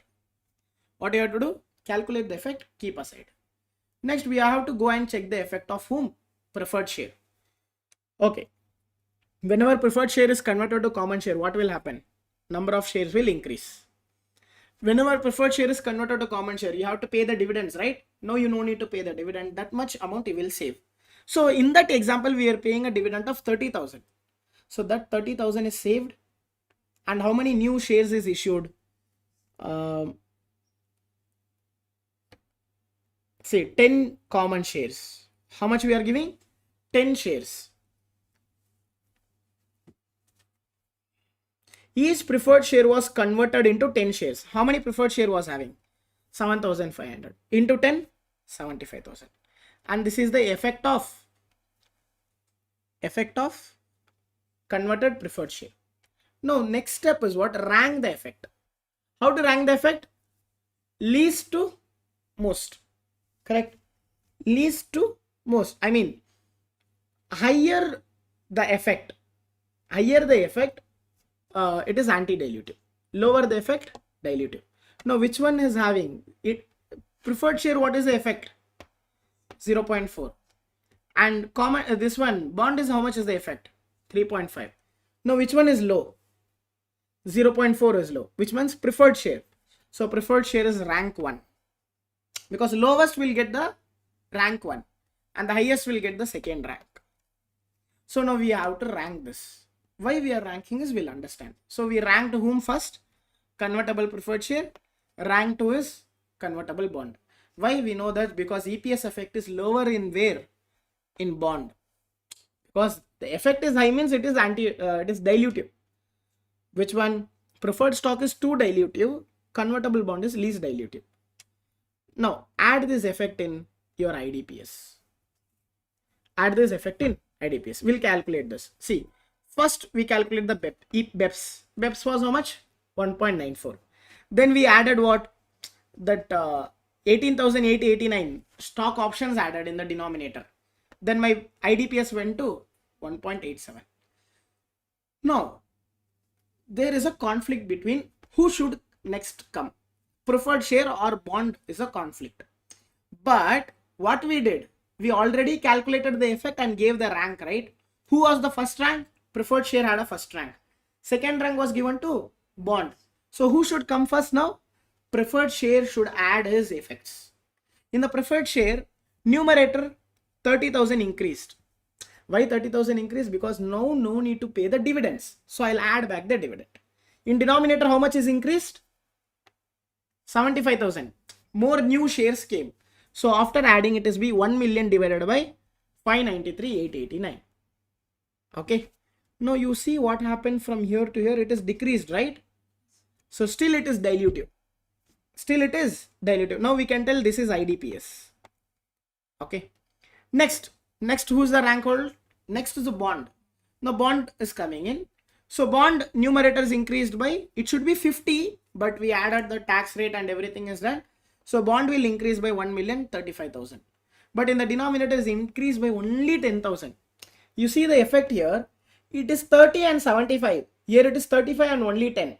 Because number of shareholders is increased by how much? Only 10,000. Now what happened from here to here? It is increased. So this is anti-dilutive. Because dilutive means it should decrease. So what is your depths? You know, this is your final depths. The one with the lower is called as final depths. Why it is called as depths? Because you have to communicate to the shareholders. See, suppose if this is happening, your earning per share will go down to 1.68. And why this is 1.97 is not communicating is because if this is happening, it is not decreasing your BEPS, it is increasing the BEPS. This you should not communicate. It is not need to communicate. The only thing, see, what you need to communicate to shareholders, suppose because it is your earnings is going down, because you have to call the shareholders and tell, see, if this is happening, this will go off, because you're the shareholder, we have to inform them. So if you take the Apple income statement, you will be able to see this BEPS and DEPS. They will be clearly mentioned, the BEPS and DEPS. Okay, clear with this? So what is the final DEPS? 1.68 will be the final DEPS, because from here to here it is not decreasing, it is increasing. Okay, it says means because it is anti-dilutive. Clear with this? So go through this example again, you will understand more clearly. So nothing. Step 1, BEPS. If there is any warrants and options, go and calculate its effect. Don't wait for the rank. Warrant and option will be ultimately first rank only, because numerator nothing is changed. Only denominator increase means obviously your number of shareholder will increase, your BEPS will come down only. So first you will go and see and add the effect directly. You will get 8.97. Next, fourth step is just to calculate the effect and keep side. Don't add, nothing should be added in the IDPS. Calculate the effect of the preferred stock, calculate the effect of bond. Now see who is least. The least one will be the first rank, the most one will be the second rank. Based on the rank, calculate in the IDPS. Based on the rank, you keep on add and minus this. Why the ranking system is important is, suppose if you have added the bond, right, it will give your rank high. Then you will tell 1.87 is the DEPS. Because from there it will be dilutive, anti-dilutive. But there is a preferred stock who is anti-dilutive. To make this, there is a fourth step to rank them.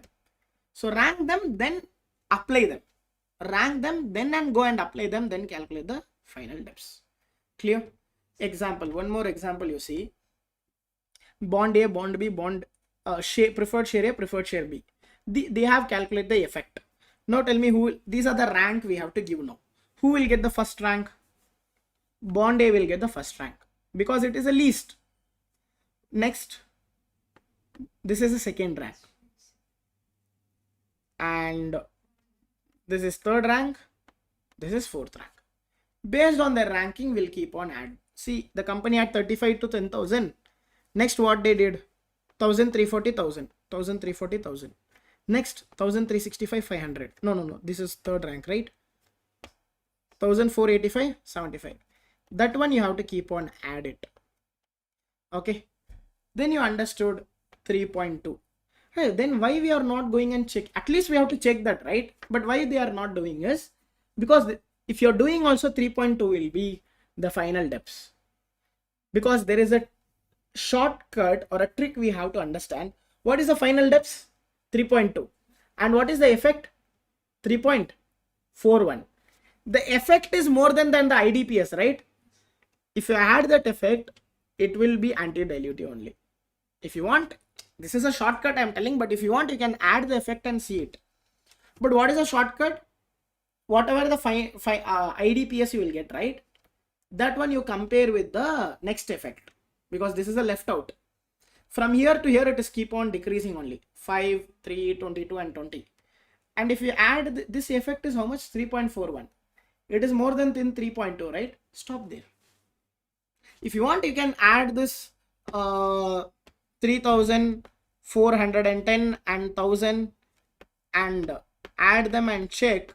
Still, it will be more than 3.2 only. Okay, but this is a shortcut. You can understand that effect and IDPS you compare. If the effect is more than the IDPS, that is the place you should understand your final DEPS is arrived. Okay, clear? Okay. Now these are the ratios we covered. 9 ratios is covered here in your market ratios. What are the ratios we covered? Book value, market, PE, earnings yield, dividend payout ratio, and shareholders. This is a one set we covered. Then we covered BEPS and DEPS. Okay. Next we have other 7 ratios in profitability ratio. See, this is easier. How to calculate this 7 ratios? We'll understand this, all this. I'll make this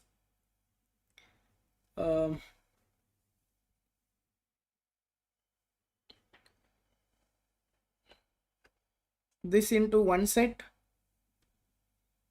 this into another set. See, what is the first ratio? Gross profit margin. You know that gross profit, from where the gross profit you'll get income, sales minus cost of goods sold is your gross profit.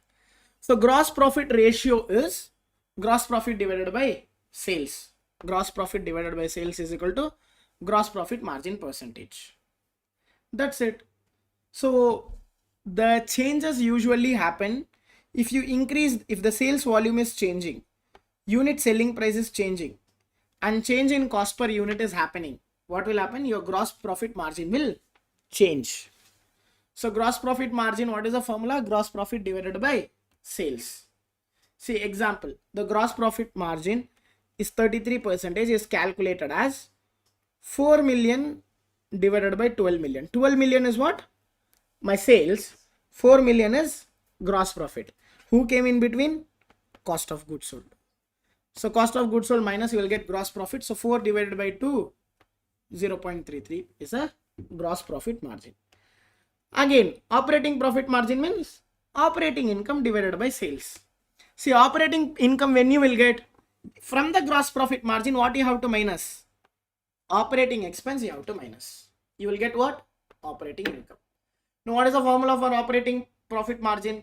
Operating income divided by sales. Sales. That 4 set I have given, right? Everything is divided by sales.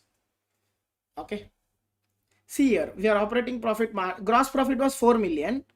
We paid 2.5 million in operating expense. What is our operating income? 1.5 divided by 12. It will be 12.5% is a operating profit margin. Now net profit margin is what?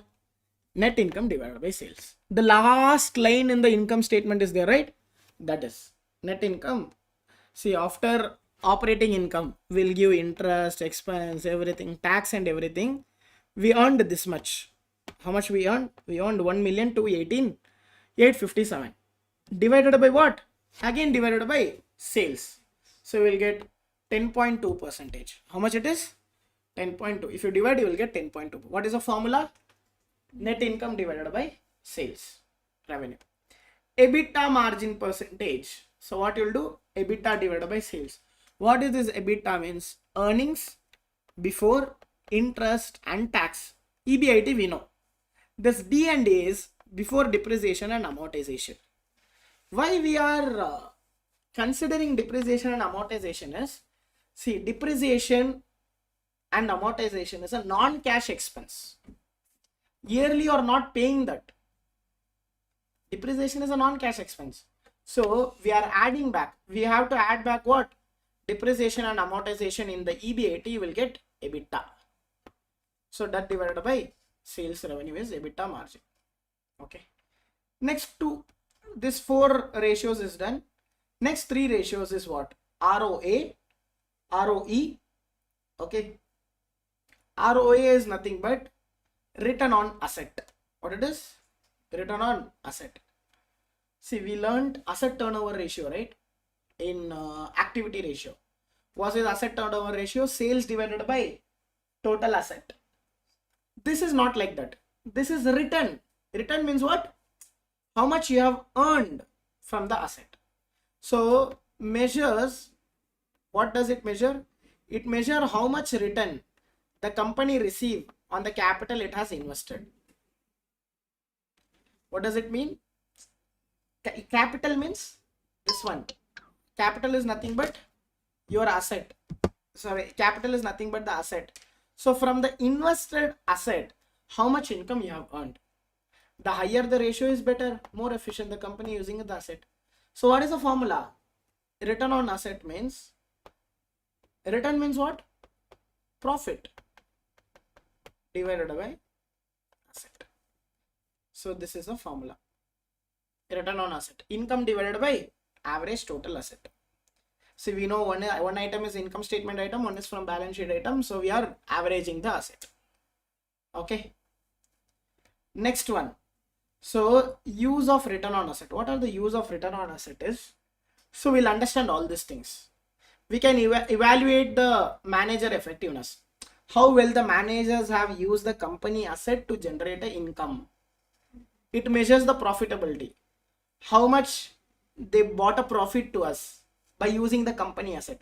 See, company having lot of asset, by using that asset, how much profit they made to us. Measuring forecasted earnings, so we can measure the, like we can understand what will be our future earnings. Suppose if I increase my asset, what can I earn, all these things. It can also used in planning, budgeting and controlling. See, majorly we can understand. See, today if I am using, by using 1 lakh, I made 10,000. So which means how much I made? 10%. So the company is planning, okay, if I using 1 lakh and making 10,000, if I put 2 lakh, I'll get 20,000. So this is what they're do the budgeting they will do by using what? ROA. And come on to ROE, it's the same. But here it is not asset, it is equity. So now tell me, return on asset will be more or return on equity will be more? No. Again, return on asset formula is what? Income by asset. ROE is equal to income by equity. Both the side income same. Which will be more? Asset will be more, equity will be more. No, asset will be more or equity will be more? No, asset will be more. Asset is huge, right? Asset is equal to what? Liability plus equity. Asset is equal to liability plus. If I am adding the liability and equity only, I will get what? Asset. So then who is bigger one? Asset is bigger because asset has two portions, liability and equity portion. But equity have only equity portion. So who is highest? Asset is highest. If the denominator is more, ROA will be lesser compared to ROE. Because denominator is more, right? If denominator is more, ROA will be less compared to ROE. See, that is the reason I told that shortcut. So you understand where more and where it is less. If denominator is more, compared to that ROA will be less. Example, like so, and this is return on common equity means this is total equity. Okay, common equity means you will minus the preferred equity. There will be preferred shares, right? You minus the preferred shares, and then numerator also you have to minus preferred dividend. So it measures, these are the profitability ratio we covered. But before that, I'll give how to tackle this ROA and ROA. I'll give an example. Now I'll take the balance sheet. Asset is 2 lakh. Equity is 120. Liability is 80. Correct. Liability plus equity is equal to asset. Now company made 1 lakh profit. How much? What is the formula of ROA? Income divided by asset. ROE, income divided by equity. This will be how much? 50%. And this will be how much, you check? It will be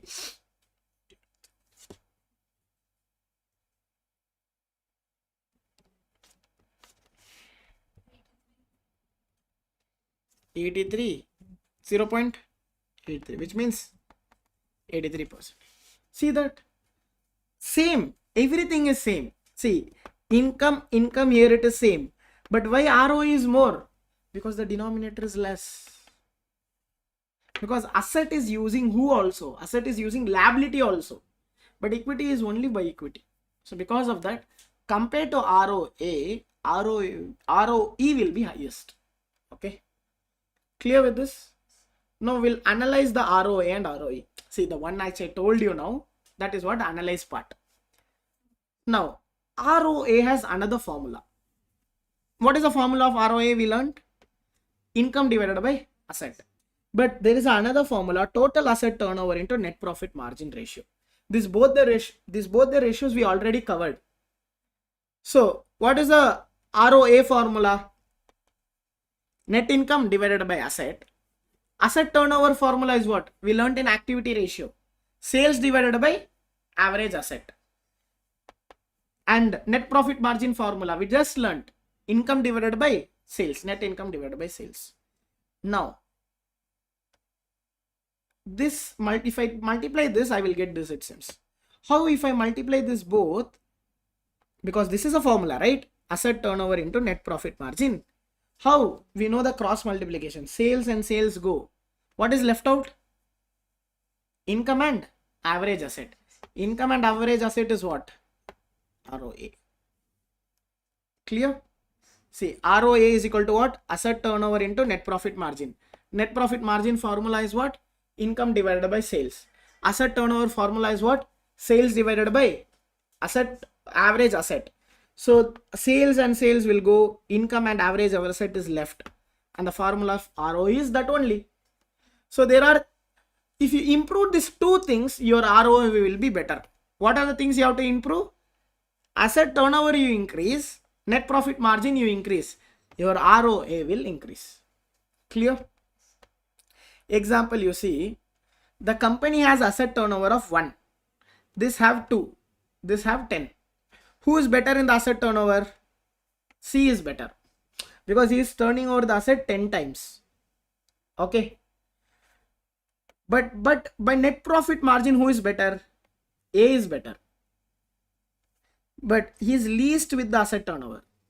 And this is middle. This one is middle with both. And the company C is least with profit margin. But you see, all the three ROA is same. Why all the three ROA is same? Because A is better in the profit margin, but they are not better in the asset turnover. B is okay in the profit margin, okay in the asset turnover. And C is better in the asset turnover, but not that much better in the net profit margin. So we have to focus on each company. So A should improve what? Asset turnover. B should improve what? Net profit margin. So they can earn more. You see now, A net profit margin is same. Not profit margin, I have not done anything. But just from 1, we increase the asset turnover into 2. You see how much they earned? 20%. Now here, asset turnover is same. But we try to increase the net profit margin by just 1%. Our profit, our return on asset became from 10% to 20%. Here we have to improve both, because both was in middle. It was 5:2. We made 7:3. We make 21%. Okay. So two things we are to get the ROA. Two things need to be improved: asset turnover and net profit margin. Next, return on equity's formula is what? Income. But we have another formula also. Return on asset, which is ROA is there, right? ROA into financial leverage ratio. What is the financial leverage ratio we learned? Asset divided by equity.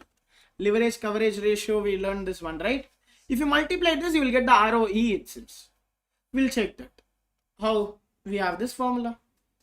Okay. Net income is, this is a ROE formula, right? Net income divided by equity. ROA formula, income divided by asset. Now, financial leverage ratio, asset divided by equity. Asset and asset will go. What is left out? Income and equity is left out. See? So where we learn the financial leverage, where it is using. Because in that we'll understand. See, if I'm making this much from the asset, how much I'm making this from my equity? Just multiply with the leverage ratio. Okay. And if you want to break down more, return on asset, this one is done. Return on asset into financial leverage, we did. And if you want to break into another 4, ROA will break again. ROA is what? Asset turnover into net profit margin multiplied by financial leverage ratio is what? ROE. 3 things are there in the ROE then. What and all? Net profit margin into asset turnover into financial leverage ratio. What is net profit margin formula? Income divided by sales. Asset turnover formula? Sales divided by asset. So this sales will go. And financial leverage ratio? asset divided by equity. This asset will go. Ultimately, you see income and average equity is left out. Okay. You see this. Return on asset we broke into two things and multiplied by financial leverage ratio is known as ROE. Anything to come from the ROE to ROA, what is want? We want financial leverage ratio. Clear? Okay. So how to improve the ROE? To improve the ROE, two things. To improve the ROE, three things. What and all? Asset turnover, net profit margin. This was there in ROA also. But here we have to improve one more thing called as financial leverage ratio. Clear with this? Okay. Now we analyze this. Now we'll go through this analysis of income also. See, these are the factors which is impacting the income. See, the income statement is not fully cash. The income statement has estimation. It has an effect of accounting method we use, incentive for disclosure and diversity among user. What is this? The impacting the income we'll check. One is what? Estimate. What is this estimate? Estimate means, see, suppose sometime the company estimates the expenses. One estimation example is bad debt. Allowance for bad debt is an expense. That didn't happen really. But the company estimated until, okay, this much people will not give. Then what we consider as expense. Suppose we estimate very high, your income will be low. You estimate very little, your income will be high. And what method of accounting you are using? Suppose inventory valuation, we might use LIFO or FIFO. Depreciation will use straight line method, double declining method, MACRS method. So that methods also will affect your income. Next, incentive for disclosure. What is this incentive for disclosure means? Suppose if you are disclosing some information, because the manager will come and push the accountant to do this, to not to do this. All these things will also impact the income. Which one? The incentive for disclosure. One thing is what? The estimate. The amount you estimate, the revenues you estimate. And the second thing what? Accounting method what you use. And the third thing, incentive for disclosure. So income measure vary with the interest group. For example, diversity of among users means, suppose a financial analyst, there are auditors, accountant, management, directors, shareholders and regulator. So the pressure from some groups may lead to suboptimal financial reporting. Okay, so each users have different needs. Investors are interested in profitability and banks are interested in security. Investor want what? Profitability. But banks want what? They want they are interested in security, whether this company will break and shut down or not. If the company is broke and shut down, they will not get their money back. So this one, these are the things which will impact the income. Okay. See, revenue, inventory and receivable. The amount of revenue the company has will impact the level of inventory and the receivable it holds. All these three things are interrelated. Revenue, how they will get? By selling the inventory. So in the revenue, there are some receivables too. Because not all the revenue is coming from the cash. And there are something called as revenue recognizing principle, the accounting method used and impact the income. See, some revenues are recognized over time or at a point in time. What is this over time and point in time? I'll explain. You are selling some goods. Assume that you are selling shoes. A shoe shop you're having. Some customer came, you sold the shoes. Point in time, you can recognize the revenue. You sold, you delivered, done. Over time means you're not recognizing a revenue at one time. You keep on recognizing slowly. When it will happen is, one example is construction of the building. Construction of a building, how you can recognize? He told, I want to build 25 floors building. So here, all 25 floors, when it will be completed, it might take 5 years. But you already built 10 floors. Which means still you can recognize the revenue in that case. So there are some conditions and rules for it. which is not covered here, which is all covered in your part 1, because that whatever you built, it shouldn't have any other alternative. Where you have built this 10 floors in his land. Suppose he's telling tomorrow, no, I don't want the building, means what you'll do? You already delivered it. So you can file the case and you can get your money back. So in this case, you can recognize the revenue over time. Or you're telling you got a contract from some guy, you're constructing the building in your land only. And there is no any contract between you. How you construct a 10 floor, then he's telling I don't want, means don't want. Because you don't have any contract in between you. So in that case, you can't recognize. You can recognize only over time once you have this contract and all those things. So revenue recognizing, we have 5 principles, 5 steps it is. 1, you have to identify the contract, verbally or written, there will be a contract. And in that contract, you have to identify what are the job needs to be done. In one contract, there might be multiple jobs. Example, you bought a AC from Flipkart. They are signing 2 contracts with you. 1, to sell the AC.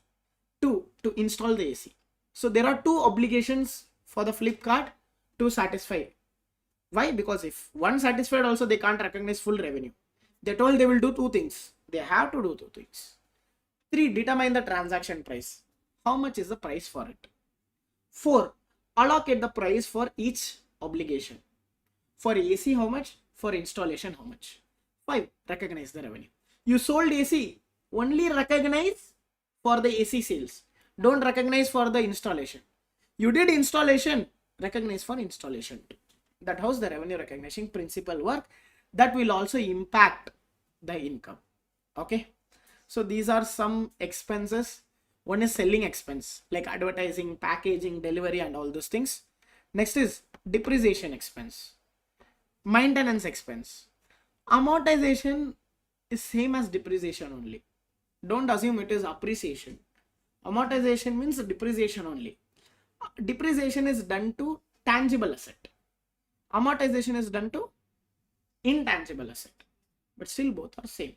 In income statement, both are expense. General and administrative expense. Finance expense means what? Interest. And income tax is also expense only. Clear with this? Okay. So we'll complete this SGR also. So SGR is nothing but sustainable growth rate. What is this sustainable growth rate means? So company will be getting a cash from 2 places. One, externally they can get the money. Go to the bank or sell the stocks and get the investors' money. Or internally they can get the money. Internally means by using their own profit. We told retain earnings, right? Retain earnings means what? Income they have earned. They gave the dividend. They will not give full dividend also. Money they kept with themselves, right? That is called as retain earnings. Now they can use the retain earnings. They can fund the business now. So the sustainable growth rate is a percentage growth rate. The company can grow per year without increasing its finance. It says how much you can grow without going and getting a money from the outsider. By using your own money, how much you can grow. Understood? So how it also says like how fast or how much you can grow solely relying on your own money, solely relying on your own profits, not going to an outsider. It's called as sustainable growth rate. Okay. See, whenever the sales is increasing, you need a cash also. Why I'm telling whenever sales is increasing, you need a cash means, suppose if you have noticed someone, if your family, if they do a business, whenever they grow, right, grow in a business, they will take a loan. Why they used to take a loan is because they want to invest more. Suppose I'm doing a business. When I was doing a 1 lakh rupees business, okay, 1 million asset was enough. If you want to grow to 5 lakh business means I want to increase the asset. So then what I have to do? I have to go outsider. But this one says no, you don't go outside. By using your own money, how much you can grow? Because the more you grow, you need more inventory. You need to pay more salary to the additional employees. Your account receivable will be increasing. Because when your sales is increasing, obviously, you are making a sales of 1 lakh. If 50,000 is account receivable, if you are making a sales of 5 lakh, Will the account receivable will be same? No. The account receivable will also increased. Investments in additional fixed asset. Initially you are manufacturing 10 shoes per day. Now you have to manufacture 25 shoes. So you will bring more assets. So to do things, what you have to do? You want money. So from internally you have to get that money. From where? From your retained earnings. So this ratio will tell you how much you can grow by not going with an outsider. So what is the formula? 1 minus dividend payout ratio. See, this and all is not new formula. This we covered it. 1 minus dividend payout ratio into ROE. Into ROE. ROE we already know, right? So dividend payout ratio formula is what? We covered in market ratio. In IAC, dividend divided by IAC. Dividend divided by IAC, you will get dividend payout ratio, but you have to minus 1 into ROE. Into ROE or ROCE, whatever. Okay. See, return on equity is what? Common equity, average common equity, net income divided by preferred dividend. Net income divided by preferred dividend, again, it is IAC only. Okay. Example, in this question, we'll take for 2012, you see, what is the equity we have? 275. But in this, what is the preferred equity we have? 34,000. Okay. So what you do? Into ROE. First we'll calculate what? Dividend payout ratio we'll calculate. Now what is the dividend they paid? 1.2. Dividend payout ratio is how we'll calculate? Dividend divided by BEPS. If it is per share, dividend divided by BEPS. If it is total, IAC divided by, no, dividend divided by IAC. Okay. Now dividend means 1.2. What is the BEPS of this company? 3.84. So you will get what? Dividend payout ratio. But you can't take dividend payout ratio completely. You have to do 1 minus dividend. Now we will calculate ROCE. How to calculate ROCE? Net income. Where is the income? Net income minus preferred dividend. How much we have to pay the preferred dividend? 7% it seems. 7% of what? 34,000. What is 7% of 34,000? It will be 2,380, right? 2,380. So in 60,000 income minus 2,380, you will get 57,620. This is what? This is IAC divided by average equity. So what is the average of this? 275 plus 234 divided by 2. Okay. No, not this one. See, in this equity, what is also there? Preferred stock is also there. So minus this preferred stock. Because ROCE means what? Net income divided by preferred dividend. We did it. Average common equity. Only take the common equity. In the equity, if you minus the preferred shares, you will get what? Common equity. So 234 minus 34, here it will be 2 lakh. 275 minus 34, it will be 241. 2 lakh plus 241 divided by 2, 2,2500. Okay. So it will be 26.13%. Now take the 26.13 and come here. 1 minus dividend payout ratio multiplied by 26.13, you will get 17.96. So now what this 17.96 means? So you can grow your company by 17.96% without going to the outsider. This is called as sustainable growth rate. Clear with this? Okay.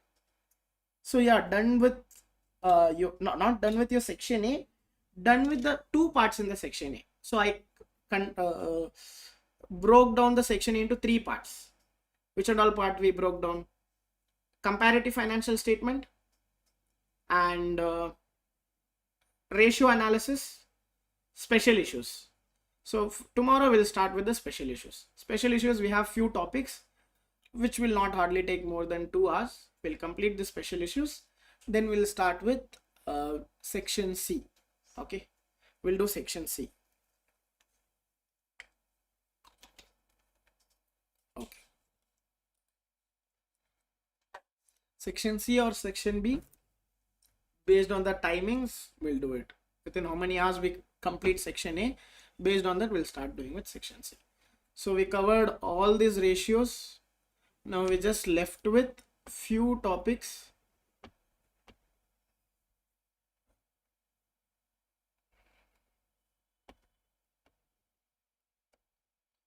See, measures of income done, vertical and horizontal, ratio analysis, profitability analysis.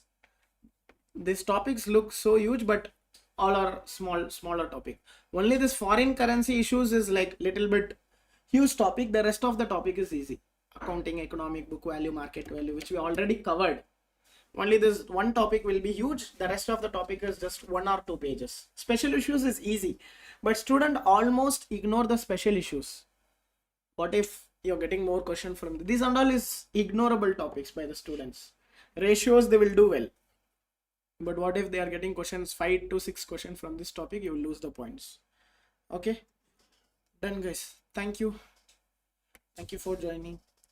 So we'll continue tomorrow.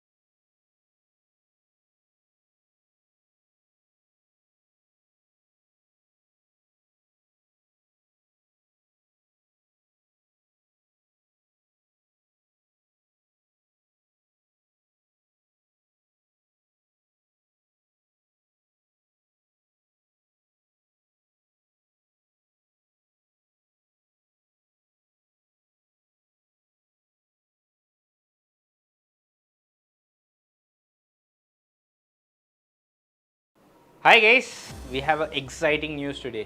If you look at ArivuPro, we have always been innovating, right from our subscription models to on-demand exams, giving recorded classes. We have been forefront of innovation, and today